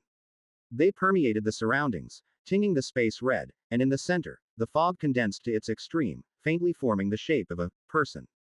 The figure seemed to breathe, and with each inhale and exhale, the red fog was drawn in and out, a mysterious transformation occurring as a result. The fog thinned slightly, while the figure's existence underwent some sort of change during this process, becoming a bit more real in the silence. After a long time, the red fog dissipated, and the dark hue returned to the space, but at the very center, one could see the outline of a figure emitting a silvery light. With the red fog gone, the original form of the figure was finally revealed, but upon close observation, one could still see faint dark red spots on his body. C374. Chapter 99. Burnt Offerings and Clay Tablets _3. Unlike the red fog before, these blemishes seemed like ulcers on the bone, which did not budge under the scouring silver light, and even seemed inclined to integrate with it. Huh. So this is what Mr. Laine meant in his warning left inside the puppet. Never use it unless you reach the legendary realm, not because it cannot be used, but because for all mortal things, faith is poisonous. The hoarse voice emanated, or rather, it was not a sound produced by the body, but some kind of mental fluctuation. Andy opened his eyes, looked at the narrow space, a flicker of brutality flashed by, but he quickly suppressed it.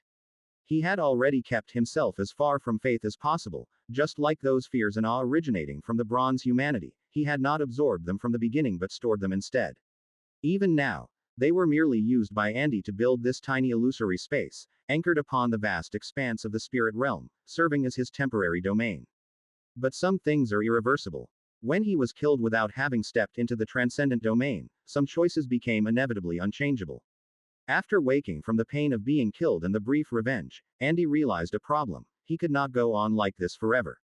The puppet had preserved his soul, but it would not provide him with further nourishment. Directly absorbing faith was a path to death. Even with the puppet's assistance, Andy was to advance to legendary before he could touch this power. Moreover, he could not grow in an alternative way like other life forms of the spirit realm because the puppet had saved him as well as trapped him. Andy could not go anywhere before he fully contained what was inside. Not even this temporarily constructed space could he leave too far from the puppet. Faced with such a situation akin to despair, after a period of low spirits, Andy could only start saving himself. Fortunately, existing in this special form of spiritual body, with the help of some unique perspectives of the puppet, he gradually discovered a special phenomenon. To living beings, the soul and the body are a dual relationship, mutually dependent, mutually convertible, and also mutually influencing. They are both parts of life, though bifurcated, still maintain some mystical connection between them. The former can draw strength from the latter, while the latter will be subtly influenced by the former. This is why the body needs sustenance, yet the soul does not, for the soul, though ethereal, can turn the material flesh into nourishment that sustains thought and vitality. Andy did not know. In fact, as early as the previous era, the Lord of Darkness was the first to discover this wondrous connection and even once believed it a way for the spirit realm to sow souls and harvest the power of the mortal world. Later, he even gradually infused the power of darkness into the souls of the silver generation through this connection of life to life. Now, this discovery merely provided Andy with another ray of hope, a method to still advance to legendary even in his current state as a spiritual body and thus contain the puppet. Enjoy exclusive chapters from mvlay-novelban.net. However, this shortcut of sorts brought with it some lingering trouble. Indeed, if there exists such a mysterious connection between the body and the soul, then the soul surely can't be completely without influence on the body. Even though I deliberately chose the least intelligent beasts, their emotions before death still affected me. Feeling the surge of brutality in his heart from time to time, Andy gave a wry smile, yet did not know what to say. His insinuation had the bronze immigrants sacrifice using their own death rituals and even had the sacrificers share the emotions of the sacrifice before death. While there was an element of revenge in this, in reality, he was mostly trying to lessen the impact of the sacrifice's blood on him through this method. But however minimal, any influence is still an influence. Without the immortal essence of a deity and merely at the fourth order, for Andy to maintain his sanity while engaging with such a force was already an exceedingly rare feat. It won't be long now, and in a bit more time, I will become legendary. Then, according to the information left in the puppet, as long as there is enough faith, I could use it to construct a kingdom, becoming a container to carry authority with me, and thus ascend into the deeper layers of the spirit realm, becoming an eternal deity. Taking a deep breath, Andy shook his head slightly. He did not know what the future held. For now, he could only choose to close his eyes and meditate. This was his only method to combat the influence of emotional turmoil from the blood, and while it was only a relief, it was indeed effective. I wonder, though, is Mr. Laine also there? No one could answer him. The small space remained devoid of others. For now, Andy could only hope that he could take that step before he completely lost himself to these emotions. In fact, he was already feeling much colder and more ruthless than before. Yet, even he had not noticed that if he were his original self, perhaps he would have stopped the first time he discovered the sacrifice impacted his mentality, considering that being attached to the puppet might not be another form of eternity. But now, having done it once, he craved the next, holding on to the slim hope that such influence could be avoided. As for whether it can be avoided or not, only time will tell. C 375. Chapter 99. Burnt Offerings and Clay Tablets _4. Another piece of the puzzle. On the fifth level of the spirit realm, chaos reigned like a sea. While Andy observed the remnants of the bronze people in his own little space, in a place far above him, Laine also watched him. However, different from what Andy believed, this teacher, who had instructed him for a time, had never acknowledged him as a student. Just as Laine himself had said, when he handed the puppet to Andy, their fate had already come to an end. It didn't matter whether Andy could make it to the end, what mattered was that he had validated many of Laine's conjectures through practice. He was merely an experimental subject. Of course, being chosen for this experiment was an opportunity countless mortals could only dream of. And now, although the subject had not grasped the opportunity well, he had completed the experiment from another angle quite satisfactorily. He confirmed Laine's ideas from two perspectives, even if this illusionary space of faith was only a prototype. Through it, Laine was already able to prove that his approach was not mistaken. Constructing a nation with faith, replacing mortals' bearing of divinity with this, allowing them to obtain this false qualifications. This was not true ascension to godhood, for once they lost faith, the mortal who became divine through this means would lose everything. It was so easily acquired, yet so dependent on external factors. Nevertheless, its existence could incite mortals' desire for divinity and practically use their hands to perfect the structure of the fifth layer of the spirit realm. It might still be a bit early, but it didn't matter. The matter with Io gave Laine a hunch that perhaps in the future, there would be a period when he would not have much energy to spare for the mortal realm. Therefore, advancing some affairs earlier was not necessarily a bad idea. So, come. With Laine's crisp summon, from somewhere in the temple, the missing piece of the civilization slate arrived in response. Read new chapters at m_vlay-novelban.net. It landed in front of Laine, unstable and fluctuating, but Laine simply stretched out his hand and made a hollow grasp in front of it. The next moment, numerous rays of light leapt out. Among them were ships and chess pieces Andy had seen, and looms and livestock, unseen by him but closely related to civilization, these phantom images. They had been quietly nurtured along with the development of humans since the previous epoch, when the Golden Human King had acquired knowledge from the slate within the Severa's temple. And now, they were qualified seeds. These seeds, thus gathered in front of Laine, forming another clay tablet, akin to a replica, in front of the somewhat ethereal civilization slate. However, to the true deity, its existence seemed rather hollow. Its power was superficial while its core was not as robust. Unlike the Codex, every part of you must grow on its own, then eventually return to you. As for this part, since it can change a mortal's destiny, let's call it the Destiny Clay Tablet. Holding the clay tablet, Laine then gently tossed it. The next moment, the tablet crossed the space and landed at a certain point in the fifth layer of the spirit realm. Palaces sprang from the void. The clay tablet landed squarely in the center, and then 1,000 strands of luminance spread out in sequence. Piercing through the barriers of the five-layered space-time, and following the threads of destiny, they plummeted into the vast mortal realm. Divinity is the brightest crystal, the divine kingdom is the star in the sky. At this moment, from the perspective of the mortal realm, yet another starfall showered from the extreme heavens. But this time, it brought not disaster, but an alternative form of vitality. Another starfall. The last one was during the Golden Age, as if foretelling their end. What about this time? Admiring the beautiful scene he'd created, Laine smiled silently. In that instant, he seemed to faintly glimpse something. But that was all in the future. As for now, these stars that fell from the sky. Unlike before, this time, as many stars as fell were destined to rise again. In the era belonging to myths, it wasn't just the say of Olympus alone. C 376. Chapter 100. Blood in the stone. The divine nature is like the stars, and when stars fall like rain, on this day, who knows how many mortals look up to the sky, watching as a multitude of stars plummet to the mortal realm in the summer night sky. The star shower, like a breathtaking scroll of painting, spreads across the desolate wilderness where Pandora, gazing at the starry sky, suddenly discovers that the jar in her arms seems to have vibrated. However, it was just a momentary thing, so fleeting that she thought it might be an illusion. The magic jar quickly returned to normal. What's wrong? Nothing. Probably just didn't rest well. Shaking her head lightly, Pandora, after repeatedly trying to sense any abnormalities, could detect nothing unusual about the magic jar. She could only chalk it up to a hallucination, perhaps due to her high expectations of the jar, which is why even now she could experience such illusions. Quote. Fine. Glancing at Pandora, but Epimetheus truly did not notice any other changes, so he didn't ask any further questions. If there was indeed something amiss, he didn't think Pandora would be able to hide it from him indefinitely.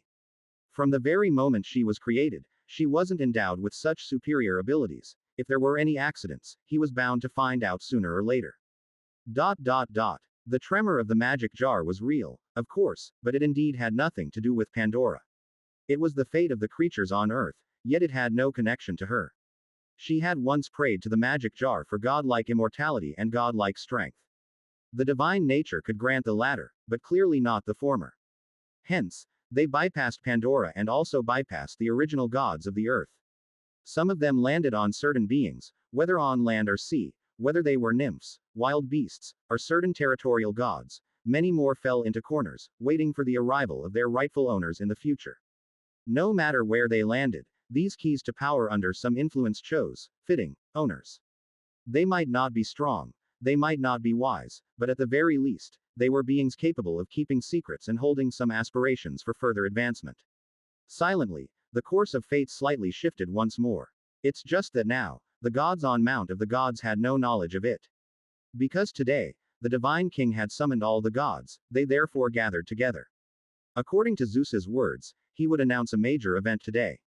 Although they didn't know what it was, the Olympian gods still came when called. Thud, thud. After crossing the river that the gods passed when they created the first humans, walking through the dense jungle, and after a long search, the deity with a silver bow finally arrived at this vast plain. In the sky above, stars were falling, which also made Apollo look up. He gripped his silver bow involuntarily, but then relinquished his hold, knowing that his arrows couldn't reach the stars in the sky from the earth. Let's say the stars are singing my praises. Lowering his gaze, Apollo no longer focused on celestial matters but looked towards the vast plains before him. In his view, the remnants of old-era buildings were still scattered across the land. At the edge of his vision, Apollo seemed to see a tall and sacred temple.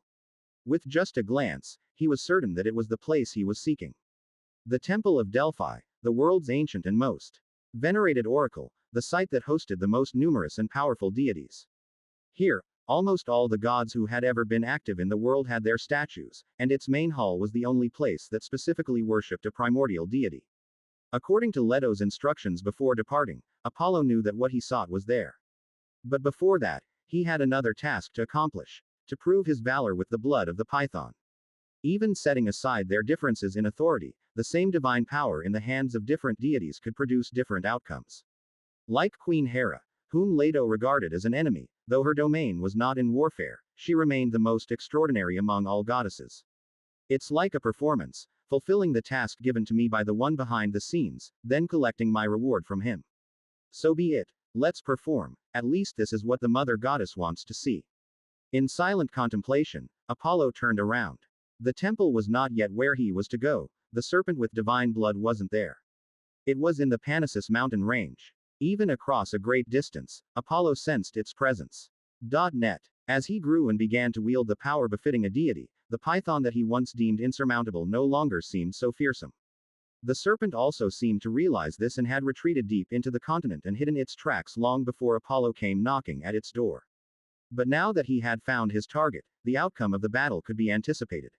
Even without using divine power, Apollo was confident in his victory. Thwack. Drawing his silver bow, Apollo released an arrow towards where he sensed his prey, then stamped his right foot onto the ground, launching himself powerfully towards the mountain range. Accompanied by a loud hiss and a crash, a battle erupted at the edge of the peaceful plain. Clang! A loud noise echoed as the massive doors slowly closed, and within the hall, the gods took their seats. Servants threaded through the sleek tables, offering wine and delicacies to the gods.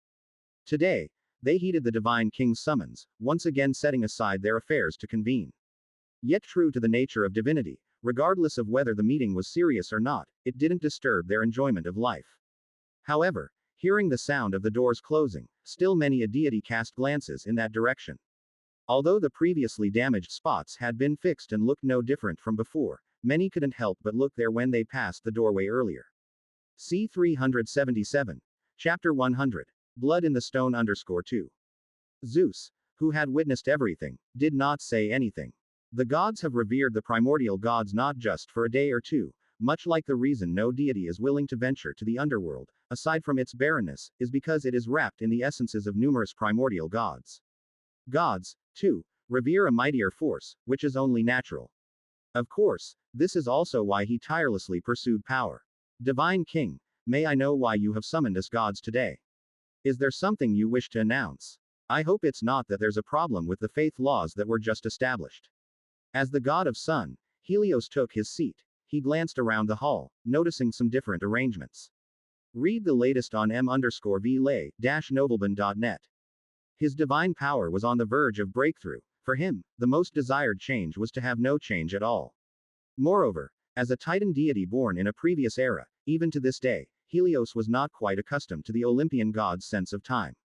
Compared to mortals, Zeus might already be living months as if days, but compared to the Titans of the second epoch, the new gods still seemed to have somewhat more going on.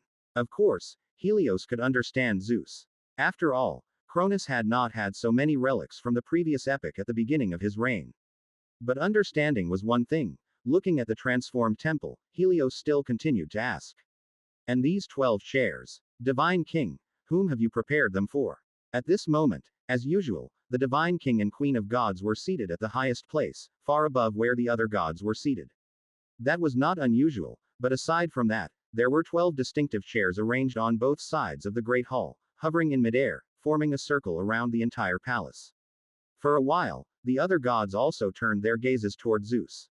This new arrangement made them somewhat uncomfortable, as those 12 chairs seemed to be towering above them. The Divine King sitting a bit higher than them was understandable on account of the current laws. The previous 2 generations of Divine Kings had also proven their might by deeds. But if other gods were to be placed above them, that would be somewhat unacceptable. Of course not, Helios. How could I, who made the promises myself, change them overnight? Your concerns are completely unnecessary. Raising his nectar cup, Zeus immediately saw through the slight concerns harbored by the god of sun. The Divine King was not particularly concerned about his breakthrough, but felt somewhat regretful. Without the goddess purse, he really would have liked to choose a daughter to marry Helios, thus making him his pillar. But now, it seemed there would not be such an opportunity. As for the future, well, that would be discussed later. Zeus had not yet decided how to deal with this deity from an older era. Regarding these 12 seats, we will talk about that later. Today, I have invited all of you here for another announcement. With a smile on his lips, the next moment, Zeus mobilized his divine authority. Now, please, witness with me. Soon, there will be another impeccable true god arriving at Olympus, becoming a sacred member among us. The divine authority was revealed, and visions appeared. Although this time there was no divine artifact as medium, the Oracle of Delphi was different. The bronze humanity had prayed to many gods when they faced extinction, but when the gods withdrew the divine essence attached to the temple, the prayers of mortals could no longer be precisely known to them. However, in this oldest temple, the powers of almost all gods were manifested. When this connection was called upon by the Divine King's authority, the scene from the Great Plain was also reproduced in midair. Observing this familiar scene, many gods twitched at the corners of their eyes, not expecting that Zeus would dare to spy openly on Mother Earth's reclusive domain. But no one raised objections, as it was none of their concern. The gods simply watched the illusionary image, seeking the deity that Zeus spoke of, and soon, they were attracted to the deity with a silver bow on his back. The golden-haired deity was full of youthful vigor, and while they could not discern the strength of his power, the amiability in his smile already won many deities over. At that moment, In the image, Apollo was drawing his bow, aiming at a monstrous serpent on the Panassus mountain range. Divine King, is he the god you spoke of? From a position close to the top of the temple, Aphrodite suddenly asked. Of course, my friend, an exemplary new god, is he not? Nodding his head, Zeus had not expected Apollo to so easily attract the attention of the goddess of beauty.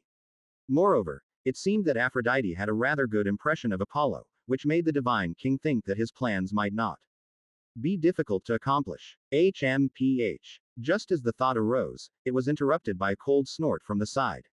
Zeus's gaze met Hera's indifferent look for a moment, then he chose to keep silent. As Hera's gaze swept past Zeus and settled on Aphrodite. Towards the former, although Hera still felt dissatisfaction with the opportunity given to Zeus to show off in front of others, she had reluctantly come to accept this outcome over the past period. Towards the latter, it was simply a dislike born from character and authority. One was loyal, the other promiscuous. One had perfected the order of marriage, giving it real power, the other inherently symbolized primal lust, capable of stirring desires in the opposite sex with just a smile or a frown. C. 378. Chapter 100. Blood in the Stone _ 3. Hera had been unable to endure Aphrodite not just for a day or two, but as a true god with powerful divine power. In the divine court, the goddess of beauty was not very afraid of Hera. Thus, faced with the heavenly empress's obvious dissatisfaction, she merely glanced at her lightly and then acted as if she saw nothing. Zeus turned a deaf ear to this, and the other deities did not intend to get involved in the conflict between these two, so the great hall was somewhat quiet, with the gods all focusing their attention on the image floating in midair. This is the bow and arrow you had the Cyclops forge before. After watching for a while, as if recognizing something, Hestia asked hesitantly. The silver bow in Apollo's hand was familiar to her. It was indeed a weapon crafted by Kukrops. Although it was not a divine artifact, on Earth, its power was equally formidable. Yes, there was also a golden bow, but it might not be able to fall into its owner's hands for the time being. Speaking of this, Zeus paused for a moment, then naturally breezed past the topic. Let's watch the young man's performance instead. What a beautiful shot. Accompanied by the divine king's praise was an arrow piercing straight into the eye socket of the python. It traversed through the beast's brain, putting a complete end to its life. Zeus was the first to applaud, and the other gods soon followed suit. For a moment, the atmosphere in the hall heated up again. It seems we should bring him up to Olympus. If you need, I can personally make the trip. Gradually realizing something, Hestia glanced at her brother. Zeus was not a god who took such good care of outsiders. The fact that he was so concerned about this new god who was about to join Olympus probably had another reason. And then looking at Hera, whose mood had clearly deteriorated quite a bit that day, Hestia understood that this was probably a child of Zeus. Of course, my sister, but before that, the victor should also receive his reward. Nodding, Zeus did not conceal his fondness for Apollo. He stretched out his hand, and the tricolored scepter appeared in his palm. The divine king pointed forward, and so, within the unknown, some change took place. I've already sent Zephyrus to fetch him. It won't take long. Once he receives the prize he deserves, he will come here and join us at the same table. Retracting the scepter, Zeus took Hera's hand beside him and smiled at her puzzled gaze. Beside Hera stood another deity with a somewhat youthful countenance. That was a child of Zeus and Hera, Ares, who had control over aspects of war. At this moment, as he watched Apollo in the flickering light, his expression was eager. If not for his young age, he would have probably already tried to do something. Be quiet, Ares, in a few years, you won't be inferior to him either. Thinking Zeus was telling her to take care of her son, Hera huffed lightly, then turned to instruct the war god beside her. As for this, the divine king merely smiled. What he truly wanted to manage was actually Hera herself. Bang! Dragging the still twitching body of the python, Apollo stepped towards the Delphi temple. He removed a scale from the chest of the python and used it as a replacement for an exceptional beast's sacrifice, then strode into the ancient building. Time had not affected it, but only added a touch of historical depth to the temple. On its columns, Apollo saw many mysterious symbols that seemed to be a form of writing, as well as markers infused with power. Moving forward, on those tallest 12 pillars, besides the runes, the young deity also saw what his father had once seen, along with content that had not been there when he had arrived. Experience more content on mvle-novelban.net. It depicted how the gods had created the beings of the Golden Age, recorded the birth of the first humans, the human king's visions of gods in his dreams, and that ancient poem of which only half was heard. With the collapse of Mount Othrys, the extinction of the golden humanity, the demise of the silver humanity, one ascended to heaven. The other descended to earth. And then, the third generation of humans created by Prometheus was destroyed in a flood under the divine king's insinuation.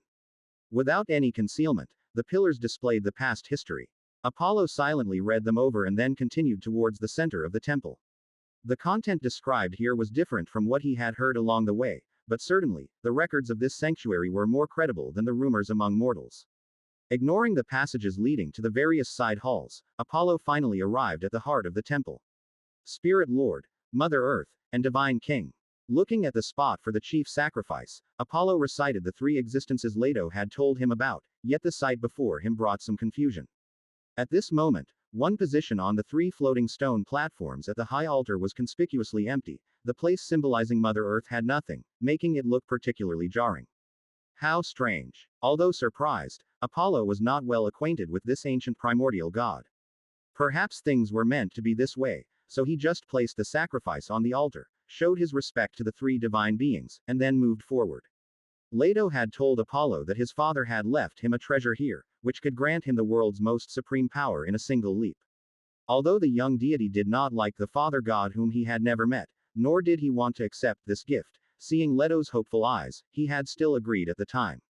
He would rather achieve all this by himself, but since he had agreed, Apollo did not intend to hesitate any longer. Within a few steps, the young deity stood before the lowest stone platform, looking at the sacred stone symbolizing the divine king. A sacred stone that died in place of the king. This force of life is truly powerful. Murmuring softly, at some point, the surface of the sacred stone before Apollo had turned as crimson as blood.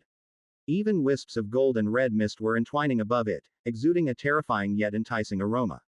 The divine king's lifeblood, the golden apple bestowed by Mother Earth, through two epochs tilting the years of the divine king's succession, when they merged together, the sacred stone, once baptized by the fire of the sun, had become one of the world's top divine artifacts. The attraction between light and sun, the connection of bloodlines, and the instinctual longing for the life force of the golden apple. At this moment, Apollo could not deny that this was indeed a rare opportunity. So under the distant gaze of the Olympian gods, he extended his hand, grasped the sacred stone, and allowed the blood-like ripple surging on the stone to flow into his body. Brilliance shone, illuminating the hall, and an unprecedented sense of power emerged from every limb and joint of Apollo. It was night, yet a soft light spread across the sky, brightening the dim earth. The deity who presided over light thus took the place of his brother and obtained one of the few divine artifacts of Zeus. He proved with facts that even for the deity race, the timing of birth was equally significant. C. 379. Chapter 101. Belonging and Birth. Crack. The wine cup was crushed, but Hera acted as if she heard nothing. She tried to stand up, but Zeus's power, flowing through their clasped hands, kept her seated. Clearly, the divine king had anticipated her reaction. The golden apple, a treasure that could allow deities to traverse the long span of years and reach their power's limit at the fastest speed. Hera had thought that her siblings had used up the accumulation of Mother Earth from 2 epochs, and no such treasure existed in this world anymore. But she had forgotten. There was one exception. That sacred stone which replaced the newly born Zeus had, under various influences, not only preserved the power of the golden apple but even amplified it. Now, Hera watched Apollo growing ever stronger in the image, a chill spreading from her chest. Zeus had deceived her again. No, the divine king did not deceive, he simply omitted certain details. With the power of the sacred stone, Leto's son, Apollo, would, like Zeus and his brothers before him, seize his inherent godhood in the shortest time, while Ares would be different. Even with the aid of faith, it would take him nearly a millennium to achieve the same feat. What's more, in just over a decade, Hera had realized that her child did not inherit his parents' wisdom at all. He was like his godhood, symbolizing the side of war that leaned towards brutality, slaughter, and injustice. He lacked mercy. Not that Hera cared about that, but Ares didn't even have the brains to pretend to be merciful. If she weren't sure she had done nothing to wrong Zeus, Hera would have thought he was actually a descendant of Poseidon. Hera, I am also making the best use of resources, only when used on Apollo can it have the best effect. Without opening his mouth, some voice conveyed this through their clasped hand. Zeus had known Hera would react this way, but he obviously had no intention of changing his decision. At first, the divine king hadn't planned to use his few treasures because he, who had once consumed the golden apple, knew very well that, although powerful, the effect of a singular divine fruit was not nearly enough to advance the potential of a true god with mighty divine power. Even with just 16 levels of divine power, it would take at least 2 to 3 fruits to manage barely, but with the birth of Apollo, the authority he demonstrated made Zeus change his mind. Your next read awaits at mvle-novelban.net. The sacred stone, unlike the mere golden apple, contained the bloodline of Zeus. Its legend had spread amongst humans, which, in some way, greatly enhanced its effect. More importantly, the sacred stone, unscathed by the remnants of the sun's burning, was inherently attuned to the realms of the sun and light unmatched by any other. Therefore, this particular treasure could only exert its best effect on Apollo, which is why the divine king didn't leave it for Ares. Even though he had the heavenly empress as a mother, if he couldn't reach the domain of mighty divine power in the shortest time with this gift, then he didn't deserve the opportunity. The divine king had always been a pragmatist, especially when it concerned his future. You also saw it. Hera, this power doesn't fit Ares as well. Shaking his head slightly, Zeus explained once more. It's the choice of destiny, not mine. The choice of destiny. So Zeus, if destiny indicates that one day you will lose your throne, suggesting that the next divine king will do better than you, would you accept all that willingly, my esteemed divine king? The cold interruption, if not for being held back by Zeus's power, Hera truly wanted to start a commotion, to destroy the feast Zeus had so carefully prepared, and then see who the divine king would choose between her and that Apollo. Yes, Ares may not surpass the deity that holds light, but Hera also believes that, even considering value, as the heavenly empress, her worth far exceeds that of Leto and Apollo combined. Quote. So what do you want to do? Regardless, the power in the sacred stone has been absorbed by him, and Apollo must return to Olympus, that is my bottom line. If you want something, just name it. As long as it's not too much, I will agree to it today. Drawing a deep breath, Zeus's tone remained gentle. He didn't care about the victory in words. Moreover, Hera was actually speaking the truth. Precisely because he would never accept the destiny of losing the throne, that's why he did all this today. The prophecy of the changing epochs that Cronus once spoke of still rings in his ear, he never forgot it. When heaven and earth part, thought triumphs over obscurity, to this day, Zeus has yet to decipher its meaning.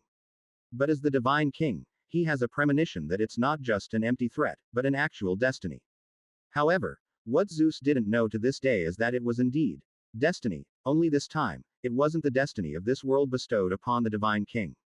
It was someone telling him that when that day arrived, his purpose would have been fulfilled, and the era of the third generation divine king's rule would also come to an end. First, release your power. The emotions between people are not shared, just as Zeus couldn't understand Hera's pain, and Hera couldn't possibly know what Zeus was thinking. She didn't make a request. She simply looked at their clasped hands. C. 380. Chapter 101. Belonging and birth _2. Zeus hesitated slightly. He watched Hera, seemingly assessing whether she might act irrationally, but in the end, he let go. The divine king understood his sister even better than Hera understood herself. Like other goddesses faced with sudden change, she might act impulsively, but would choose to salvage the situation rather than result in mutual destruction after calming down. As for what terms she might propose, as long as they weren't too excessive, he found them acceptable. Thus, in the eyes of the other gods, there was no quarrel between the divine king and the queen of gods. They simply watched Apollo's every move in the projection. After exchanging a glance, Zeus released his grip and Hera slowly stood up. As everyone can see, Hera said calmly, Olympus is about to welcome an outstanding deity. I know many of you are wondering about his origins. A powerful deity must have an exceptional birthright, he couldn't have come into this world out of nowhere. And what I have to say is, he carries the noble bloodline of the divine king, the very proof of his extraordinary nature. But in addition to that, today, I have another announcement to make. It is, like the third matter, one of the reasons for convening today's banquet. With a slight pause, the heavenly empress gestured for Ares to come forward. The war god, unaware of this extra event unfolding, took a few steps ahead in confusion. Hera took his hand, and the authority of the heavenly empress surged within her. Amidst the somewhat astonished and amused gaze of Zeus, she solemnly began. In the name of the heavenly empress, as the definer of marriage, I and the divine king shall witness a sacred marriage. Zeus's eldest son shall wed the most beautiful among you. Her beautiful features naturally should be protected by strength. What? This. Quote. As her words fell, the great hall buzzed with noise. The eyes of the gods swept between Ares and Aphrodite, caught by surprise. Isn't this decision a bit sudden? Ares, hasn't he just come of age? Hey, the heavenly empress probably doesn't want the divine king to make a mistake again. Seeing the son of a rival, she naturally wouldn't want another one. True, the goddess of beauty's girdle, it should be so, though whether Aphrodite will agree is still unknown.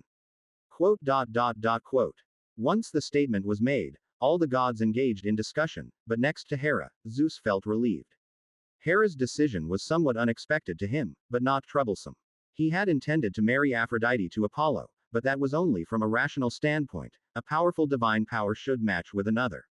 Unlike the goddess of beauty who was born with near-peak divine power and represented an era, Ares' strength had yet to grow. Net. Now, however, there seemed nothing wrong with this outcome. A direct marriage order for Apollo could seem hasty and could further agitate Hera.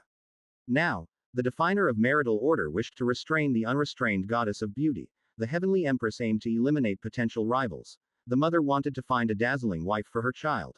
Even blaming the stimulus that Apollo had brought to Hera could be plausible.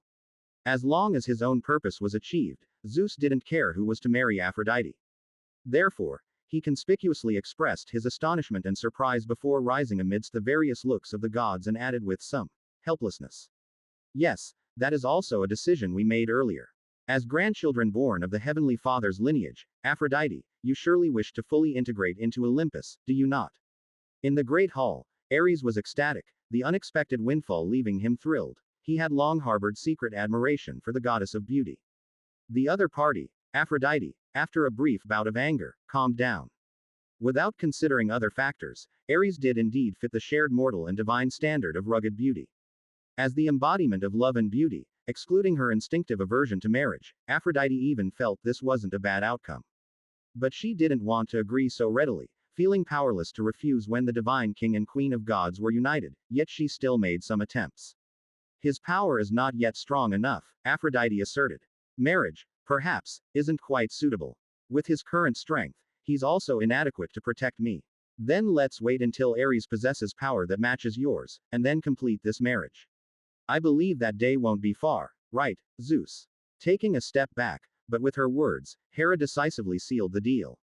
She looked towards Zeus, who then continued with a helpless nod. Yes, if that's the case, as a wedding gift for you, Ares and Aphrodite, I will allow you to carve out a piece of land on my earth as a territory for your mortal worshippers.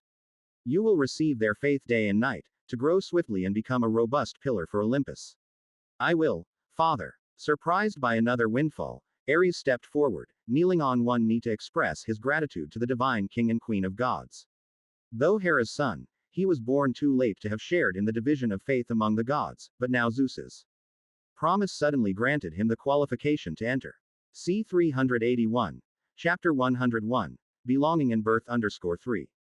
At this moment, Ares secretly planned that, since it was a realm that worshipped him and the goddess of beauty, it naturally had to embody characteristics of both, to magnify his reputation. As for what characteristics those were, they naturally belonged to his slaughter and battle, as well as the female beauty represented by Aphrodite. Very well, since the matter is settled, let's wait for my valiant offspring. Afterwards, I'll announce the final matter. Seated back in his place, Zeus picked up his goblet and sipped lightly from it. Any of his sons would do. Ares's proposal might even cause less trouble. However, it had to be said that today's proceedings were going smoothly. Your next chapter is on mvle-novelban.net. Meanwhile, outside the Temple of Delphi. At this time, Apollo was clearly unaware that the goddess of beauty, originally designated for himself by Zeus, had been snatched away by his brother. Of course, even if he knew, it's likely he wouldn't care given his temperament. And in a certain sense, this matter could not quite be considered good or bad for him.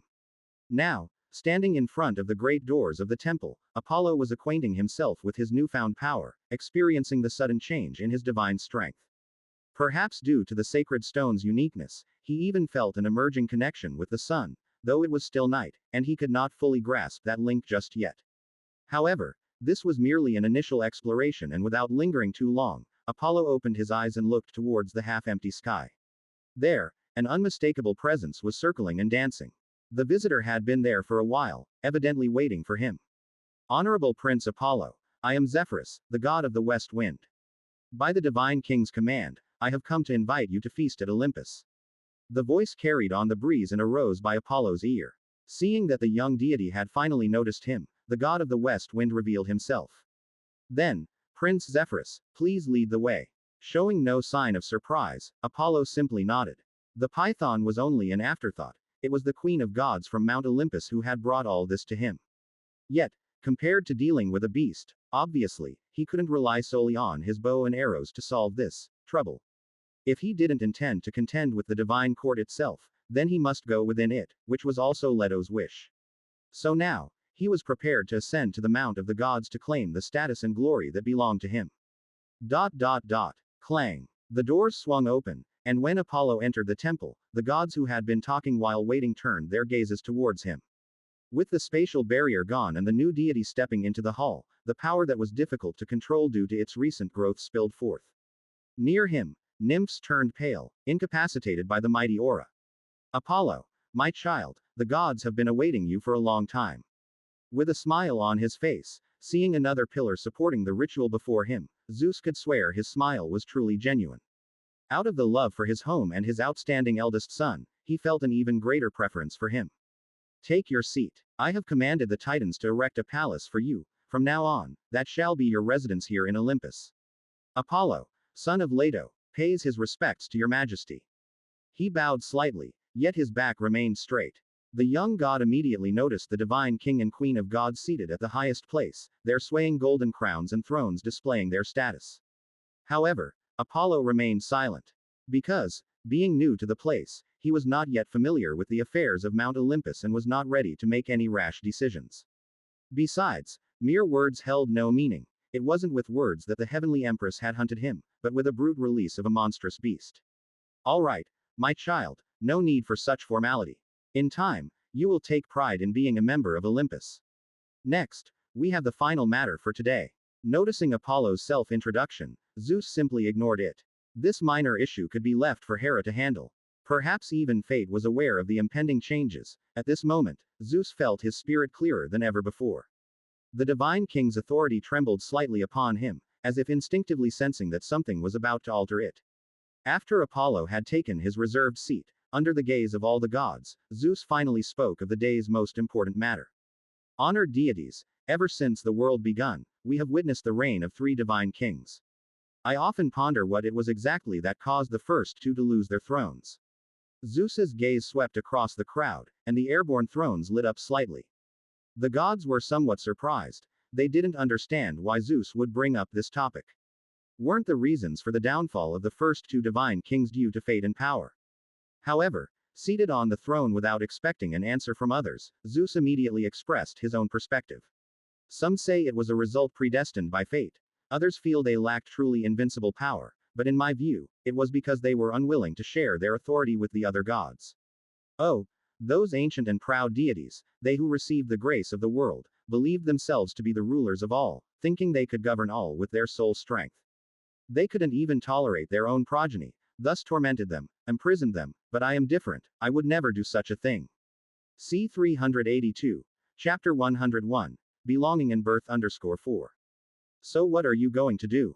A god could not help but ask, with other deities expressing some expectation. Faced with his question, Zeus simply smiled and revealed the plan he had prepared for so long.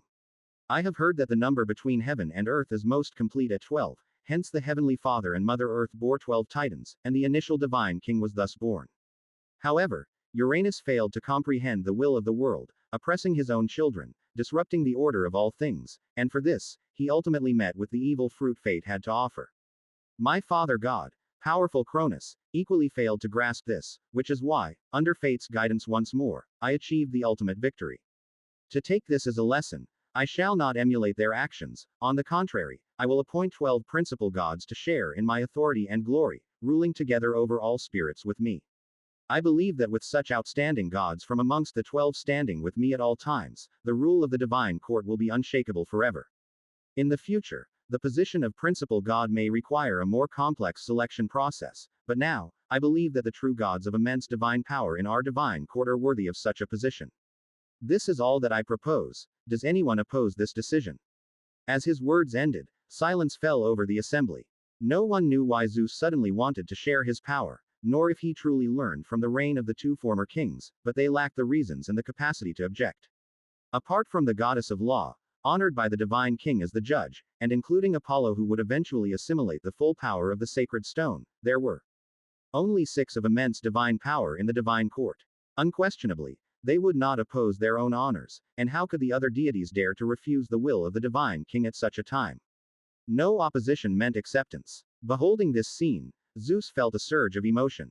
Including Hades and Poseidon who, although not yet present were already agreed upon, symbols representing the various deities suddenly appeared on the seats suspended midair. The divine king's orders were carried out, and in the presence of all gods, the law also witnessed the command. And so, in the profound unknown, where gods could neither see nor understand, future and past overlapped, and some concept began to converge. Inside the grand hall, all appeared normal, except Hera who faintly sensed something amiss, but ultimately, as the heavenly empress, this change occurring in the unknowable realm, was only perceptible to the real orchestrator of all these events.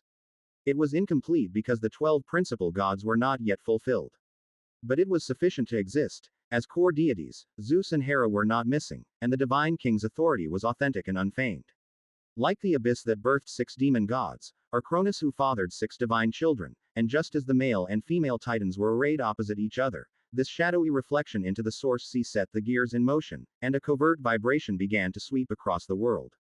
The corners of his mouth could hardly contain a smile. Zeus felt his divine power being siphoned. It would be briefly used in the construction of the ritual, then returned to him in a purer form. It wouldn't take long, and the gathered deities wouldn't even notice this supreme level of change. As long as the next moment, he could. Suddenly, Zeus clutched his head, a pain like no other surging through it. Nearby, Hestia stood up abruptly, her worried gaze on her brother. Hera also appeared somewhat at a loss. The other deities showed various expressions. Everything had been normal just a moment ago, but the divine king now displayed such distress, and confusion and speculation spread among them. But Zeus had not lost consciousness, and at this moment, as the source of all, he realized what the problem was. Split. Hera, use thunder to split my head. He growled firmly, teeth clenched. He finally remembered that as the ritual operated, his divine power had been briefly withdrawn. This shouldn't have been a major issue, but in his body, there was another dweller. Previously, he had used his divine power to suppress the other's birth, the god that should not have been born, and in theory, if he completed the ritual, he could suppress the other forever. Yet at this juncture, perhaps sensing that the enveloping power had finally dissipated, the power of another god began to awaken within Zeus. This time, none of Zeus's own power was left to stop it. But, Zeus, you. Showing hesitation, Hera was not expecting such a request from Zeus. But before she could speak further, the divine king abruptly interrupted her. Do as I say. Now, immediately, right now. Hera, do you really think you could hurt me? He shouted fiercely. If it were possible, Zeus would have already taken action himself, but without any divine power, he was helpless, and his mighty divine artifact could not be easily used by a third party. Very well. Taking a deep breath, still unsure of what was happening but catching on to the change in atmosphere around her, Hera made a decisive move. She gestured, and Zeus's thunder appeared in response. Sharing in part of the divine king's authority, Hera too could wield this powerful weapon. Grasping the artifact, she aimed at Zeus's head and slashed down fiercely. The next moment, alongside a painful roar, the top of the divine king's skull cracked open. A brilliant light shone forth, casting fragrant and dazzling colors all over Olympus. But not just on the Mount of the Gods, the majestic vision spread out, playing across all of chaos's present world. The delayed music of the laws celebrated the birth of another deity, showering across heaven and earth. Net. It should have belonged to that goddess conceived in the second era, but suppressed by the divine king, it became a brilliant spectacle in the sky of the third era. On this summery night, following the stars that fell, it brought a measure of light to the vast land. c. 383. Chapter 102 Athena. The skull cracked open, and rosy light filled the sky. With the crisp sound, a hazy halo spread outward. Explore new worlds at MVL. Auroras rippled at the end of the northern sea, thousands of splendid bands of light danced on the horizon, and the sounds of nature echoed between the forests and streams, orchestrating different melodies. For a moment, all things were singing, celebrating in their own way the divine birth of another deity of chaos, the final deity of the second epic. It was a vision of divine birth, a wonder that should not have appeared in this epic. With the transition of 2 generations, the current world no longer eagerly awaited the emergence of deities, but there were always exceptions. She should have been born in the years when the old king was dead and the new king was not yet established, stuck between 2 epics, but due to a prophecy, due to the actions of Zeus, she was only born today after much delay.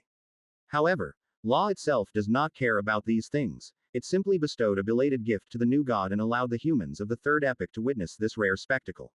The primordial ocean stirred slightly, becoming increasingly tumultuous. This was due to both the birth of a deity and the removal of obstructions, allowing the divine king's rights to finally continue. At this moment, the new deity and the symbol of the fragmented kingship arrived in this world almost simultaneously, as if reminding the master of the ceremony, Métis had exhausted herself for his kingship, and even she herself had fallen into an unpredictable predicament. However, none of this seemed useful to Zeus. He was not one to dwell on the past. Perhaps in the still of the night, the divine king might recall Métis and his past, but compared to the supreme power he now held, everything else seemed insignificant. So, enduring the pain, the cracks on Zeus's skull meticulously mended. Without the slightest hesitation, he stretched out his arms, and amid the astonished gazes of the other gods, he laughed heartily as he reclaimed his power. Then, accompanied by the call of his true name echoing between heaven and earth, he raised his head to look towards the east of the great land. The commotion of today was too great, and it ultimately provoked certain changes prematurely. Under the gaze of Zeus at this moment, the vast land trembled slightly, an ancient will slowly awakening. But none of that mattered now. The relics of the old era should slumber quietly beneath the earth. Currently, he was the true, divine king. The underworld, the realm of lightlessness. The outer world bustled with such fervor, casting the stillness here into stark relief. In this domain that seemed to swallow all things, Erebus raised his head. Although all turmoil was isolated outside his domain, to the Lord of Darkness, the upheaval from the primordial ocean was exceedingly clear. The disturbance might not be intense, far from a tidal surge, yet it remained extraordinary, for any change must be measured by where it occurs. The only things that could truly cause a tidal surge in the primordial ocean were events like the opening of the spirit realm, the transition of epics, or the fusion of the 9 realms, which affected the entire world. A disturbance like today's was already the limit under normal circumstances. If one had to draw a comparison, it even approached the day when the Titans, the deities, were born. However, the Titans numbered 12, while today only one deity descended. No, there was another, but he never had the chance to truly arrive in this world. Athena, Pallas. The first and possibly the last child of the 3rd generation of divine kings, because he is thoroughly dead, and destiny halted before it even began. No matter how many descendants Zeus might have, none would come after him. How interesting. Dead destiny intertwines with living destiny. It seems that perhaps I have underestimated him. Narrowing his eyes, Erebus fully grasped what this peculiar situation represented as he listened to the true name being called between heaven and earth. Gods are immortal, so their destinies are indestructible. After all, as long as they live, even in eternal slumber, there is always a day for their return. With such a scenario yet experiencing circumstances like now, only one possibility remained. The brother who was supposed to be born after Athena, one of his parents, had disappeared from this world, even more thoroughly than eternal sleep. For eternal sleep still bore the possibility of awakening, but since destiny was dead, it signified that at the least on the level of the world, she had ceased to exist. I remember, that woman seemed to be called Métis. Dredging up the name from the depths of memory, if not for the relation to the 3rd generation divine king, if not for the interest the Lord of Darkness took in Zeus during the turnover of the epic, he probably would not remember this Oceanide. But given the current circumstances, since Zeus was still alive and well, then the problem could only lie with Métis. At this moment, though Erebus recalled the goddess's existence, he was still unsure about her exact state. If she had truly perished, then the foundational rules of the world about gods, immortality, should have been broken as well. Yet the laws had not responded. Innate deities remained undying, and only Métis' very existence seemed to be acknowledged by the world as having vanished. The corner of his mouth curved up. At this moment, not only was Erebus curious, but he was also somewhat pleased. Previously, he felt it somewhat challenging to act alone, but now, it seemed an excellent enforcer had arrived, hadn't he? After all, a divine king surely aims to rule the world. Of course, all this assumes that Zeus is truly powerful enough. C 384. Chapter 102 Athena_2. Enjoy new adventures from MVL. Backquote. Heh. So no matter the reason, no matter how you managed to do it, just let my sister assess your abilities. And now, her strength is just right for the task.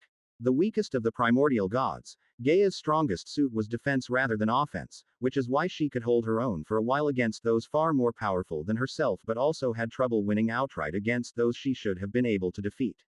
Thus, if the third-generation divine king really had some tricks up his sleeve, using Gaia as a proof of his abilities was the best choice. With a light chuckle, Erebus's gaze briefly swept over the world. He paused slightly over the land of eternal night and nether moon before taking a step out. Perhaps he had been a bit too active of late, and vaguely, the Lord of Darkness actually felt some ominous premonitions stemming from the present world. But, regardless, at least before this epoch ended, this would not yet provoke too direct a response from the laws of the current world. As one of the ancient gods, Eri was a boundary between this world and the outer realms and had yet to do anything that truly threatened the order of the present world. As for the future, shaking his head slightly, Erebus did not dwell on these thoughts, for the road still lay ahead, one step at a time. And so, silently, the Lord of Darkness once again left his domain.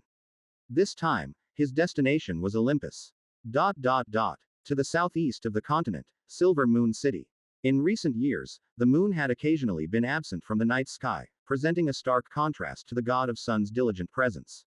However, the goddess of the moon was quite indifferent to this. As compared to the sun, the bright moon nowadays was not as significant. Today was one such day when the summer night was absent of moon, only stars shining down on the dim and dark land. Yet, this was not the case for Silver Moon City beneath the stars, where a miniature moon hovered and glided in the sky above. To deities, it was but a fleeting moment, but for humans, these were the years that could turn their world upside down. Next to the crescent-shaped bay, a gigantic city had risen from the ground. Lofty spires, exquisite buildings, and majestic temples, all part of an orderly and structured composition, formed this brand new city. There were no torches needed, for at night, a magic-constructed illusion of light illuminated the city, dispersing the shadows.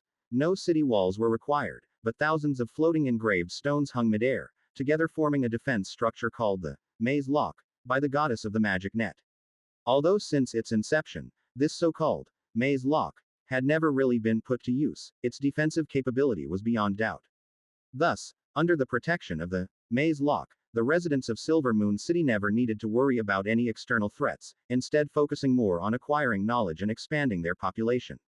Indeed, such cross-era city planning, while exuding an orderly and civilized beauty that showcased the skill of the goddess of the magic net, also highlighted a notable deficiency: the sparse population of Silver Moon City. No matter what, the 1,000 or 2,000 immigrants would have been unable to fill the city in such short order, and even to this day, more than 90% of it remained largely vacant. This city of miracles had been ambitiously allotted ample space by the effusive Hecate from the very beginning. With sufficient resources, it could even support millions of people living within its vast complexes without feeling crowded. In contrast, the enormity of the city often lent it an air of desolation. However, today was different. Sounds of clamor rose from all corners of the city. Spectacular phenomena in the sky drew people out of their homes, gathering in twos and threes, marveling at this majestic sight they had never before beheld. Divine birth, such a familiar scene, and her name. Goddess of wisdom, embodiment of victory and art, Pallas Athena. She must be strong, just like the astrological predictions, a deity, surpassing her mother. Sitting beside the pinnacle of a spire, Hecate swung her legs, looking distantly at the aurora that covered the heavens. In her hands, she held a shiny crystal ball, absent-mindedly tapping it, while in her mind, she couldn't help but recall past memories. Before becoming a deity, She had walked the earth for thousands of years, but that time felt short to her, as if it had passed in a flash. Yet, after achieving godhood, even though just a few hundred years had gone by, Hecate felt the time was long, so long that her memories had begun to blur. Even though Hecate did not like Métis much before she met Zeus, witnessing her disappearance and her daughter's emergence still moved her with an indescribable sense of contemplation. The goddess of wisdom, it seemed, was not as wise as she thought herself to be. Hecate wondered if her daughter would be the same. That's why, Artemis, you must remember to keep your distance from Golden Mane. Although he is your father, he is no good, Hecate warned, serious-faced as she turned to Artemis once more. Just like Apollo had grown up, the goddess presiding over wilderness and the new moon had also come of age. Standing beside Hecate, dressed in a light green cinched waist short dress, tall and slender, donning a moon crown, she radiated with vitality and confidence. Her smile was beautiful, as glorious as the spectacle in the sky, lifting the spirits of Artemis as well. C. 385. Chapter 102 Athena_3. Regarding this matter, I will go see for myself. In this world, even your own parents can harm you, only I will not. Arching an eyebrow slightly, Artemis stretched languidly and then continued to lean against the pinnacle of the high tower, admiring the beautiful view. This was not the first time Hecate had brought up Zeus to her, but this was always her response. When she saw for herself, she would know what kind of person this nominal father really was. Just like no one believed the goddess of nursery would not love her own children, before seeing it with their own eyes, all judgments and impressions by others were conventional, nothing but biased opinions mixed with personal thoughts. It's always like this, little Al, since you're so keen to see, then go ahead. However, I think it's more likely that he will come to you first. When she said, little Al, in fact, Artemis's stature was quite tall among the goddesses, all the more obvious compared to Hecate.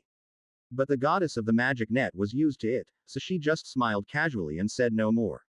She wasn't actually worried that Artemis would make a wrong judgment in the future, because just like when she had faced Zeus, she had secretly used the crystal ball in her hands to divine the outcome, and at least in terms of disappointment, the third-generation divine king never fell short.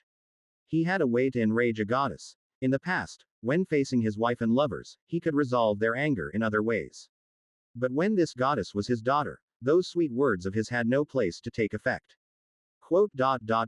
Olympus, the pillar of the east, the home of the gods, the domain of the divine king's rule, just like Mount Othrys, not exactly a pleasant place. Shaking her head, the girl in red looked towards the Starfall Lake where Selene was with the centaur brought by the instructor, teaching magically gifted human children the arts of witchcraft.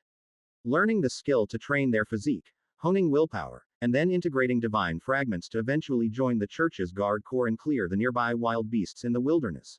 Or learning meditation and witchcraft, mastering the craft of wielding elements to provide convenience and aid to production and work. This was the experience magical children of Silver Moon City presently underwent. Of course, whatever path they chose, it was destined that only a few could succeed. The transcendent path demands innate talent. It's not like farming or herding, which one can master with hard work alone, so in reality, there weren't as many children truly studying it as one might think. But regardless of the number, Hecate couldn't be bothered to teach others. The talents of mortals were limited, not at all like the deity race that could understand with a word or succeed with some practice. Only in recent years, as those children grew up and their numerous questions sparked inspiration in her, did the goddess of the magic net for the first time acknowledge the value of humans in witchcraft. Tablet, so, is this what you once referred to as the wisdom of humans? Pulling out the tome of all spells from her waist, Hecate asked casually. It was somewhat useful, but not much, that was her assessment of it. Like many other witchcrafts created by humans, it seemed interesting, but in reality, it was not only primitive but also insignificant. Not entirely. The wisdom of humans is not merely manifested here, and besides, there are still too few who study witchcraft. They've had too little time to engage with it, so it's natural that this is as far as they've gotten. The ink wrote line after line, disappearing just as quickly. Hecate pondered for a moment and asked again. So, perfecting witchcraft, what benefit does it have for you? It's not about perfecting witchcraft, it's about perfecting the transcendent system of a civilized wisdom, and witchcraft is just a part of it. This is not only what I lack, but you too. One person can't perfect a system alone, it requires both depth and breadth. Those things you see as useless are the true foundation of it. Moreover, This is also strengthening your power, isn't it? And only when the seeds of magic are sown across the land, throughout the past and future, can this tome become the true tome of all spells. As they talked, the phenomena on the horizon started to dissipate. Hecate didn't ask any further about the response from the tablet. She was indifferent to the slight increase in power, for she couldn't see any chance for these powers to elevate her to the level of the primordial gods.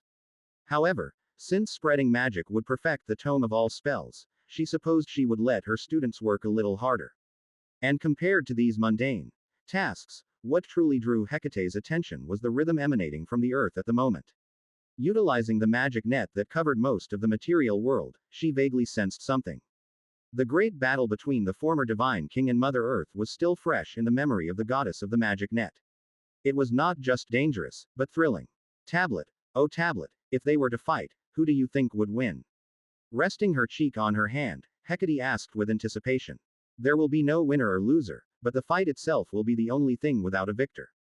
For some, regardless of the outcome of the battle, even before it starts, she has already lost. The handwriting slowly emerged and then quickly vanished. No one else could discern it, but he saw clearly, the Sea of Origin's tremors were not just because of Athena's birth but also because of another reason. As for what that reason was, he would know soon enough. Spirit realm, the fifth layer.